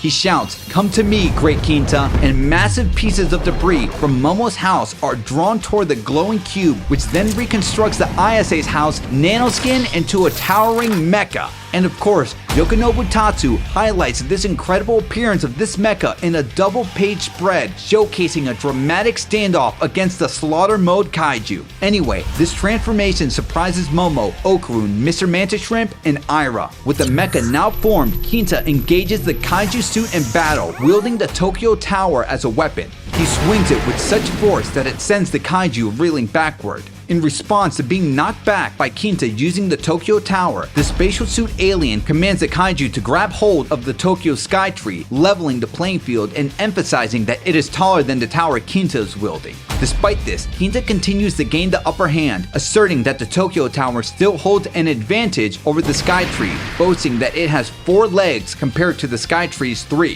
Kinta smashes the Tokyo Tower over the kaiju, who struggles to block it with the Sky Tree. With another powerful strike, Kinta successfully knocks the kaiju back once again. Vamola, impressed with Kinta's performance, praises his strength, which pleases him, but warns that the kaiju is back on its feet. The spatial suit alien declares Kinta's attacks futile due to the kaiju's incredible resistance. Kinta then charges at the kaiju and they lock hands. The spatial suit kaiju retaliates by damaging the Great Kinta with its horns. Concerned that the mecha needs to regenerate quickly, Kinta is mocked by the spatial suit alien, who forcefully smashes the Great Kinta onto the ground. The alien then tears out the control pod from the Great Kinta and begins to crush it with Kinta and Vamola inside, proclaiming the Earth now belongs to the Globalists, saying how a multitude of battleships will come through to begin an enjoyable hunt on humanity. Noticing Kinta's continued resistance, the alien tells him to give up. Kinta refuses to give in as memories of his past resurface. He declares that while he might not have much to be proud of, he still wishes to hold on to what he loves, such as beautiful girls and robots.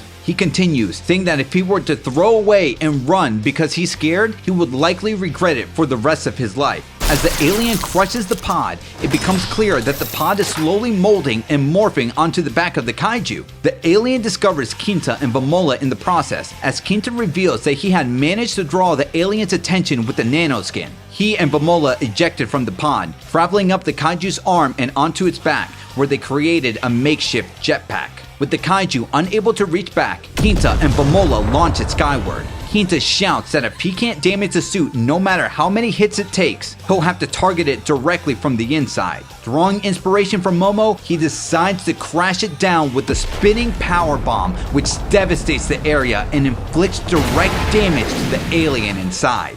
Dizzy, the spatial suit alien exits the kaiju suit after it shrinks back to normal size after taking heavy damage from Kinta and Vamola's attack. Kinta and Vamola parachute down to safety, with Kinta about to proudly declare his name, but getting interrupted by Momo, who calls him Erosuke. Momo, Okarun, and Mr. Mantis Shrimp then locate the portal, with Okarun celebrating that he has finally found his Kintama. Momo jokes that she can squeeze it until it pops, but Okarun pleads with her not to, since it's a part of him. After retrieving the Kintama and closing the portal, they celebrate, knowing their only remaining task is to help Aira and the evil Ein defeat the remaining aliens. However, their celebration is abruptly interrupted when they look up in shock and see the main force's UFOs passing through the portal before it closes, initiating a devastating attack that causes massive destruction everywhere. Okarun notices that the attack is causing empty space to gradually tear apart, forcing a return to normal space, which will result in many casualties if it continues. As Mr. Mantis Shrimp rushes to assist Aira, Momo and Okarun hurry toward the mecha to fend off the main force and prevent further destruction. Suddenly, at 10 p.m., Momo is confronted by the towering Reiko Kashima, who looms over her and Okarun, delighting in her plan to torture Momo inside her mirror. Overwhelmed by yet another threat, Momo falls to her knees in despair. Reiko Kashima, hearing Momo's wish to see Seiko again, has a flashback of bombs raining down and sees a similar devastation around her with the main alien forces. Irritated by memories of her past, when she desperately shouted for her mother, Reiko Kashima angrily questions what kind of scumbags drop bombs on people's heads. Fueled by fury, she uses her mirror power to project a massive fist from the glass buildings, obliterating the main UFO ship in one powerful strike. Reiko Kashima then sends the entire fleet of UFOs and suited aliens into her mirror dimension, where she furiously attacks them. From Okarun and Momo's point of view, she appears to be repeatedly punching her mirror, and Okarun is stunned to realize that all of the aliens are actually trapped within it. Momo explains who Reiko Kashima is, revealing that even her grandmother couldn't defeat her, declaring her as the most powerful yokai of all, and she is now targeting her. Reiko Kashima turns her attention to Momo, but Okarun steps forward, refusing to let Reiko harm Momo and offering himself instead. Momo objects, insisting that he shouldn't take responsibility for her actions. Seeing the two trying to protect each other from her wrath, Reiko Kashima has a flashback to her previous life, where she is seen behind someone she loved, riding a bicycle on a beautiful day. This memory softens her, leading her to spare Momo's life and leave. Shocked, Momo and Okarun find themselves back in normal space, still confused about what just happened. As they wander the city, they discover Mr. Mantis Shrimp riding Momo's house on wheels. They are picked up by their friends as they prepare to leave the city. Later, at the ISA residence, Seiko barbecues for Momo, who annoys her grandmother with her eagerness to hug and smell her, along with their friends. Gigi makes a funny face and asks Kinta to copy it, but Kinta thinks it's lame. However, when Vamola does it, Kinta finds it so adorable that he starts making a cat meow expression, asking Vamola to imitate that. Hilariously, Vamola and Gigi stick to the original funny face instead. Seiko then shouts at the group to eat the meat, while Turbo Granny proudly informs Okarun that she hand-selected it. When Turbo Granny thinks Okarun isn't complimenting the meat enough, she gets irritated, chastises him, and storms off, calling him worthless, which triggers Okarun. During the feast, Momo and Okarun express concern for Vamola's separation from her mother. Okarun also voices sympathy for the Sumerian race, noting that Mr. Mantis Shrimp mentioned the Serponians lack long-range warping technology and thus can assist Vamola in returning to her planet. Momo suggests they ask Gludris for help the next time they see him. Unexpectedly, Rakuro arrives to thank Momo for destroying the Serpo data the suited aliens had stolen. Momo is shocked to see him alive and learns from Mr. Mantis Shrimp that Rakuro was resurrected using nanoskin technology. While Momo is relieved that Rakuro is okay, she demands that he stop the Serpo from attacking her and her allies. Rakuro, however, does not respond and quickly leaves, much to Momo's annoyance. Okarun starts to laugh, but when Momo notices notices and asks about it, he quickly tries to brush it off. As Seiko points out that they are out of curry, Momo remembers the curry she left for Okarun and the note she wrote that said, "Love ya." Embarrassed, Momo pleads with Seiko to stop mentioning curry and insists on going out to buy more. Okarun offers to join her and the rest of the group decides to come along as well. As they head to the market, Momo wonders why Okarun is acting so normal and feels anxious about how to handle the situation. Okarun, meanwhile, reflects on the note Momo left and ponders whether it indicated that she loves him as a friend or romantically, using Gigi as a reference to figure it out. While they are both conflicted about the note, Kinta mistakenly interprets Momo's embarrassment as romantic feelings for him as she walked in front of him. Suddenly, Momo, Ira, and Vamola are shocked to see a figure up ahead that resembles Reiko Kashima.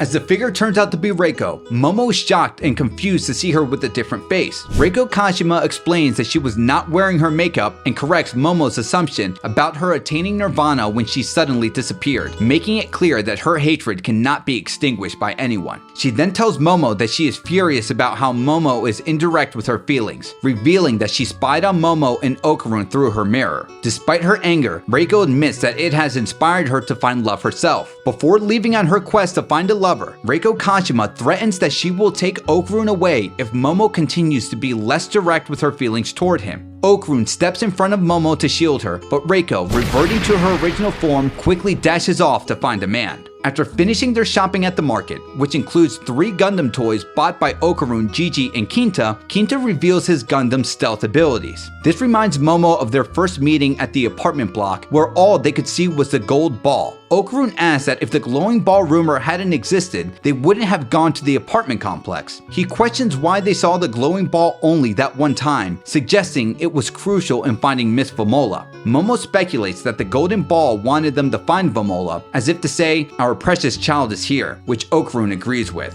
Elsewhere, in outer space, Benga, Tome, Asha, and the male Sumerians engage in a spaceship battle against the invaders as they set their course for Earth. Excitedly, Benga declares her plan to reunite with Vamola. At the ISA residence, Turbo Granny finds the Serpo communicator, mistaking it for seaweed, and places it on her head. As a result, she accidentally listens in on the Serpo discussing matters concerning the Globalists. The Serpo conclude that the Globalists, whom they refer to as Kerr, intend to conquer multiple planets and could potentially invade Earth again using the many pyramid transmission systems spread throughout the world. The Serpo decide to take action by informing the residents of other worlds about the situation. The most troubling discovery for the Serpo is that an individual named Count Saint Germain is affiliated with the Kerr. Turbo Granny reacts furiously upon seeing Germain's face, referring to him as Hyper Geezer.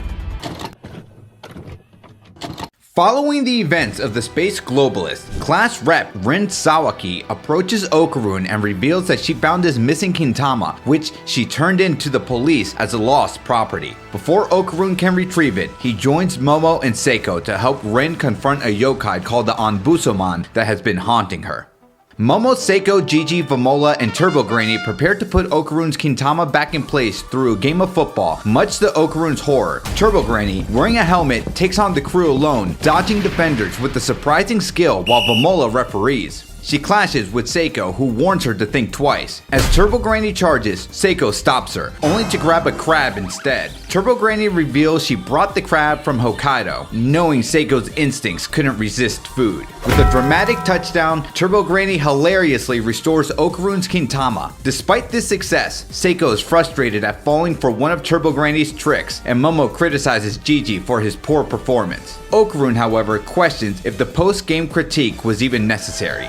Later, a mysterious man emerges from a sculpture called the Gates of Hell and casually enters Kamikoshi City High School. He takes a seat in the staff room, introducing himself as Sanjumain to a staff member, Murakami. Though Sanjumain claims the seat as his, Murakami is baffled, struggling to recall where his seat had been. 2 nearby staff members then find that their memories of the seat being strangely distorted. When Murakami notices Sanjumain again, the man convinces him of his role as a deputy head teacher by repeating his name. While Murakami accepts this, other staff members are left puzzled, although they have no memory of the handsome-looking man in the room, but are unable to recall the name Sanjumain.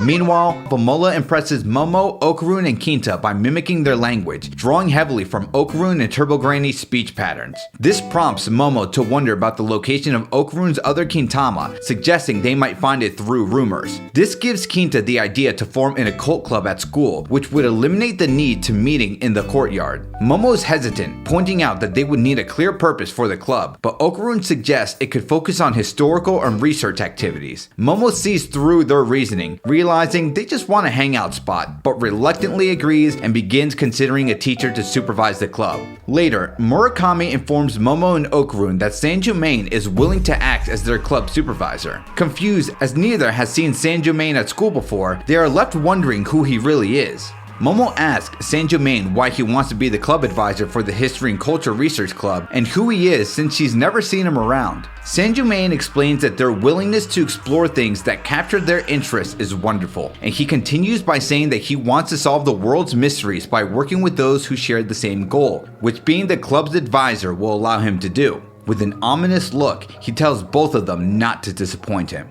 Later, Momo, Okarun, Kinta, and Vomola are taken to the school storehouse to clean it out for their new club room, much to Momo's dismay. The group is seen cleaning, with Vomola in her kaiju suit lifting boxes while Momo uses her powers to assist her. Okarun, in his Turbo Granny form, carries boxes of his own as Rin watches him. Meanwhile, poor Kinta is struggling with back pain. Momo, visibly frustrated, notices Sanjumain reading instead of helping the students. While cleaning, Okarun comments that Sanjumain seems different from other teachers, but Momo expresses her dislike for him and finds it odd that she can remember his name but not his face. Suddenly, Momo spots a student couple making out. She quickly turns Okarun's head to keep him from noticing, leading to a brief moment where their eyes lock and their faces begin to flush red. Momo wonders why Okarun hasn't said anything about the letter she gave him, while Okarun struggles with his feelings for her after revealing them to Vomola. Frustrated, Momo punches Okarun, interlocks her hands with his, grabs his arm, and demands that he confess if he read the letter. She even checks his heartbeat by pressing her ear against his chest to see if he's lying, causing him to feel overwhelmed. Momo blushes when she notices his heart racing, but he explains it's because having a girl pressed against him would make anyone's heart race. When she asks if his heart would race for another girl, he agrees. This frustrates Momo and she storms off.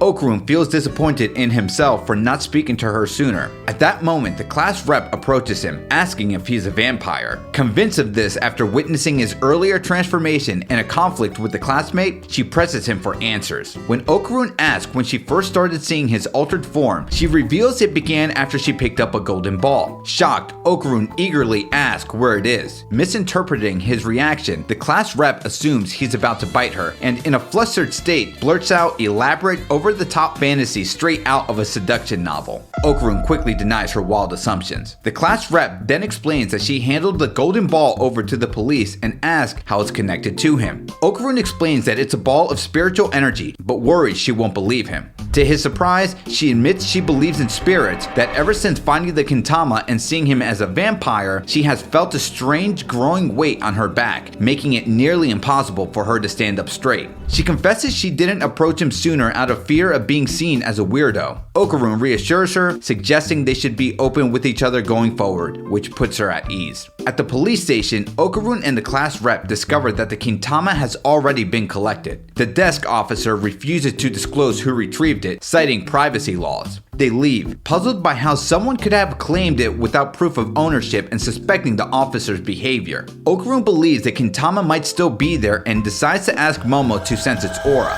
Suddenly, Okarun notices a grotesque entity looming behind the class rep, pressing her down to the ground. Realizing this must be the weight she mentioned earlier, he attempts to attack it, but his blows pass right through, leaving him baffled. The creature locks its eerie gaze on Okarun, all while continuing to weigh her down.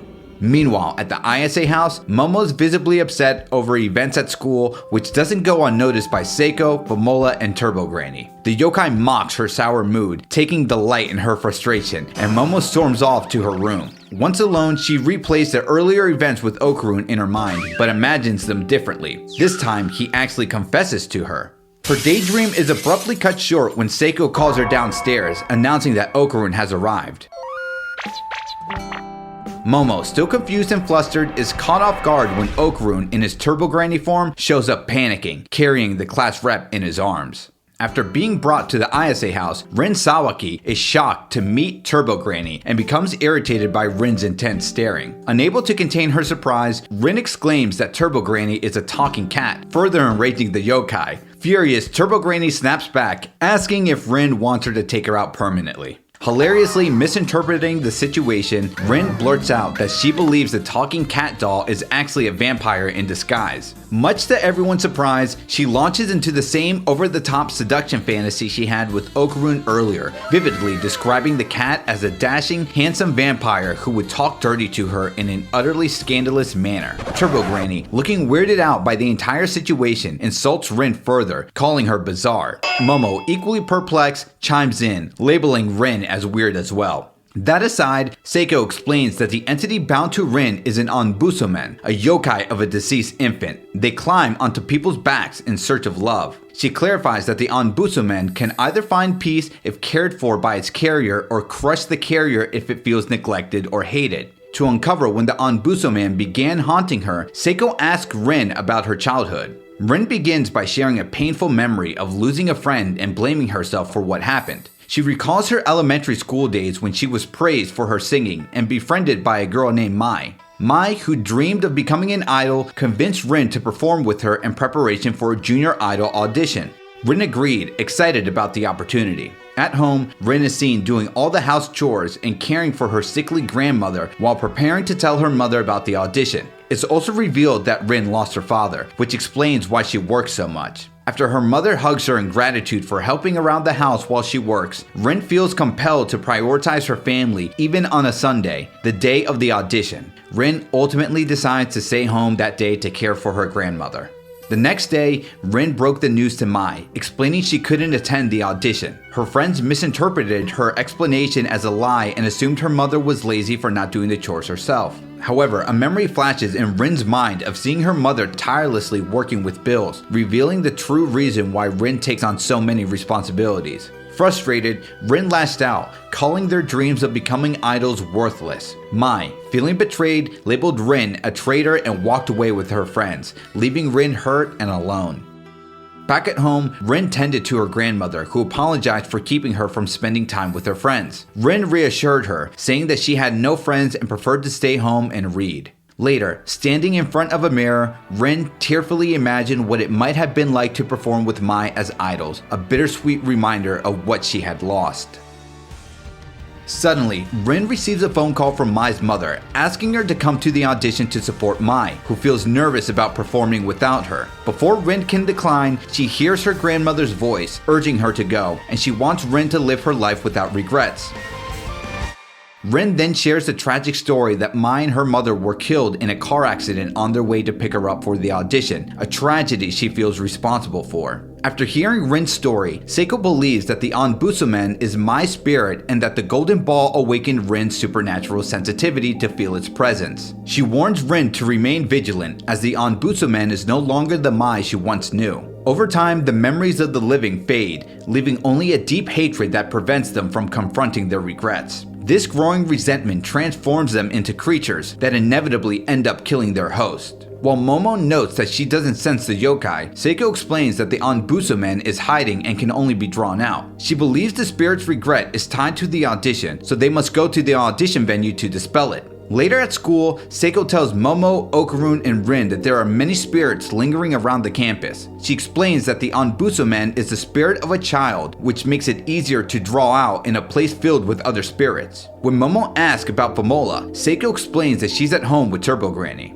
Suddenly, the Hayashi performers arrive, accompanied by a parade float carried by several men. Momo turns to Seiko and asks if this is how they plan to reach the audition venue. Seiko explains that the Onbusuman manipulates gravity, attracting evil spirits and growing massive enough to crush its human host under its weight. She warns that once the Onbusuman leaves Rin due to the Hayashi performance, the school spirits will be drawn to it and attack. To exorcise the Onbusuman, they must travel from the accident site to the audition venue. This journey will help Mai recall her past life, while the school spirits are pulled in by the Onbusuman's gravitational force. The Hayashi performers climb atop the float, and Seiko tasks Okarun with float pulling duties alongside the other men.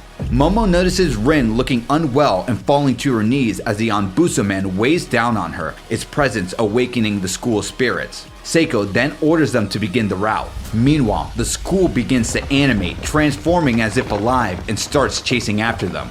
With the Hayashi's barrier protecting them from the giant animated building, Seiko tells Momo they must focus on the Kinjiro Ninomiya statues carrying the building. Momo notices numerous statues through the windows of the animated building's classroom. From inside, they open the window and toss exploding lumber, damaging the barrier. The group shouts in unison as Seiko urges the float-pulling team to pick up the pace. We are then treated to an incredible double-page spread of the towering animated building closing in on the group, with the statues leaping from the windows. They scatter across rooftops, hurling even more lumber at the crew in a chaotic barrage. Some of the statues are then seen jumping directly toward the group, but Seiko swiftly smacks one of them with a bat. She shouts for the group to protect the bands at all costs, warning that if they're taken out, the barrier will collapse. However, the mesh of the barrier is uneven, allowing the small statues to slip through it. Overwhelmed, Momo suggests eliminating the moving building, but Seiko explains they can't, as it's part of the plan to let the Onbusumen rest in peace.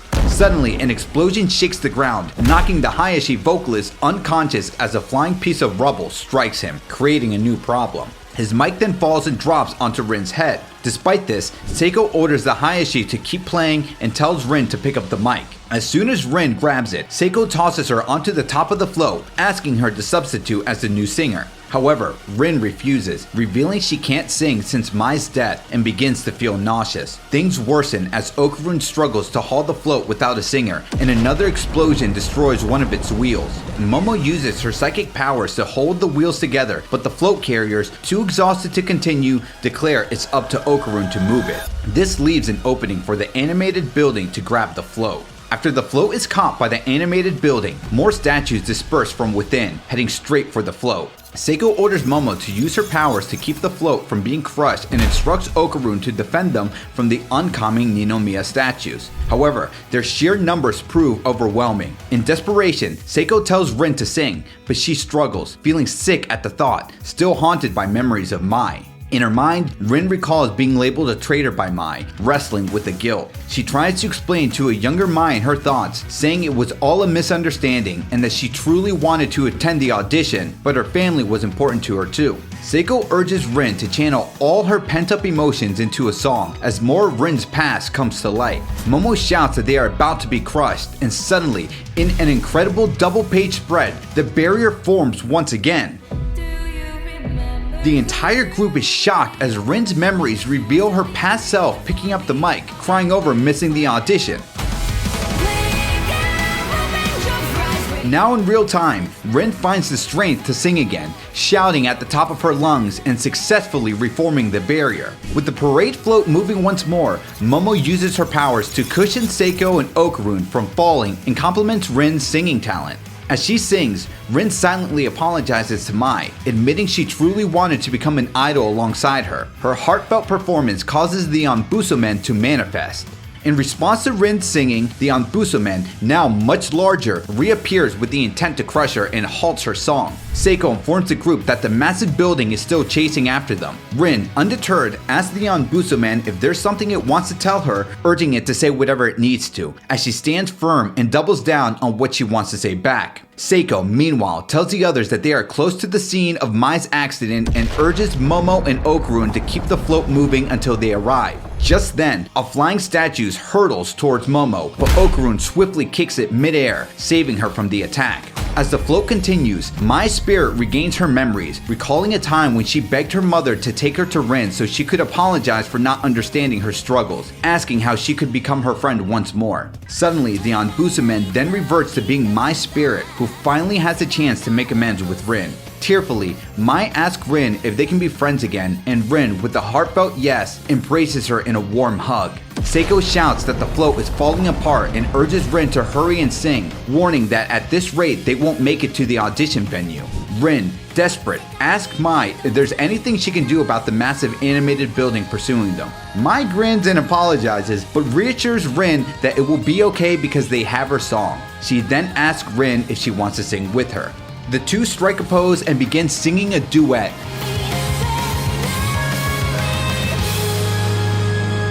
their harmony creating another powerful barrier that slices through the animated building, causing it to collapse and stopping it from chasing the flow. When the group finally arrives at the venue, Rin spots Mai standing at a distance. She calls out to her, expressing how much she cherished the time they spent singing and dancing together. Mai responds, admitting she was envious of Rin's dignity and confidence whenever she sang. She confesses that she only wanted to become an idol to live up to her mother's expectations, which made her feel like the true traitor. As Mai speaks, both she and Rin revert to their younger selves. Rin tearfully denies Mai's self-perception. Before Mai's spirit departs, Rin reassures her, saying that she was an idol to everyone because of her genuine personality and her tireless efforts to meet everyone's expectations. She gave it everything she had and looked so cool doing it. And before she can finish, Mai's spirit begins to cry as it slowly drifts and fades away.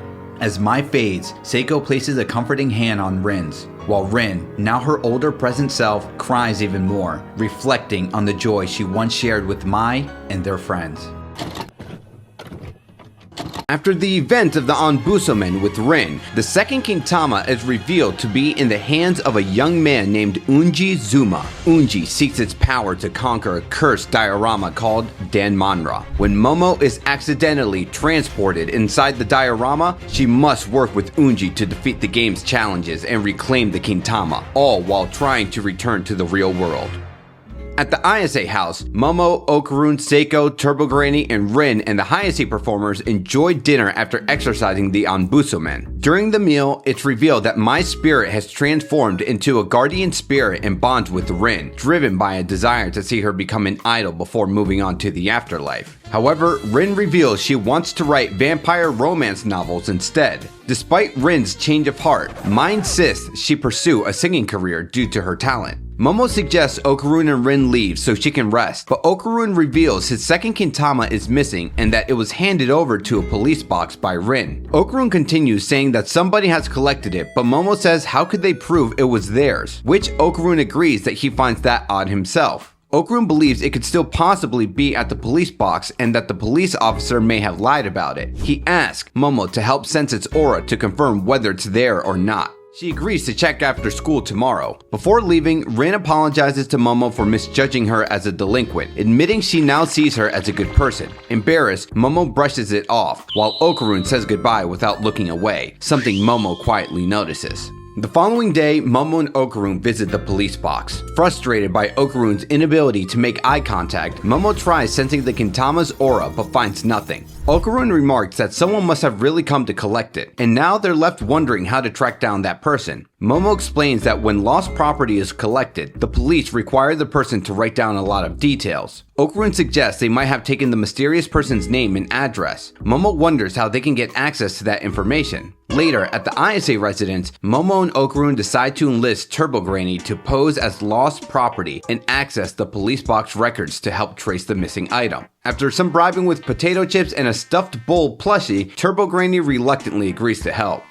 At the police box, Momo and Okarun attempt to present Turbo Granny as a lost item. However, their plan runs into trouble when the front desk officer grows suspicious. As they nervously spin a story about finding Turbo Granny at a video game arcade, the police officer points that he regularly patrols the arcades and has never seen a mannequin Nico cat in the claw machines. Annoyed by the officer's examination, Turbo Granny struggles to stay calm, prompting Momo to use her psychic powers to create a distraction. They manage to fill out the required document and leave in a hurry.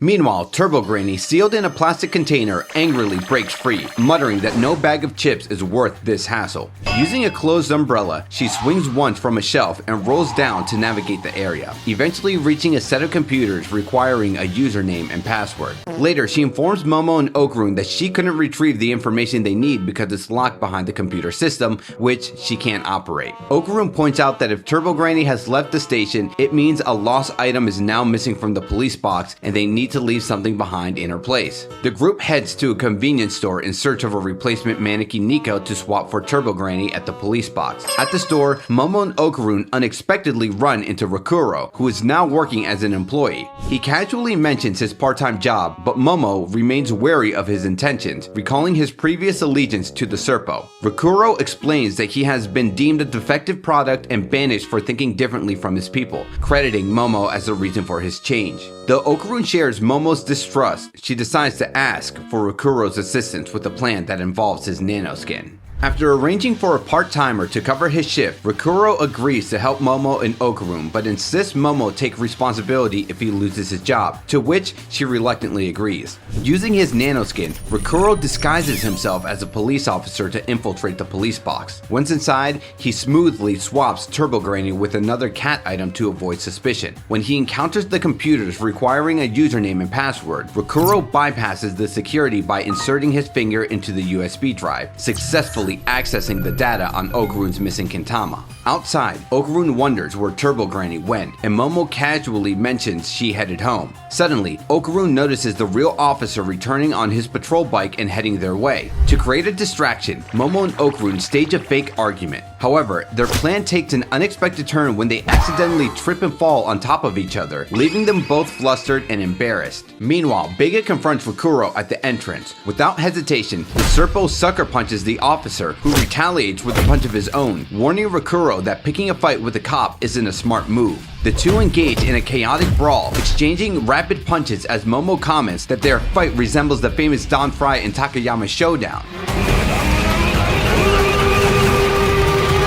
Anyway, Rokuro introduces himself as an officer from Kamigo Station posing as Tanaka and fabricates a story about reviewing the lost property file during Beiga's absence. Momo and Okarun grow increasingly anxious at such a poorly constructed lie. Beiga, suspicious, calls Kamigo Station to verify Rokuro's story. Moments later, Beiga hangs up and surprisingly says the claim checked out, warning Rokuro to seek his next fight at the station's dojo instead. Once the coast is clear, Momo and Okarun ask Rokuro how he managed to pull it off. Rokuro reveals that he used his nanoskin to hijack Beiga's phone via a connection from the hat on the ground, making it appear as though the station confirmed his story. More importantly, Rokuro informs Momo and Okarun that the person with Okarun's Kintama is a student named Unji Zuma from Renjaku High School.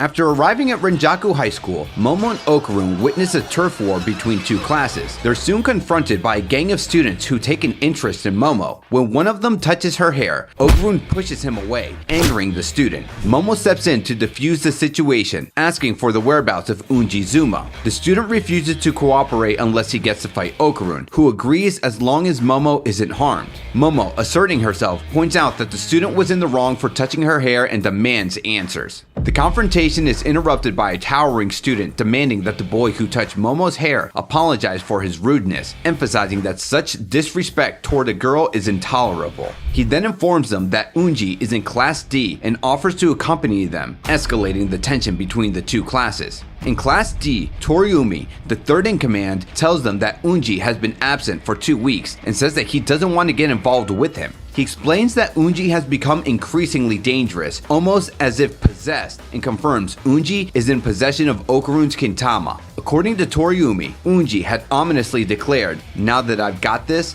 I can wreck the world." To verify if Toriumi has come into contact with the Kintama, Momo asks Okarun to transform. When Okarun does, Toriumi becomes terrified, comparing Okarun's Turbo Granny form to Unji's transformation. Too frightened to continue, Toriumi runs off, leaving the other students confused. Momo and Okarun exchange baffled looks, trying to process what they just learned. Later, after failing to find Unji at home, Momo recalls Toriumi's warning about Unji and worries he might be like the evil eye. Suddenly, they hear screams and see a bizarre old man running toward them. Assuming he's a pervert, Momo uses her powers to hold him while asking Okarun to call the police. However, a gang chasing the old man soon appears. The old man cries out for help as Momo blocks an attack from a gang member, with Okarun in his Turbo Granny form stepping in to defend her. The gang recognizes the form as the one Zuma takes, prompting Momo to question their connection to Unji. They refuse to answer and demand the old man, but he adamantly refuses to go with them. Momo insists she won't hand him over without answers. The old man cries out that he's not going back. One of the gang members threatens her, but after an intense stare down, he relents, claiming he doesn't hit women. The gang agrees to take Momo and Okarun to Zuma, but only if the old man comes along. At their hideout, the gang reveals a diorama explaining that Zuma has gone inside it, and for him to come out, someone else must take his place. The terrified old man begins crying, claiming he's already endured his share of that living hell. The gang member who led them to the diorama retorts that the old man was there first, and if he hadn't left, Zuma wouldn't have gone in. The gang then corners Momo, Okarun, and the old man, demanding that the old man return to the diorama to bring back Unji. Momo intervenes, diffusing the tension and urging the old man to explain his connection to the diorama. The old man reveals that the diorama was a birthday gift from his father, who had purchased it from an antique shop. In a brief flashback, his father explains that it was apparently quite old and unique. The old man describes how intricate and finely crafted it was, feeling as if something about it was calling to him. As a young boy, when he touched the castle within the diorama, he was instantly transported into its world, filled with dragons and fantastical creatures. In the present, Momo asks how old he is now, and he replies that he doesn't know, only that he had been inside the diorama for what felt like an eternity. He recounts how the world was full of monsters, forcing him to constantly be on the run. Though he had sweets to eat, the endless fear and isolation drove him to the brink of despair, and he contemplated taking his own life. However, one day, he encountered a girl from the gang. Overwhelmed with joy at seeing another human after so long, he grabbed her hands, and in that instant, he was transported back to the real world. The old man continues, explaining how he tried to go straight home, but he had no idea where he was or how to get back. While trying to figure things out, Zuma allowed him to stay at his house. Momo, confused, questions this, as she thought the old man and Zuma had traded places. The old man clarifies that he swapped places with the girl, who then adds that Zuma later got her out of the diorama, entering it in her place instead. The girl goes on to explain that the gang members have tragic pasts and owe their survival to Unji, who took care of them when no one else would. A gang member adds that Unji insisted on entering the diorama alone, claiming he would wreck the world from the inside. Realizing what Toriumi's earlier statement meant, Momo asks if Unji ever mentioned a gold ball. The gang confirms, explaining that someone gave it to Unji, claiming he could destroy the world inside the diorama if he had the gold ball. However, the gang now fears for his safety as he's been trapped inside the diorama for a week. The gang believes the only way to free Unji is to send the old man back inside, but he refuses in terror, holding his sword defensively. As Momo tries to de-escalate the situation, the old man accidentally strikes her. Stumbling backward, Momo unintentionally touches the diorama and is instantly pulled inside. Okarun watches in shock as she vanishes. After falling into the diorama, Momo lands on top of a macaron in a strange land made entirely of desserts. Imagine being immersed in a world of sweets. Anyway, a scroll materializes in front of her, welcoming her to the diorama known as Danmanra and presenting her with a card featuring an incomprehensible diagram. Unsure of its purpose, Momo picks herself up and decides to ask questions once she tracks down Zuma. She begins exploring the sugary terrain and, curious, picks up one of the sweets. She's surprised by how delicious it tastes. After crossing a bridge, she arrives at the entrance of a castle where she finds an array of weapons lined up. Recognizing the swords as identical to the one the old man wielded, she picks one up for herself. As Momo questions the old man's claims about monsters, since she hasn't encountered any so far, she notices that the ground beneath her is made of cream. Looking ahead, she spots a hill with the scroll floating above it, labeled National Border Hill. Meanwhile, at the gang's base, the members prepare to force the old man back into the diorama, but are interrupted by Okarun, who spots a figurine of Momo inside. A gang member reveals that a figurine of Unji was also in the diorama, but disappeared days ago, which they assumed signified he was in danger. Both Okarun and Momo realize simultaneously, though separated by dimensions, that the diorama is not just a strange world, it's a game. Okarun deduces that if it's indeed a game, then there is a way to finish it as we shift things over to Momo and see her struggling to climb the steep, tilted wall in front of her. Frustrated after repeatedly sliding back down the tilted wall, Momo suddenly finds herself under attack by a giant knight bursting through a nearby wall. The knight hurls chunks of debris at her, forcing her to dodge. She instinctively tries to summon her powers, but quickly realizes she can't access them within the game. Panic sets in as the knight raises its massive sword and swings toward her. Desperate, Momo cries out for Okarun to save her. Before the knight's attack lands, a mysterious figure swoops in to save Momo. Two umbrellas swirl around the figure like sentient weapons, and his form bears an uncanny resemblance to Okarun's turbo-grainy transformation. The knight swings its massive sword at the newcomer, but one of the umbrellas intercepts, locking the blade in a deadlock. With a simple click, a surge of energy activates within the umbrella, blasting the knight's sword apart, the force severing its arm in the process. The second umbrella darts through the air as the figure leaps from the debris onto the knight's head. With precise timing, he plunges the umbrella into the knight's crown, triggering a massive explosion that obliterates the knight entirely. Its fragmented body collapses to the ground in defeat. Turning to Momo, the mysterious player demands, "Who are you and why are you here?" Catching her breath, Momo answers she's looking for Unbusuma. To her surprise, the player undoes their transformation and realizes that they are in fact Unji himself. After finally meeting him, Momo immediately asks Unji to return Okarun's Kintama. Unji, noticing Momo's knowledge of the Kintama, assumes she has power similar to his, but refuses to give it back, explaining that he needs it to finish the game. He adds that in this world, without the Kintama, they can't use any abilities. He also reveals that the Kintama is the source of his abilities, leaving Momo shocked. When Momo asks who told him about the Kintama, Unji recalls meeting someone at a library who knew a lot about magical objects. Strangely, trying to remember the person's face makes him feel dizzy. He explains that the person somehow knew about his powers and his goal, leading him to a police box to retrieve the Kintama without raising suspicion. The person told him that without the Kintama, he wouldn't be able to use his powers inside the diorama and asked Unji to wreck this world for him, since the mysterious man couldn't enter the diorama himself and needed Unji to take his place. Unji agreed, motivated by the chance to help his friends. However, the diorama was filled with monsters, and Momo is further shocked to learn that Unji has defeated every monster in the diorama.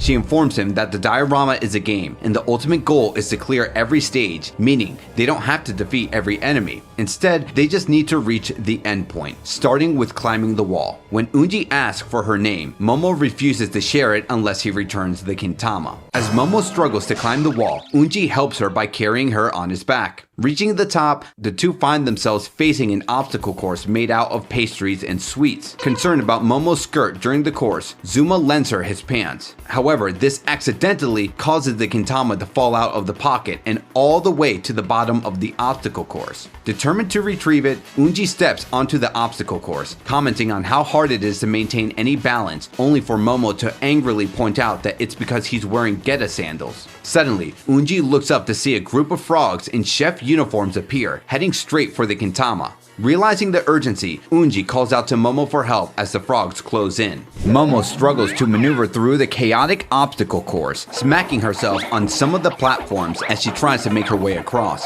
Meanwhile, Unji knocks off one of the chef frogs off from atop a platform. Momo manages to latch onto a moving platform that carries her from one place to another, but a nearby frog confronts her. Without hesitation, Momo kicks the frog, tossing it aside as it falls down in agony. On another platform, Unji faces off against one of the chef frogs using a spoon, while the frog fights back with a whisk, both battling it out like something straight out of American Gladiator. In a burst of energy and inspiration, Zuma yells, "Ora ora ora!" A classic JoJo reference fitting with Yokinobu Tatsu's well-known love for the series. Unji, still locked in battle, calls out to Momo, urging her to grab the Kintama while he keeps the frogs occupied. Suddenly, a mysterious voice echoes through the air, cryptically speaking of treats and chocolate. Before Momo and Unji can fully process the words, a towering giant chef materializes out of nowhere, unleashing a brutal attack on both Unji and the frog chefs. The chef wreaks havoc, tearing apart the obstacle course and everything in its path.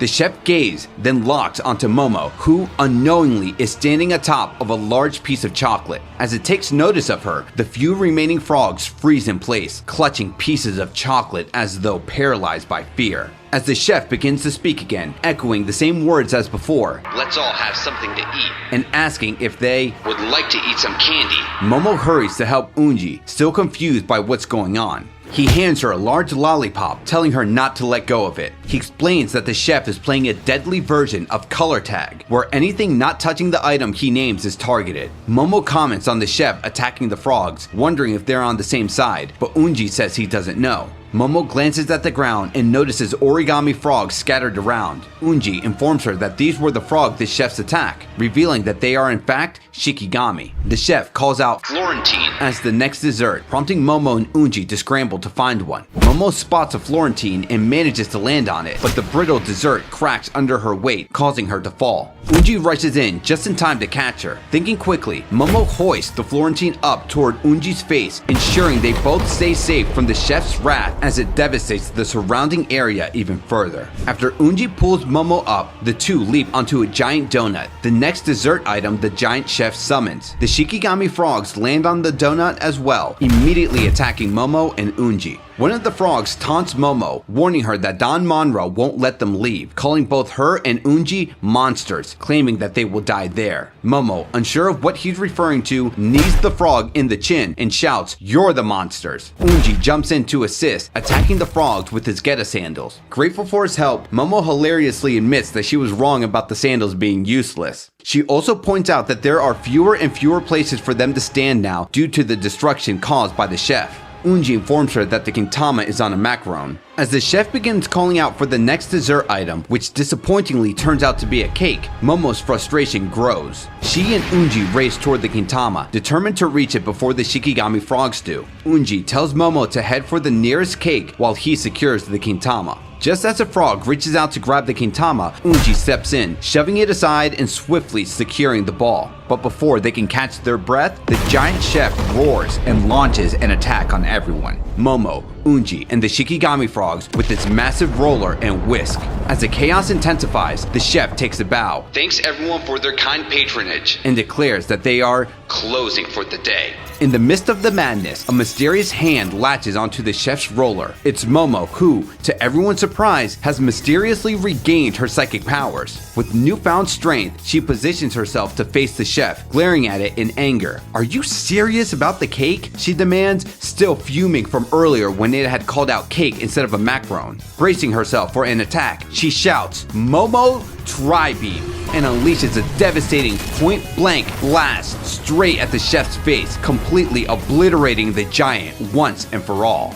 After defeating the giant chef, Unji helps Momo out of the pile of candy, thanking her for saving him. Moments earlier, as the chef nearly lands a devastating blow on Unji, his spiritual power still not fully recharged from his battle with the giant knight, he desperately grabs the golden ball, regaining enough energy to form an umbrella. However, the umbrella's incomplete state leaves him vulnerable. In a last-ditch effort, Unji tosses the golden ball to Momo. Catching the ball mid-air, Momo uses her psychic powers to pull Unji away from the chef's attack just in time. Using her momentum, she latches onto one of the giant chef's tools and maneuvers it against him, landing a decisive blow that leads to his defeat. Afterward, Momo offers to return the Kintama to Unji, honoring his motive to beat the game. Unji, impressed by her strength, allows her to hold on to it, much to Momo's delight. Shortly later, two scrolls materialize before them, announcing they've acquired a new card called Nom Nom Bongo, which explains they can gain powers from the treats they eat. Testing it out, Unji eats a donut and finds his legs transformed into spring-like rows of donuts, while Momo licks a lollipop and becomes sticky. Wondering how they can return to normal, Momo notices the card has pictures of a giant knight and chef they defeated. When she touches the knight's image, a shield materializes. Unji tries the same and gets similar results.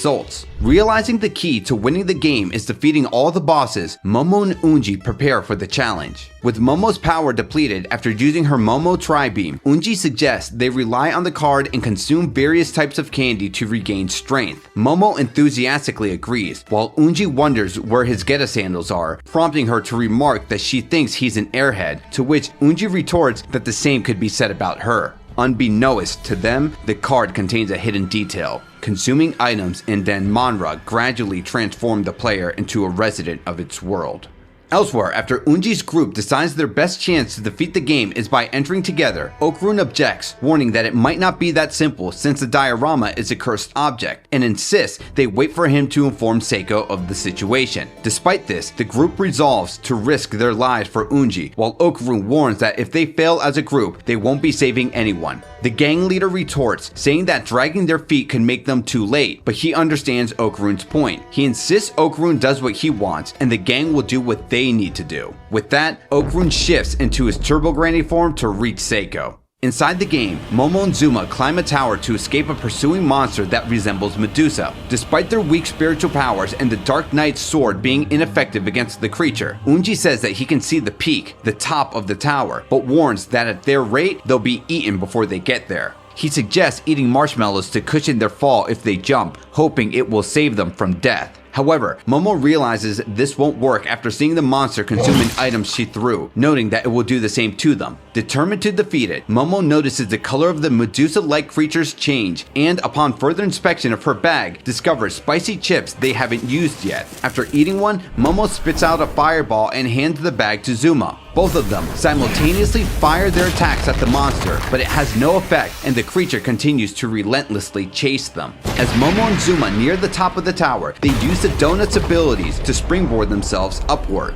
Momo throws another piece of candy at the Medusa-like monster and confirms her theory. The Death Patisse curse also affects enemies, turning the monster's body into candy. Seizing the moment, Momo pulls out the spicy chips again. Together with Unji, they both use their fire breath simultaneously to burn and melt the creature. The combined flames cause the candified beast to weaken, but the monster still tries to flee. In one final move, Momo summons the Dark Knight's sword card, jumps down, and splits the creature in two, just as Unji's fire breath strikes at the same moment, completely obliterating it. Meanwhile, after arriving at the ISA house to seek Seiko's help, Okarun learned from Turbo Granny that Seiko is out working. He updates her, Famola, and Rin, who had arrived earlier to thank Seiko with a gift about Momo being trapped in a board game. He explains that it's the reason he came to ask Seiko for help. Turbo Granny laughs at Momo, saying she got what she deserves, while Okarun asks if she knows anything about the cursed object, a diorama with a castle inside. Turbo Granny scoffs, "What do I get out of it?" Mai fires back with an insult, immediately triggering a fight between them. As they bicker, Famola explains to Okarun that they don't get along. Okarun tries to ask Mai about the cursed object, but she's too caught up arguing with Turbo Granny to respond.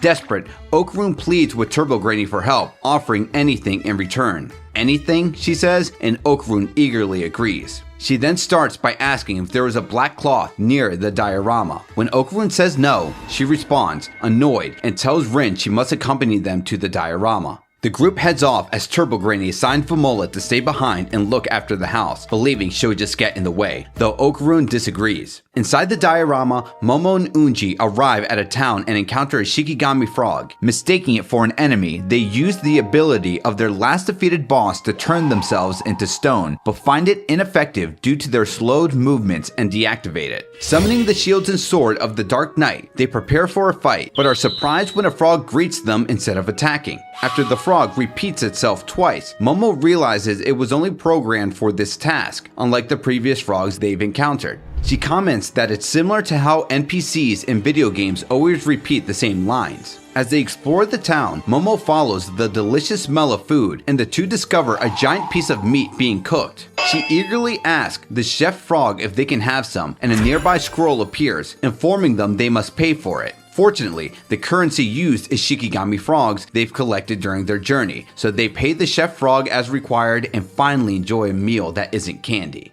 After eating, Momo suggests finding an inn so they can rest. While she points out that the residents aren't hostile, Unji feels it's too risky to let their guard down in enemy territory. Momo insists that their best option is to rest to recover their powers since the final stage may be the most difficult. Reluctantly, Unji agrees but suggests taking turns keeping watch. They find an inn and decide to share a room, as they can't afford two with their remaining Shikigami. However, both feel uncomfortable when they see there's only a single bed, so Unji volunteers to take the first watch outside. After washing her clothes in the frog washer, Momo steps outside and discovers an outdoor bath. Startled by Momo soon after, Unji agrees to swap shifts, and Momo suggests he use the frog washing machine while he cleans up. Sitting outside, she gazes at the window, lost in thought, thinking about Okarun. Meanwhile, Okarun and Rin find themselves being chased by Bega after they were caught wandering the streets in their school uniforms late into the night. As they run, Okarun can't help but think about Momo. Back at the inn, Unji returns to switch with Momo and finds her asleep. He gently carries her to the bed and, just as he's about to leave, hears her mutter in her sleep, saying, "Tell me you love me." Stepping outside, Unji gazes through the window as the moonlight casts a soft glow on his face. After waking up in the bed, Momo checks in on Unji, who is asleep in the hallway. She tries to wake him and sincerely apologizes for taking the room, feeling even guiltier when he asks if she rested well. As they walk through the streets, Momo and Unji use the Kintama to check if their powers are fully restored. Momo tests her psychic hands, now fully formed, and Unji asks if her abilities are a form of spiritual energy. Momo clarifies that they feel more like superpowers. When she hands the Kintama to Unji and asks him the same question, he admits he's unsure if his powers came from a yokai, but refuses to reveal how he got them. He explains that he can leap using the force created when his umbrella is open, though he can't fly. He adds that once an umbrella is opened, its spiritual powers is spent, and if he opens both, he's completely out of power. Suddenly, it begins to rain and Unji uses one of his umbrellas to shield both himself and Momo. Learning about his power's limitations, Momo grows worried for him as they approach the final stage. Suma assures her it's fine, but Momo becomes flustered by how close they are. She pushes him to the ground when his concern for her reminds her of Okarun's personality in Turbo Granny form and demands he revert to normal. Confused but compliant, Unji undoes his form, realizing too late that he used up one of his umbrellas, which disappears. Momo scolds him for his lack of control over his emotions. Their journey takes them through a quiet forest and into a ruined castle. As the rain ceases, sunlight gently illuminates the area, revealing small spiritual spirits floating through the air, their glow filling the space with a magical beauty. The serene moment contrasts sharply with what lies ahead. A massive fortress looms in the distance, guarded by knights, behemoths, and wyverns. A scroll materializes before them, its title reading Castle Siege, instructing them to defeat the army and destroy the crystals. Momo, visibly frustrated, exclaims, "Yeah, that's not happening."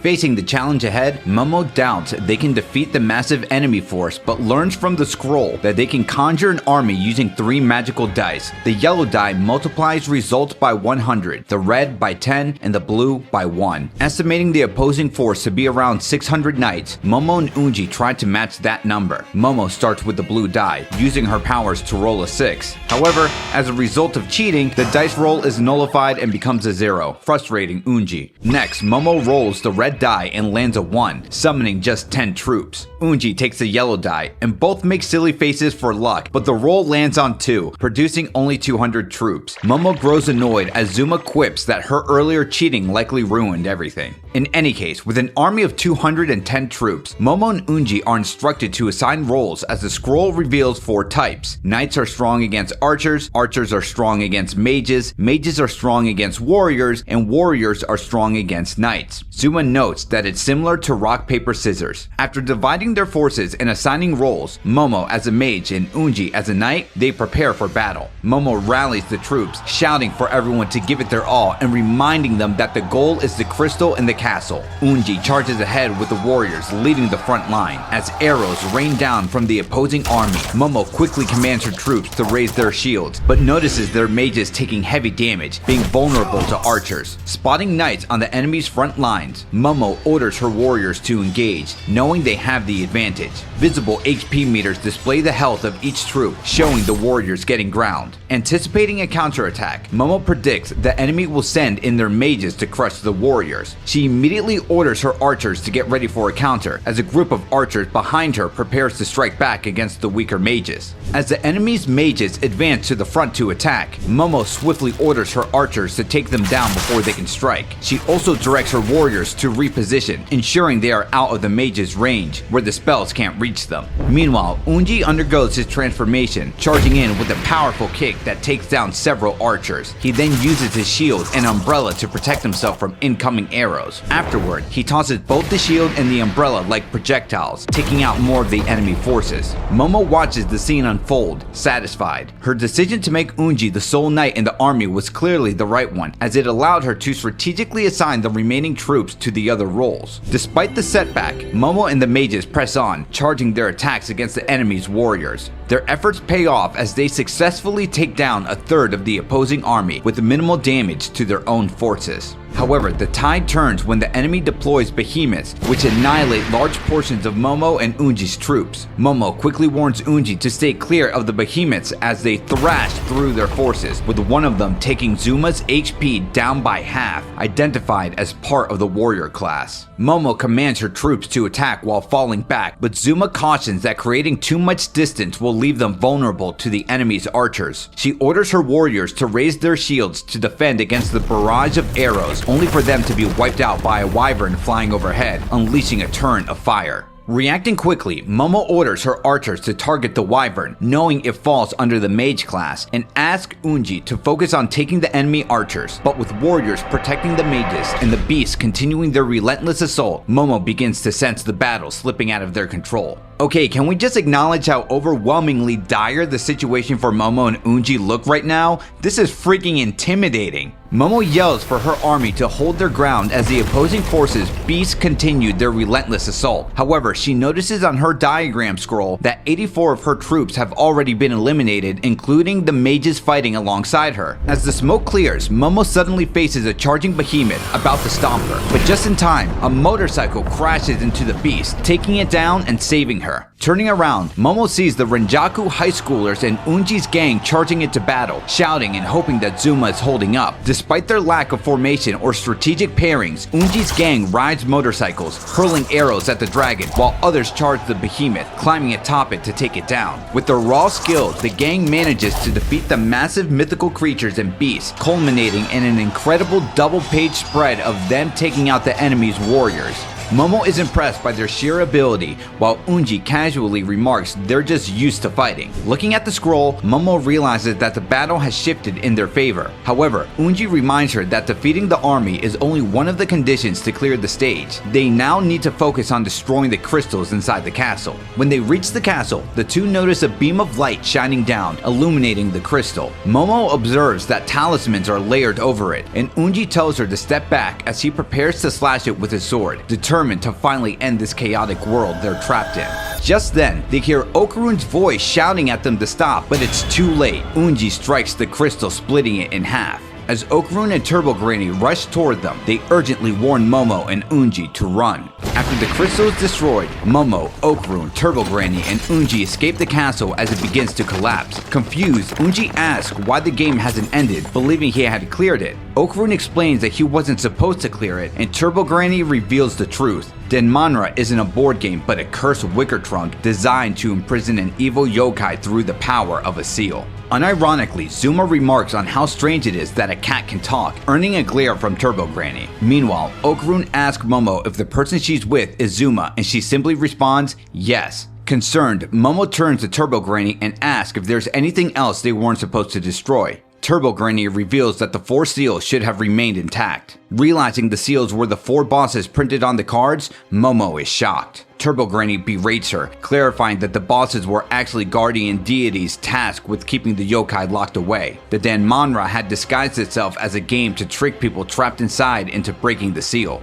While the group momentarily cheers at a congratulatory sign for completing the game, Momo asks Turbo Granny what the yokai was sealing. Turbo Granny admits she doesn't know, but warns that it must be extremely dangerous to require such a powerful curse to contain it. At that moment, the yokai emerges, a mass of writhing black tentacles, each adorned with cards bearing distinct features like a nose, ear, or face, creating an unsettling patchwork of human traits. Its presence exudes an eerie, otherworldly menace, with the cards shifting and twitching as if alive, heightening the oppressive and ominous atmosphere. It thanks the group for freeing it. Turbo Granny warns everyone to close their eyes, explaining that the yokai, known as the fairy tale card, can possess anyone who makes eye contact. The fairy tale card recognizes Turbo Granny's voice and mocks her, asking if she now sides with humans. Turbo Granny insults the yokai and deduces that the fairy tale card turned the trunk into a board game, knowing it couldn't break the seal itself and needed someone else to do it for it. With their eyes closed, Momo demands to leave, but the fairy tale card explains that they can't escape. He reveals that he let the old man player and a girl from Unji's gang leave because they hadn't played the game and could be used to lure more victims by spreading tales of their experience. Momo demands to leave the world, telling the yokai that despite the various candies it tried pleasing them with, she finds the world boring. The fairy tale card questions if Momo's desires to leave applies to the others as well, pointing out the flaws of returning to society. He suggests that they loathe the real world and want to turn it into chaos. After recalling a tragic memory from hearing the fairy tale card's words, one of Unji's gang members opens his eyes and attacks Unji, having become possessed by the yokai. Unji, struck in the head, opens his eyes and sees the fairy tale card in human form. The yokai compliments Unji's lovely eyes, claiming he can sense Unji's desire to destroy the world and leave it in ruins. Under the fairy tale card's control, Unji begins to undergo a terrifying transformation. Everyone watches in shock as Unji begins to transform. Turbo Granny, alarmed, mutters the name Umbrella Boy and questions why someone like him would be here. As Unji opens an umbrella, the force of his monstrous form blasts those in close proximity. Turbo Granny then asks Momo if she can still use her powers, to which Momo explains that she can't without the Kintama, which is currently in Unji's possession. Satisfied with Unji's transformation, the fairy tale card reveals his plan to use Unji's newfound powers to escape the cursed trunk and unleash a rain of blood upon the world. Unji, now transformed, exudes a menacing presence with a skeletal, shark-like mask, a muscular frame, clawed hands, and flowing, tattered fabric. His powerful legs and sandals give him a twisted human-like form, amplifying his apocalyptic aura. Realizing the danger, Momo shouts for everyone to use the Medusa card to turn their bodies to stone, shielding themselves from the vacuum blast unleashed by Umbrella Boy's Unji's umbrella, as the others are seen scattered in panic from the attack. As the group braces for another attack, Momo notices something strange. Umbrella Boy Unji's ability should only allow for 2 uses of his umbrellas. Turbo Granny explains that the fairy tale card has the ability to push any human under his control to their maximum potential, forcing them to use their abilities repeatedly until their bodies break down from overuse, warning that at this rate, Unji will die from exhaustion. Umbrella Boy Unji prepares to launch another devastating attack. Momo, Okarun, and Turbo Granny shield themselves with the Medusa card, but Momo's right arm sustains damage from the blast, causing the stone layer around it to crack. The yokai laughs, delighting in the chaos as inside the possessed form of Unji, his mouth gasps for air, blood leaking from it, a sign of the toll the overuse of his powers taking on him. Images of Momo and Unji at the village flash in Momo's mind. Determined to save him, she shouts at Unji, urging him not to be manipulated. She reminds him that he's not the kind of person who would harm the friends who came to support him. However, the fairy tale card, speaking through Unji, denies her claim, insisting that it isn't manipulating him. It asserts that it is Unji who desires to bring destruction to the world, and that it only wishes for him to be true to himself. Momo prepares to use the Medusa card as Umbrella Boy Unji jumps in, readying another vacuum blast. However, the card slips out of her hand, and Okarun uses his card to shield himself. A deep cut opens on Okarun as he takes damage, but he asks Momo if she's okay and urges her to run. Just then, he notices a severe cut through her torso. She couldn't shield herself in time, and she takes the full brunt of the blast, collapsing to the ground, badly injured. Okarun is left in shock. Okarun carries the injured Momo away from the shockwave blast unleashed by Umbrella Boy Unji, frustration mounting as he struggles to protect her. As Umbrella Boy Unji prepares for another attack, Okarun activates his Medusa card, turning himself to stone for protection. However, when he reverts back to his human form, his back is slashed by the blast, leaving him wounded, cursing his inability to attack. As he looks up, the yokai prepares another attack, and Okarun notices that his card to transform into Medusa is too far away. With no other choice, he decides to shield Momo's body, bracing for the next blast. To his surprise, the blast is suddenly blocked by a cashier desk, and Okarun looks up to find Rakuro standing in front of him. Rakuro explains that he followed Okarun, who is being chased by Bega, hoping to find a lead on a new part-time job. Turbo Granny, visibly annoyed, scolds Okarun for not telling her how to undo the effects of the Medusa card. She approaches Momo's injured form, beginning to treat her wounds. Just then, Bega appears, announcing his intention to arrest everyone, despite not being sure if the world they're in is real or just a dream, much to Turbo Granny and Okarun's shock. He joins the fight against Umbrella Boy Unji alongside Rakuro. The fairy tale card remarks that both Rakuro and Beiga have no part in this before Umbrella Boy Unji attacks. The group barely manages to evade the yokai's assault. Now angry, Beiga fires at the yokai, while Rakuro simultaneously unleashes a particle beam at Umbrella Boy Unji. Beiga, still fuming, mentions that Rakuro is under arrest for using a dangerous weapon, all while Okarun is seen running away with the injured Momo. After taking damage from both attacks, Umbrella Boy Unji retreats into the sky, flying at incredible speeds like a rocket, evading all further attacks. Turbo Granny warns Okarun that while Umbrella Boy is a sweet yokai by nature, when forced to fight, he becomes unstoppable.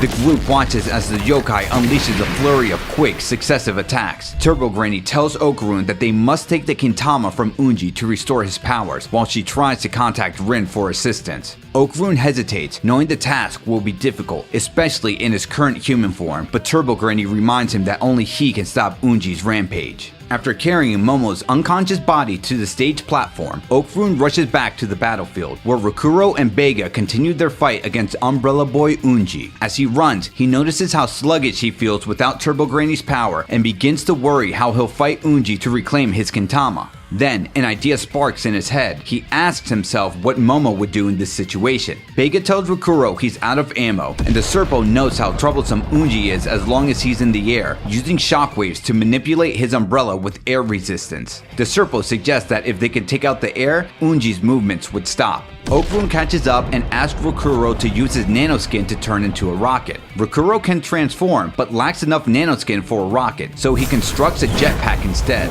The jetpack falls mid-flight, disappointing Okarun. Rakuro warns that they can't reach Unji as long as he stays in the air. Beiga compares Unji's control of the wind to being inside a typhoon. After hearing Beiga's comparison, Okarun comes up with an idea and asks Rakuro to build a heater to execute it. Rakuro constructs the heater, powered by Okarun and Beiga's body heat as they run. The heated air quickly rises, creating an updraft that forces Unji into a tornado made by his own gust, exactly as Okarun intended, with Unji struggling to hold onto the umbrella. With Unji now grounded, Beiga kicks the umbrella away as Unji tries to kick him, but Beiga shields the attack with his left arm. The Serpo intervenes and uses his Sixth Sense Organs attack, but Unji's powerful defense absorbs it. Unji retaliates with a fierce left punch, using his Geta sandals for extra force, striking the Serpo. As Unji directs his next attack toward Beiga, Okarun grabs Unji from behind just as Beiga strikes him. However, Unji's umbrella appears out of nowhere and strikes Beiga, then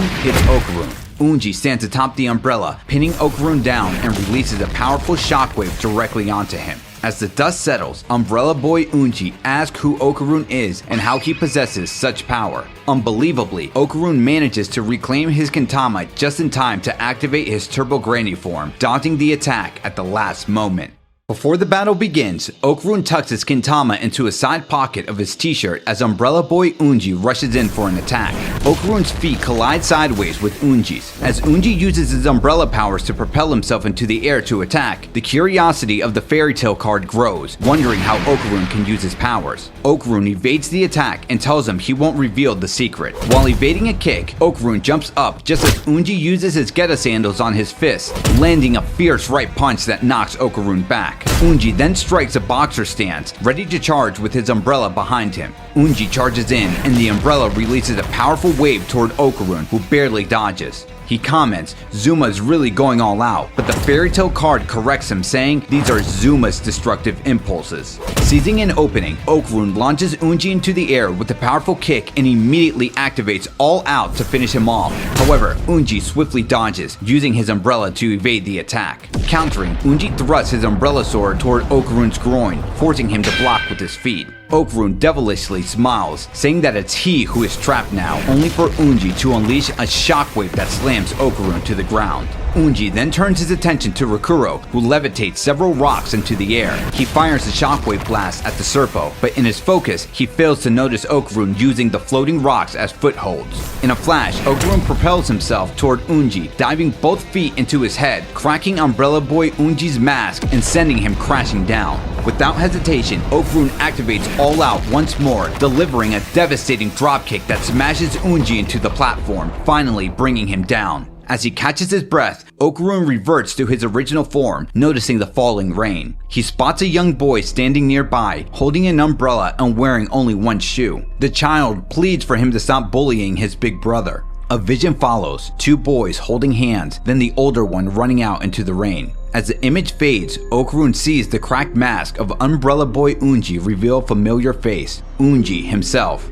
Bega stares in shock, struggling to comprehend what he's seeing. After all, he's been searching for Unji for ages, as another image of two boys holding hands appears again. After their father's death, a young Unji and his little brother sit in on a settlement meeting between their mother and their father's superiors. The officials reject their mother's claims that they are responsible for her husband's death, insisting instead that it was his own negligence and decision to work overtime that led to his fate. Back at their apartment, their mother desperately pleads with the landlord for an extension on their rent, but her request is coldly denied. With no sympathy for her struggles as a single mother, the landlord orders them to vacate the premises. In the next room, Unji's younger brother curiously asks if it's possible to fly through the sky using an umbrella. Unji hesitates before answering he isn't sure. While out for a walk with his umbrella, Unji's younger brother is mocked by a group of boys for always carrying it and wearing rubber shoes in public. Before the bullying escalates, Unji kicks one of them and steps in to defend him. In response, his younger brother teasingly asks if Unji's jealous of his umbrella. One rainy night, Unji's younger brother plays in the rain as strong winds rip the umbrella from his grasp, sending it flying into the sky. Later, Unji rushes outside, searching for his brother, who hasn't come home.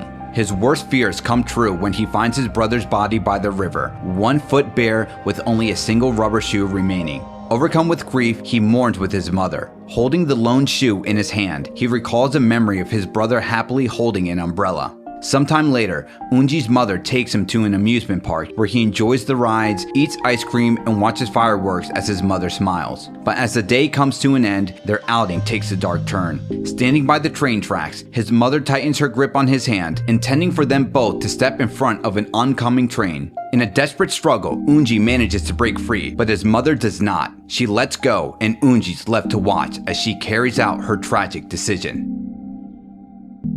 Shortly after being placed in a foster home, Unji is beaten by 3 other kids for his scowling expression. Instead of backing down, he fights back, grabbing a nearby brick as his frustration boils over, questioning why the world is so cruel to him. As he grows older, Unji becomes a delinquent, leading a gang into a brutal fight with a rival group. After his victory, he declares that they are all under his umbrella, claiming the defeated members as his new underlings. Later, Unji escalates his defiance by attacking and harassing police officers on duty, instigating chaos in an attempt to start a war. His actions ultimately lead to his arrest by Bega. At the station, the police chief briefs Bega on Unji's troubled past and informs him that the young man will be sent to a youth detention center for reform. However, Bega remains skeptical, doubting that Unji will change his ways by the time he is released. Upon completing his sentence, Unji is met by Bega, who takes him to his apartment and bluntly informs him that he will now serve as his guardian. Unji, recognizing Bega as the cop who arrested him, is furious and immediately tries to land a punch.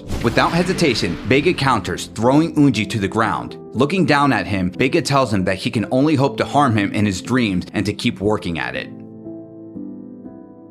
Unji, lost in a dream of his family, is abruptly woken by Bega and joins him for breakfast. When he refuses to properly give thanks before eating, Bega slaps him as punishment. Annoyed, Unji prepares to walk out, but Bega's comment about him giving up too easily stops him in his tracks. Instead of leaving, Unji defiantly kicks the table toward Bega, wasting the food in the process. Furious, Bega reprimands him for his disrespect. Later, Unji repeatedly tries to land a hit on Bega with an umbrella, but the officer effortlessly sees through every attempt. That night, Unji makes another move, sneaking into Bega's room while he sleeps. Just as he's about to bring the umbrella handle down, his eyes catch a family photo beside the sleeping officer.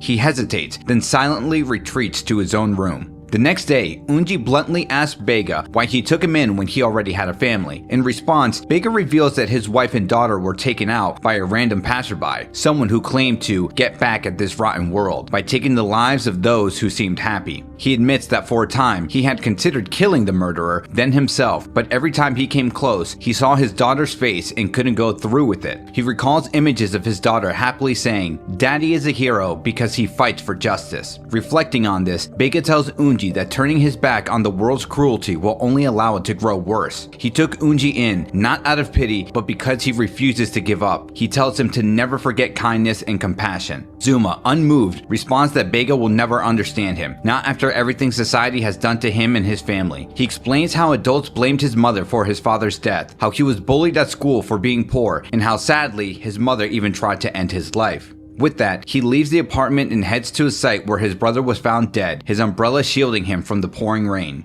As he prepares to leave, Unji notices a few kids bullying a boy by tossing around his lunch, which was made by his mother. He chooses to ignore it until a dead frog on the ground triggers memories of his mother, leading up to her suicide. When the kids throw the boy's lunch into the river, Unji watches as the boy jumps in to retrieve it, instantly reminded of how his younger brother died. He then sees Bega diving in to save the boy. As Bega pushes himself to rescue the boy, his daughter's words echo in his mind, how he's a hero who fights for justice. But as he reaches the boy, exhaustion overtakes him and he begins to black out in the water. Worried over the officer's safety, Unji rushes over, only to come face to face with Umbrella Boy, the yokai who once took the form of his younger brother. Offering his umbrella, the yokai grants Unji's power as tears swell in his eyes.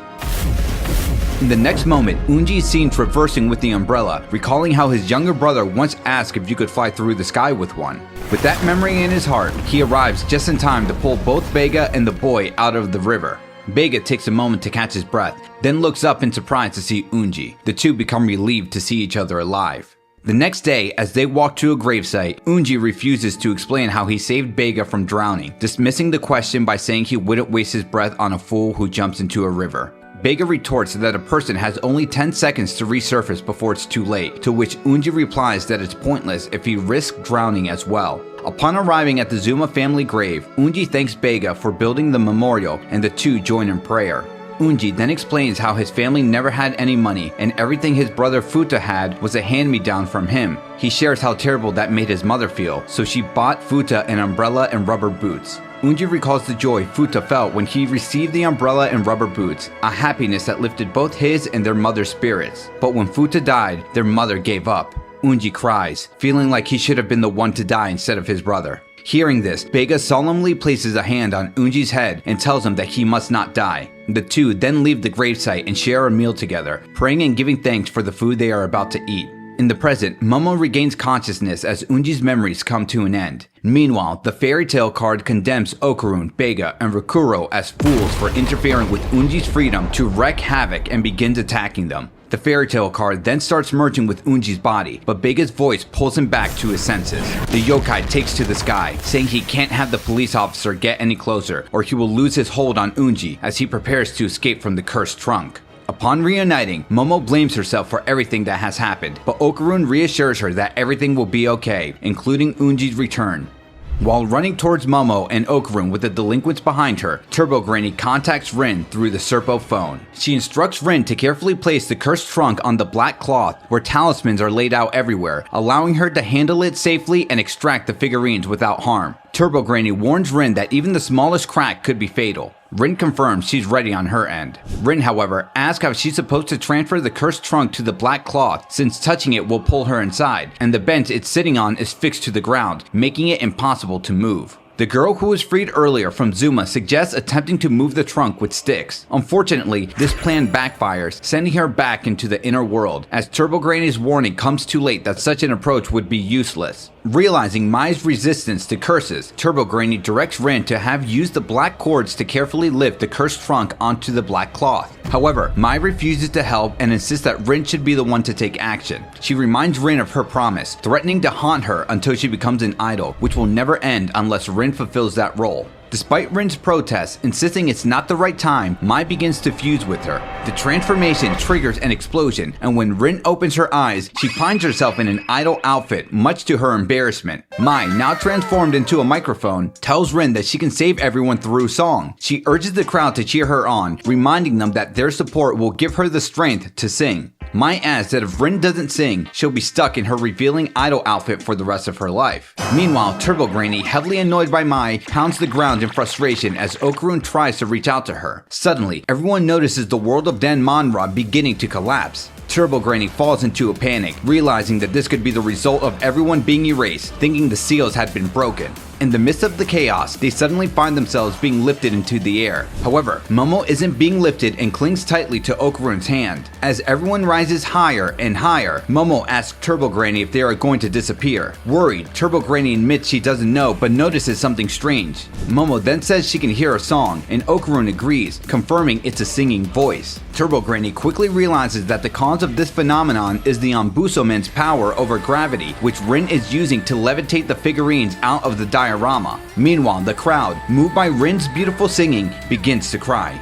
Wanting to support Rin as she uses her gravitational singing to lift the figurines from the cursed trunk, two men join in with their instruments, playing alongside her. Shout out to the DJ using CDJs. I see you, my guy.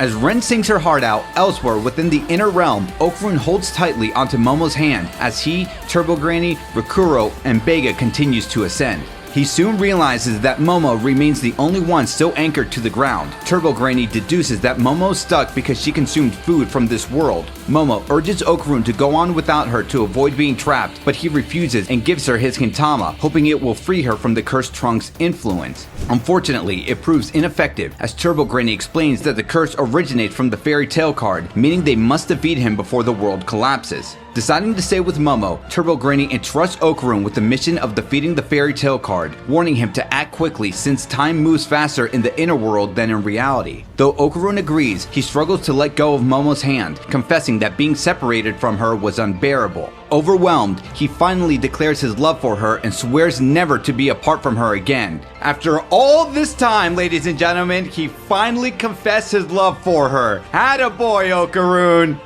Blushing, Momo slowly lets go, allowing Okarun to ascend. She tells him to defeat the fairy tale card and wait until she's free from the cursed trunk to properly confess his feelings. Okarun promises her, then rises with Rikuro and Bega. Meanwhile, as the fairy tale card compels Unji to flee, his badly injured body weakens him. Before he can escape, he is surrounded by delinquents determined to stop him and save Unji. The delinquents reappear in the real world, leaving Rin shocked by their sudden arrival and Unji's severe injuries beside her. Meanwhile, the fairy tale card also escapes, celebrating its newfound freedom as Unji's followers rush to his aid. The yokai, expressing gratitude for Unji's efforts, vows that his death will not be in vain. Then, with a sinister grin, he reveals that he has found someone with the power to destroy the world, the unsuspecting Rin, who freezes in response. The fairy tale card tries to take control of Rin by invading her mind, twisting her childhood memories of her mother and grandmother into hatred through the yokai's influence. However, Mai, firmly declaring herself as Rin's producer, forcefully repels him against the wall, refusing to let him manipulate Rin. As Rin blushes, she defiantly announces that she's going to sing, enraging him. In retaliation, the fairy tale card uses his powers over body parts to erase Rin's mouth, silencing her and stopping her song. As a result, Okarun, Rikuro, and Bega's levitation out of Danmanra abruptly halts, sending them plummeting downward. Thinking quickly, Rikuro activates his nanoskin to form jet booster arms, with Okarun and Bega clinging to his legs. However, their combined weight drags him down, preventing further ascent as Rikuro jokingly tells them to let go. Meanwhile, the delinquents charge at the fairy tale card, but their attacks are useless against his body to manipulate body parts. Some lose their sight, others their hearing, leaving them disoriented. One by one, they fall under his mind control and turn against each other. One of the larger delinquents urges the group to stand their ground, telling anyone still conscious to protect Rin. However, he too is soon controlled, ruthlessly plummeting his comrades before lunging at Rin. Just as he's about to reach her, talismans suddenly appear, placed onto the controlled students' heads from the black cloth, paralyzing them. With a swift entrance, Count Saint Germain is revealed as the one responsible. Recognizing him, the fairy tale card questions why he stands in his way, given that he was already aware of the plan to use Umbrella Boy for his release. Though the yokai acknowledges him, Count Saint Germain, now channeling black lightning through his sword, coldly demands to know who he really is. The fairy tale card, unfazed by Count Saint Germain's lack of recognition, remarks that he isn't the kind of person he'd want as a friend. He then uses his powers to erase Count Saint Germain's eyes, believing this will give him the upper hand. However, despite being unable to see, Count Saint Germain skillfully deflects the yokai's attacking buds with his sword. He then swiftly shifts to offense, pulling vials from inside his coat. After replacing the vial on his sword, his leg charges up, revealing his ability to jump using the jumping crone vial. With its enhanced jumping and foothold abilities, he propels himself toward the fairy tale card and splashes at its mouth with another vile, black hair cutter. This attack briefly restores Rin's mouth, cancelling out the yokai's power and leaving the fairy tale card visibly harmed. However, the effect is short-lived. One of the fairy tale card's buds regenerates the mouth card almost instantly, and Rin loses her mouth once more. The yokai taunts Count Saint Germain, declaring its regeneration can allow it to grow an endless supply of new buds, making resistance futile. Undeterred, Count Saint Germain uses the water tiger vial to land safely after being struck by a bud. The fairy tale card continues his assault on Count Saint Germain, telling him that he cannot defeat him alone. He then questions why Count Saint Germain would oppose him, revealing that it was he who gave the golden ball to the police officer, who then handed it to Zuma to enter the cursed trunk. Now annoyed, the fairy tale card wonders why Count Saint Germain has arrived, only to try and kill him. Saint Germain then points out the fairy tale card's overconfidence, revealing that a convinced victory only makes one careless, and those who are careless expose their failings. The yokai denies this, throwing it back at him, saying that Saint Germain has come with no preparation to defeat him. Saint Germain then reminds him that just a moment ago, the fairy tale card claimed that he couldn't beat him on his own. Recalling how Karuta cards are meant to be read and picked up in pairs, Count Saint Germain theorizes that defeating the fairy tale card is possible if all of his cards are destroyed in pairs or all at once, concluding that the yokai won't be able to regenerate. Acknowledging this, even if this was the case, the fairy tale card tells him that he can't accomplish this alone, and Count Saint Germain agrees. Suddenly, Okarun, Rikuro, and Bega emerge from the cursed trunk, having just been freed. Count Saint Germain turns to them, believing they can help him achieve this goal. Furious, the fairy tale card scorns Okarun, Rikuro, and Bega as cowards, calling it disgraceful that he's being ganged up on. As they retreat, Okarun reveals that he can no longer transform into his Turbo Granny form after exhausting All Out twice. Meanwhile, Bega grows anxious about Unji's whereabouts, prompting Rikuro to remark on how useless they are in their current state. Count Saint Germain suddenly appears behind Okarun, delaying formal introductions and proposing they work together to defeat the fairy tale card. Rikuro immediately recognizes him and questions his presence, to which he responds that he doesn't know him. Okarun, however, is startled as he notices Rin in her dance idol attire without a mouth. Spotting Unji lying unconscious, Bega rushes to his side and desperately tries to revive him. In his subconscious, Unji envisions himself standing beside Futa, smiling only to watch his younger brother holding his umbrella, running toward their parents and bidding him farewell. Accepting this with a smile, Unji turns to leave, just as Bega's frantic shouts pull him back to reality. Stirring awake, Unji silences Bega, assuring him that he refuses to die. Overcome with relief, Bega, tears running down his face, grasps his hand, promising to take him home. Meanwhile, the fairy tale card regenerates the eye card that Rikuro had previously destroyed with his particle beam. Count Saint Germain tells Okarun and Rikuro that the only way to defeat the yokai is by striking its paired cards simultaneously. He then asks Okarun if he can still fight. Despite wondering how Count Saint Germain knows about his Turbo Granny powers, Okarun pushes his doubts aside, focusing on saving Momo. Ignoring the strain on his body, he forces himself to summon Turbo Granny's power once more, looking even more monstrous than usual. Count Saint Germain assigns Okarun to attack the face card and Rikuro to target the eye card, but instructs the latter to wait for his signal. The fairy tale card calls them all villains, but suddenly, Unji aids the situation by summoning one of his umbrellas, surprising the fairy tale card, who believed him to be dead. The yokai panics and attempts to regain control of Unji to escape, telling him to think about his mother and how much he should loathe her for trying to harm him. But Unji resists the corruption, declaring that he could never hate his mother for everything she did to protect their family. Frustrated by Unji's defiance, the fairy tale card lashes out, but Count Saint Germain warns that its motive is to instill human anger and divide them. He tells them all to dismiss its taunts and orders a coordinated strike. With the final, decisive attack from Okarun, Rikuro, Unji, and Count Saint Germain, all of the yokai's cards are destroyed, displayed in a stunning double-page spread. As the fairy tale card is vanquished, Okarun's unwavering resolve shines through, his only thought being to save Momo. A beam of light shines through with the defeat of the fairy tale card, as those affected by the yokai's powers are freed from its hold. Though exhausted, Okarun urges Rin to use her gravity manipulation to quickly extract Momo from the cursed trunk. As the inner world nears total collapse, Momo clings to Turbo Granny, thanking her for staying by her side. Turbo Granny, in an uncharacteristically sentimental moment, assures Momo that she would never abandon someone dear to Seiko. Ah, she cares! However, when Turbo Granny notices Momo's body beginning to disintegrate, her survival instincts kicks in and she suddenly turns against Momo, wishing the world would take her instead. Frustrated by the sudden betrayal, Momo scolds Turbo Granny, but before they can argue further, they begin to rise into the air. It dawns on them that the fairy tale card has been defeated, and Rin's powers is pulling them to safety. As they ascend, Momo notices Turbo Granny expanding in size, but upon returning to the real world, she is shocked to discover that she has shrunk, now fitting in the palm of Okarun's hand, leaving him and Turbo Granny stunned. Elsewhere, Count Saint Germain intercepts the fairy tale card, now powerless and attempting to flee. The yokai reminds him of their pact. In exchange for his help escaping the cursed trunk, he would lend him his power. However, Count Saint Germain coldly states that he will only spare him if he utters the words, "I lose." Relieved by the simple condition, the fairy tale card surrenders, rejoicing in his newfound freedom, only to cry out in pain and rage as Count Saint Germain stabs him with a small blade, extracting his power. He then reminds the yokai that their agreement was if he did free him from the cursed trunk, his power would be his to take. As he merges the small blade containing the fairy tale card's vital fluid with his own weapon, Count Saint Germain emerges with the yokai's power. As the fairy tale card demands the return of his abilities, Count Saint Germain reveals his true intentions: to uncover all the world's mysteries, seeking every enchanted object, UFO, and anything tied to the paranormal, including yokai powers. He unveils himself as a collector of the supernatural, with one of his most coveted interests being Dandadan. He then pointedly asks the yokai if he's familiar with it.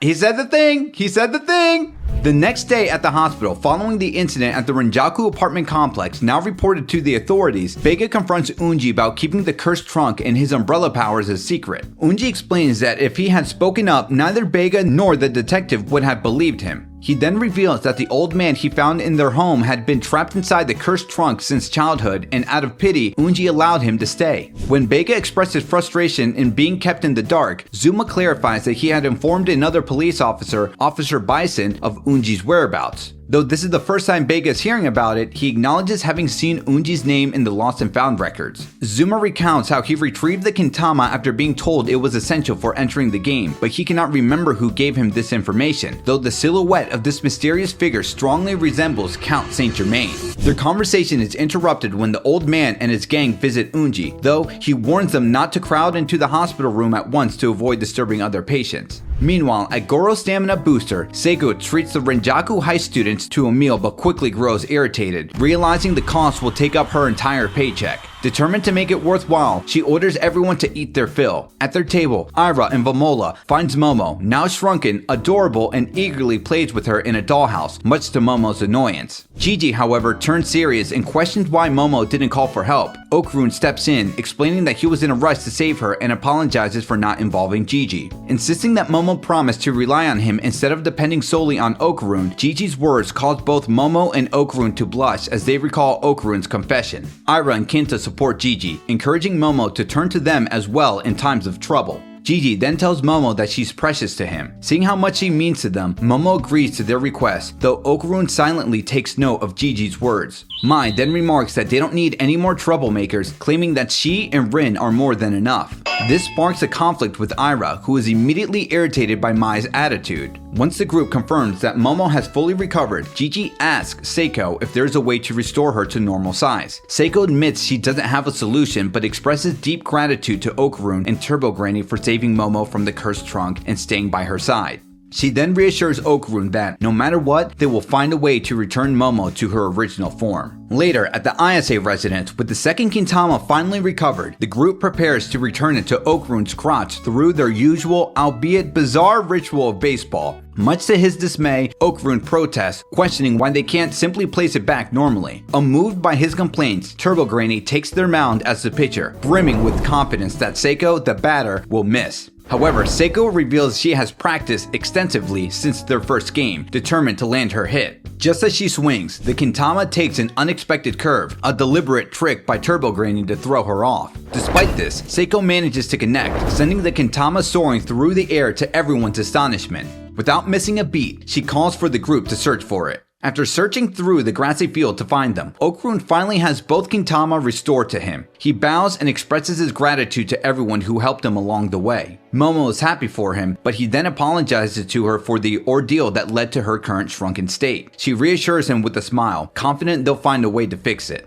Meanwhile, Ira is thoroughly delighted, enchanted by Momo's tiny form and already imagining dressing her in various miniature outfits. With her end of the bargain fulfilled, Turbo Granny declares it's time to reclaim her spiritual powers from Okarun. Ira voices concern about Okarun losing his abilities, especially with all the danger still looming, but Okarun stands by his word. He thanks Turbo Granny for lending him her strength. Okarun sits with his feet submerged in a tub of water, holding on to Turbo Granny, while Seiko stands nearby holding a fan. With her assistance, Seiko whacks Okarun in the head with the fan as Turbo Granny jumps off his hand, seemingly with her powers restored. The room fills with an ominous aura as Ira and Gigi instinctively tense up, fearing she might immediately turn against them. Ira urges Gigi to prepare the evil eye. However, Turbo Granny quickly suppresses her aura, assuring them that she has no reason to stay any longer now that she has reclaimed what was hers. Memories of her time with the gang flash by, showing all the adventures they shared together. With that, she bids them farewell and departs from the house. The first saga of Dandadan comes to a close, but the story's far from over. Click here to dive into what happens next.